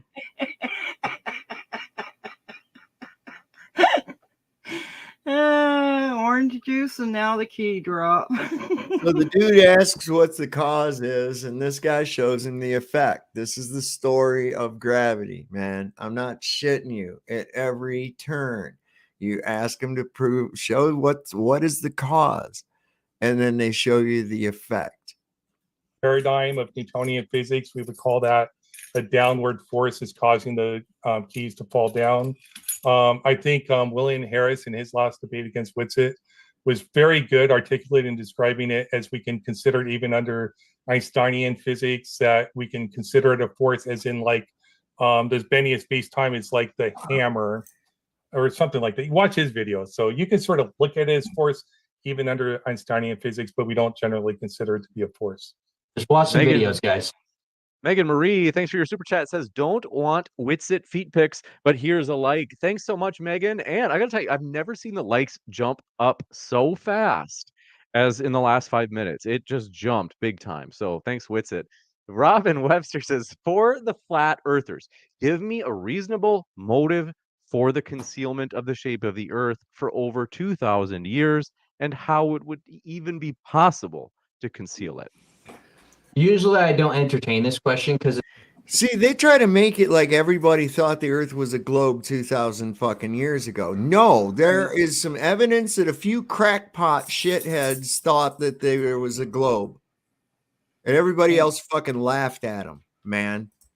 Wasn't it in the 1800s they made it illegal to refer to flat earth? Oh, in England? I don't know. I know that they tried to that there was a school district in England in the early 1900s, like 1920 something. Okay. It was even later than that the teacher was trying to teach about the fucking globe. And the parents were all pissed off and shit, and they were threatening to have the head of the education department put in prison for heresy and shit. Yeah, this is within the 20th century that was. So this is some bullshit when they say, oh, this has been known for 2,000 years. I've heard so many damn different time spans, 5,000 years, 2,000 years, 2,500 years. They just pull dates out of their ass because they got a story about some crackpot fuck that goes around saying the earth was a globe and shit. And that was in reality, if that some person newspapers back and in reality, if that person was doing that at that time, everybody was laughing at him, because he was objectively crazy. And that's just all. I mean, come on, y'all. It wasn't until they got into this whole concept of what the fucking hypnotic effect of this bullshit actually is that they started pushing it. it's much more logical to look at the evidence for the earth being a level plane rather than asking like why they would want to hide it. But I can postulate some theories. I would say to hide God, to hide intelligent design, because if the earth is intelligently designed, separate from the celestial bodies, that would prove that God exists and designed the earth, as well as $100 million a day to NASA. Money's a pretty good motivator. I don't know. They want us to have a fantasy-based reality where we believe in things that don't actually exist, so we're not critically thinking. Just a couple. You got it. And this one coming in from LJ says, Ozien brought up the Big Bang while reading his intro. Scientific evidence relies on repeatable experiments. When has the Big Bang ever been repeated? So we don't have to repeat the Big Bang to be able to repeat the empirical testing we've done to confirm that the Big Bang is most likely explanation. So all the Big Bang is talking about expansion from a hot dense states, I guess. I'm not expert on it. And what we've seen is the cosmic background radiation and redshift. So that explains expansion. And redshift has been so fucking debunked. Oh my God. Catch up, Ozien. The Big Bang theory. We could hypothesize. So people often like strawman a little bit with the singularity. The singularity is a mathematical artifact. If we apply like the theory of relativity fully to the Big Bang, go backward in time, we would have to get to a dense state where it actually forms into a singularity. But that's more a hypothesis based upon the theory of relativity. But what we do know is that gravity breaks down at quantum states, and we don't have a full theory of gravity. So under quantum, if you don't know what it fucking is, how do you know that it breaks down? What in the hell is he even talking about? You have to have two things collide, and back then they said there was absolutely nothing. So how do you have anything collide to make a bang? Math. Math. I think math. I think you meant math. Math. Absolutely math. That's why those meth labs are always broken. They're always blowing up. That's it. That's the Big Bang. Yeah, that's the repeatable scientific experiment. You can prove the Big Bang with meth. There you go. Every time they blow themselves up. Gravity. So it may be the case that maybe it doesn't reach a singularity. We just don't know beyond the state of expansion. So we don't have to re-see the Big Bang. We just have to be able to perform the tests that measure the results based upon that hypothesis, which we do all the time. Can I make a note? Just a quick note. Is that cool? I'd recommend really everybody short look up. and pithy. Yeah. I'd recommend everybody look into the book called Seeing Red, written by Halt and Hart, debunking redshift and blue shift in the modern form. So I just recommend people look at that book, and you can debunk everything that This one coming in from Kang044 says, question for Caleb. You have clearly learned all your talking points from flat earth memes. Do you have any real qualification? If so, what are they? Dude, straight appealing to authority fallacy. I don't need qualifications to buy the hundreds of dollars of physics books behind me and read them and understand. So appeal to authority, appeal to credentials. You got Killed it. the fringe conspiracies. Robin Webster, thanks for your super chat. Said, why? That shit, man. Where's your credentials, bro? Where's your fucking special paper from the fucking wizard at? Look, there's this place called the library, right? And now we have the internet, and also there's Amazon. You can order still books and stuff from there. And you can get a wealth of information without paying thousands of dollars and going into debt. And if you're only worried about getting approval from the fucking wizard, well, all you're doing is buying something you could have got for free. What the fuck do you need these approval for? Your qualifications speak through your actions and your work. It's that simple. They're the people who are book smart, not common sense. They don't have a lick of common sense, and none. People call that street smart, but that's actually how we thrive. Not just survive, but thrive. Flat earthers refuse to go to Antarctica when offered paid trips. This would be a way to falsify your hypothesis. Dude, give me the opportunity, bro. Who's willing to pay for me to go out to Antarctica? Send me the cash. Send me a couple of like 40, 50 grand. I'll go out there. I'll spend some time. I'll see if there's a 24 hours zone. Somebody send me 40, 50 grand, and I'll go out. So nobody's offered me that. You got it. LJ says, if it's a globe, why doesn't half of the Earth stay lit?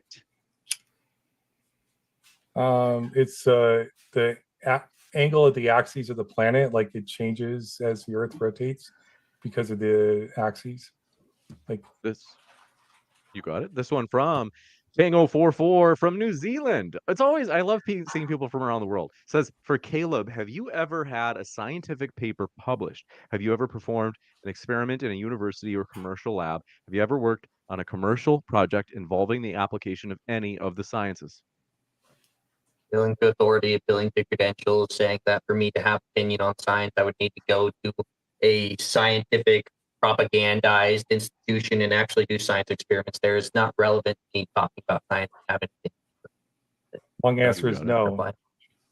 This one coming in from Awake in the Theater says, Globies need to stop saying that the MMX, quote unquote, disproved the ether. That's M as in Margaret. Michelson-Morley experiment. He said showed that Earth is stationary. Please explain why, Caleb. Am I saying your name right, Caleb? Yeah, Caleb. Yep. So the Michelson-Morley experiment did not experience the sprint shift that they were expecting for the 30 kilometers per second assumed rotation around the sun. So they basically say, oh, no, this actually disproved the ether. They were proposing one specific ether. They were proposing a stationary ether. So it disproved one side of ether, not a dynamic ether. Either way, if the Earth were moving, we can see that with movement, we can pick up this effect in interferometry equipment, hence the Sagnac effect. So if the Earth were actually revolving around the sun, we would see a higher fringe shift. They explain this in relativity by saying, no. It actually is revolving around the sun, but there's time dilation and length contraction. So the length of the apparatus actually shortened and made it look like we're not revolving around the sun. Either way, this is what led Einstein to say that there's no optical or terrestrial experiment that can prove the motion around the sun. So for anybody to claim that we are revolving around the sun, is absolutely insane because relativity necessitates that we don't. You I got really it. need to respond to that too, because that Sure. was directed as attack against people that believe it does disprove the ether. So the Michelson-Morley experiment was measuring light. It determined that light doesn't have a preferred speed. So that's all they did. So they said there's no ether for light to travel through. That light is not mechanical. That's what the Michelson-Morley did. Light And if doesn't you're- have a preferred speed. Yes. So light is Preferred variant. to- No, What are you saying? light's non-variant. So it doesn't. So it's not. So wait, They you're test- saying Wait a second. I thought physics says that light is a constant. So if it doesn't have a preferred speed, what in the motherfucker is he even talking about, man? They just flip flop on all their shit all the time, just depending on whatever they want to talk about. Right. Contradict themselves out of both sides of their mouth like a forked tongue. It's what Bill says. Ozien doesn't move his lips to talk. He's a reverse ventriloquist. I don't know, man. That is kind of odd. it doesn't, hold on. You're saying it doesn't have a preferred Well, I speed. never finished my statement. I let you. You go don't. It on doesn't have a without preferred interrupting you. speed. What do you mean by that? So it's not constant. You It good? is constant. That's what non-preferred. So it does have a preferred speed. Dude, has you're an like, absolute speed. I know you're nervous, but try to think about what's coming up. This one coming in from, by the way, I never folks, if you- actually responded, but I'll go on. Like he interrupted me in the middle of my response, but I'm done. Go on. Next question. Sorry. I don't want to cut you off. If you'd like to say anything else, you can. I'll give you a pithy response.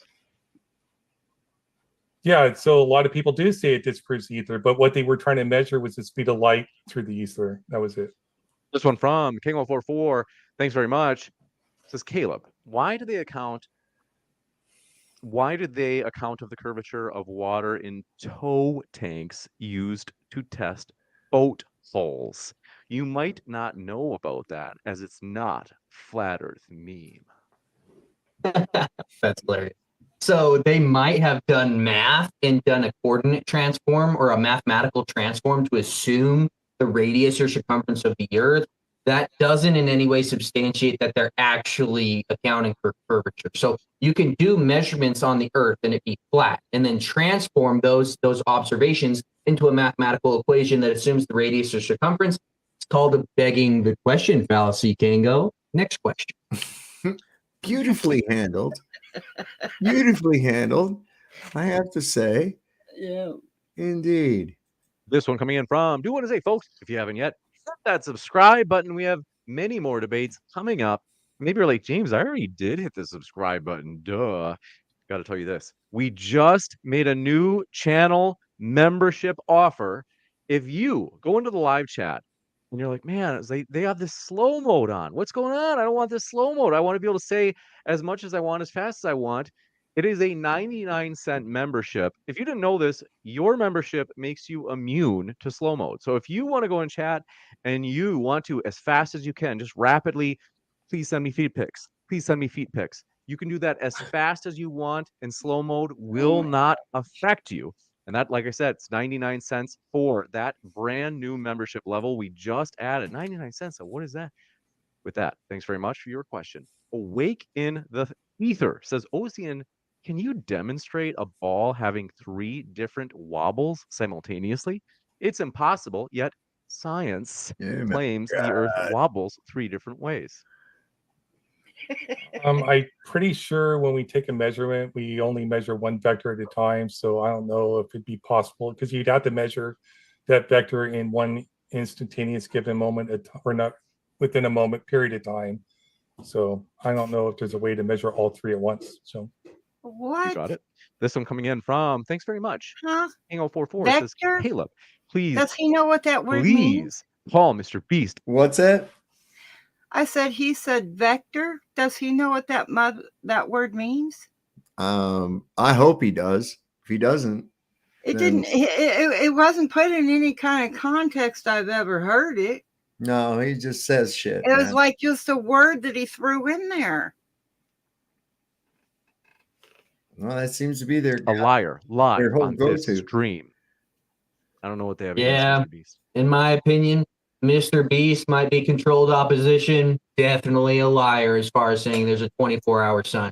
They didn't use a time lapse to show that there's a 24-hour sun. He simply just went through the day without showing clocks or cardinal directions in the form of compasses and said, hey, the sun never sets here, bruh. That video in no way was evidence that there's a 24-hour sun. You need like a time lapse of the entire day. I know you just like completely adhere to anything that guy says because it's supposedly evidence for the globular Earth, but no, he definitely lied about a 24-hour sun. We've never observed that. There's not one singular time lapse.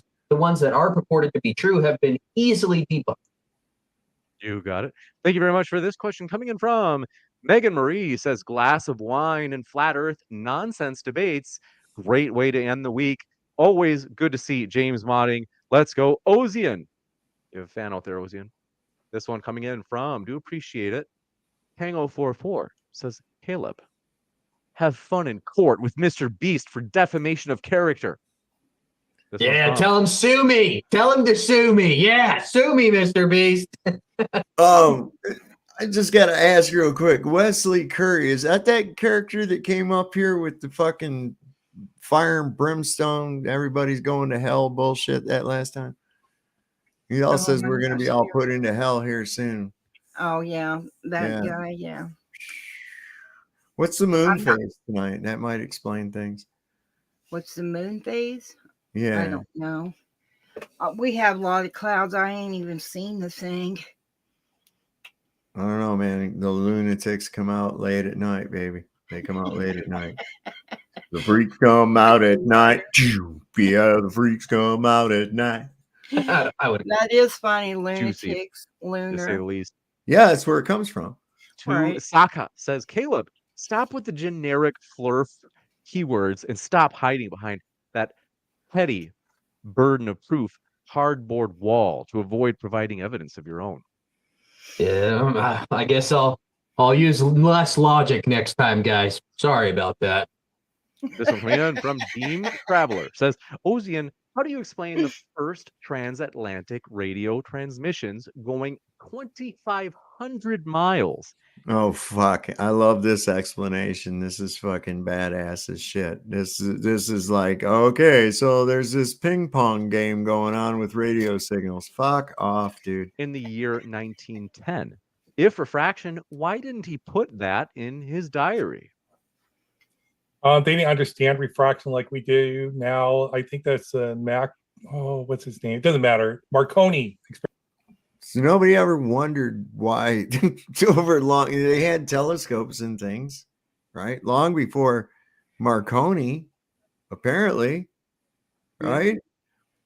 So they understood optics. They had photography. They had, what is he talking about? They didn't know about it. So they didn't have to deal with refraction because they didn't know about it. Is that what he's actually trying to say? I don't know. I mean, it wasn't new to them that we're sending this transmission that, in fact, radio waves and light waves behave the same way. Wow. Okay. Experiment, I think, where they sent a RF signal. It's also long wave of radio and also bouncing off the ionosphere. They didn't understand the ionosphere was there. So a cool thing about long wave radios, because Kaleb was talking about before about RF, it has a waveform. So as those peaks of those waveforms go up, they actually can traverse long distance, like over mountains and stuff like that, like over tall structures. And you also have the curve of the Earth that gets around. And it also tends to follow the surface of the Earth due to refraction also. You can't be serious. It's awesome. You got it. Billy Philly 22 says, Ozien, how do we never see the other side of the moon if everything in space is free to spin omnidirectionally? We do see the other side of the moon. We got pictures of it. So we've spent spacecraft to the moon. And we have pictures of the dark side of the moon. So we got pictures of it. You can tell right here come from NASA. Fucking retard.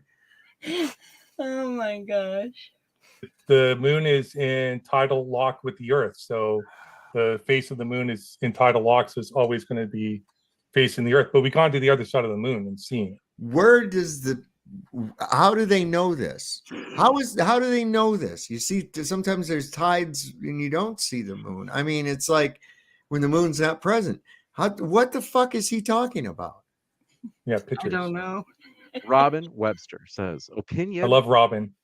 opposite the consensus is a positive claim. I think they're saying, Caleb, that your opinion, given that's against the consensus, they're saying, therefore, it is a positive claim. What do you think, Caleb? This is very simple. If you claim the Earth has specific dimensions in the form of a radius or circumference, and I say I don't believe those claims, that's a negative claim. Like the fact that people can't follow basic logic is so. So he's just demonstrating. Juicy. This one coming in from, do appreciate it. Jiff Wald says 3K Caleb is still sad from his spanking by Fight the Flat Earth. Is this true, Caleb? Oh my fucking God. Somebody thinks that Caleb got a spanking from Fight the Fat Ass. Are you kidding me? Come on. Someone must be embarrassed. No, Craig has been completely manic ever since. I have been just it was incredible. I absolutely decimated Craig. He couldn't. It was actually worse with Ozien. Ozien did a better job of not answering any direct questions than actually FTFE. He was actually worse than FTFE, I would say. So yeah, definitely. You got it. This one coming in from, do appreciate it. GJ Moss says, so Caleb, where can I find your own research which supports your claims? Maybe you could use like common sense and realize that the ocean surface is not convexing at an average rate of 8 inches per mile squared, necessitated by fluid statics. It's just level, contained by Antarctica, acting as a shoreline to the ocean. We're like in this big pond, okay? Antarctica is like the shoreline to a lake. Water always necessitates a container. The surface of the water is always level, observably flat. Therefore, if the surface of the Earth is covered 70% by water, what can we assume? The Earth's flat. You got it. This from Verbally Finished says, my condolences for having to debate Caleb. Jeez, he's sitting right here. Okay. This one from Deems Traveler says, James, where's the moderation at when Ozien plays these little 5-second clips that insult Caleb? So childish. Oh, juicy. Well, this isn't your grandma's debate channel, as you know, so we let a lot fly. But Yahooligan says, after show. There's some wild and crazy guys, I'll tell you. For this debate on Matters Now. That reminds me, both of our guests are linked in the description box. If you'd like to check out Matters Now, which is Ozien's show, you can. And you can also check out the link tree, which I've updated, Caleb. That is a link tree to Caleb's links in the description box, including at the podcast. Jiffy Jiffwald says, the crossrails in England need to take Earth curve into account. You lose, KK Caleb. Yeah, when people put 3 Ks in front of my name, just so everybody knows, my girlfriend's African American, so that's like really weird for you to say that. Either way, no, just because you assume, like, just saying, oh, they had to take in the curvature of the Earth for railroads, that doesn't mean anything. That's no substance. Just because you're saying that they did math to suggest that the Earth, again, it's the same thing with the other guy that claimed that they have to do the radius and circumference claim for whatever, as far as ships or whatever he said. It's the same thing. They could be taking real-world observations from the Earth, being a level plane, and then they could do coordinate system transforms in the form of math equations and assume sphericity. Just assuming the Earth a ball doesn't make it a ball, unfortunately. You got it. This one coming in from Robin Webster says, Caleb, explain the time zones on flat Earth. Oh, if you actually look, if the Earth were a ball, we should have 24 uniform time zones because there's a physical geometric cutoff in relation to the sun. We don't see that. We have 18 time zones in the north and 32 time zones in the south. Doesn't work on a ball, completely destroying the idea that we're on a oblate spheroid revolving spinning. You got it. This coming in from Robin Webster. You got to give him that one too. Another indication too beyond time zones is when you compare the relative flora and fauna between 60 degrees south and 60 degrees north. And beyond, I mean, it should be somewhat equal, because if you're on this ball, the whole reason is because there's a lack of the sunlight and shit in the south, or in an area that keeps you from getting this flora and fauna. Whereas in the north, we have flora and fauna, but in the south, at that same corresponding latitude, we do not. So that's another interesting thing. Let's see. You've talked with Ozien heaps before. The MDD Discord booted me, and I would know if he's M-ball, different troll. Oh yeah, no, this guy's a little better than M-ball. Not a whole lot. Sure. Again, Caleb, explain the circumnavigator's paradox on a flat Earth. Okay, so circumnavigation proves neither model. The Earth could be flat with all compasses updating towards the center of the Earth. You can go in a circle on a flat surface. Circumnavigation, dude. Let's go. You got it. Exactly. This one coming in from Esteban. Esteban. Vaca says, Caleb, Steven. Geodetic surveys do not assume flat Earth nor use plane surveying. It's all based on angle measurements between 3 points of known distance. If flat, the angle would add up to 180, but it never does. That's just demonstrably a lie. Geodetic surveyors use planar surveying data. They Just stitch Google it it, together. I'm talking. This is kind of my question. So they stitch the plane surveying data together and assume the radius and circumference, similar to all the other times that you guys keep saying proves it because they had to use the curvature of the Earth. Yeah, they use plane surveying data, which is the only type of surveying that we do in reality. So if it's the only type of surveying that we do in reality, they use the plane surveying data. They stitch multiple observations together over a long distance and assume the radius and circumference. Right. Juicy, to say the least. This one coming in.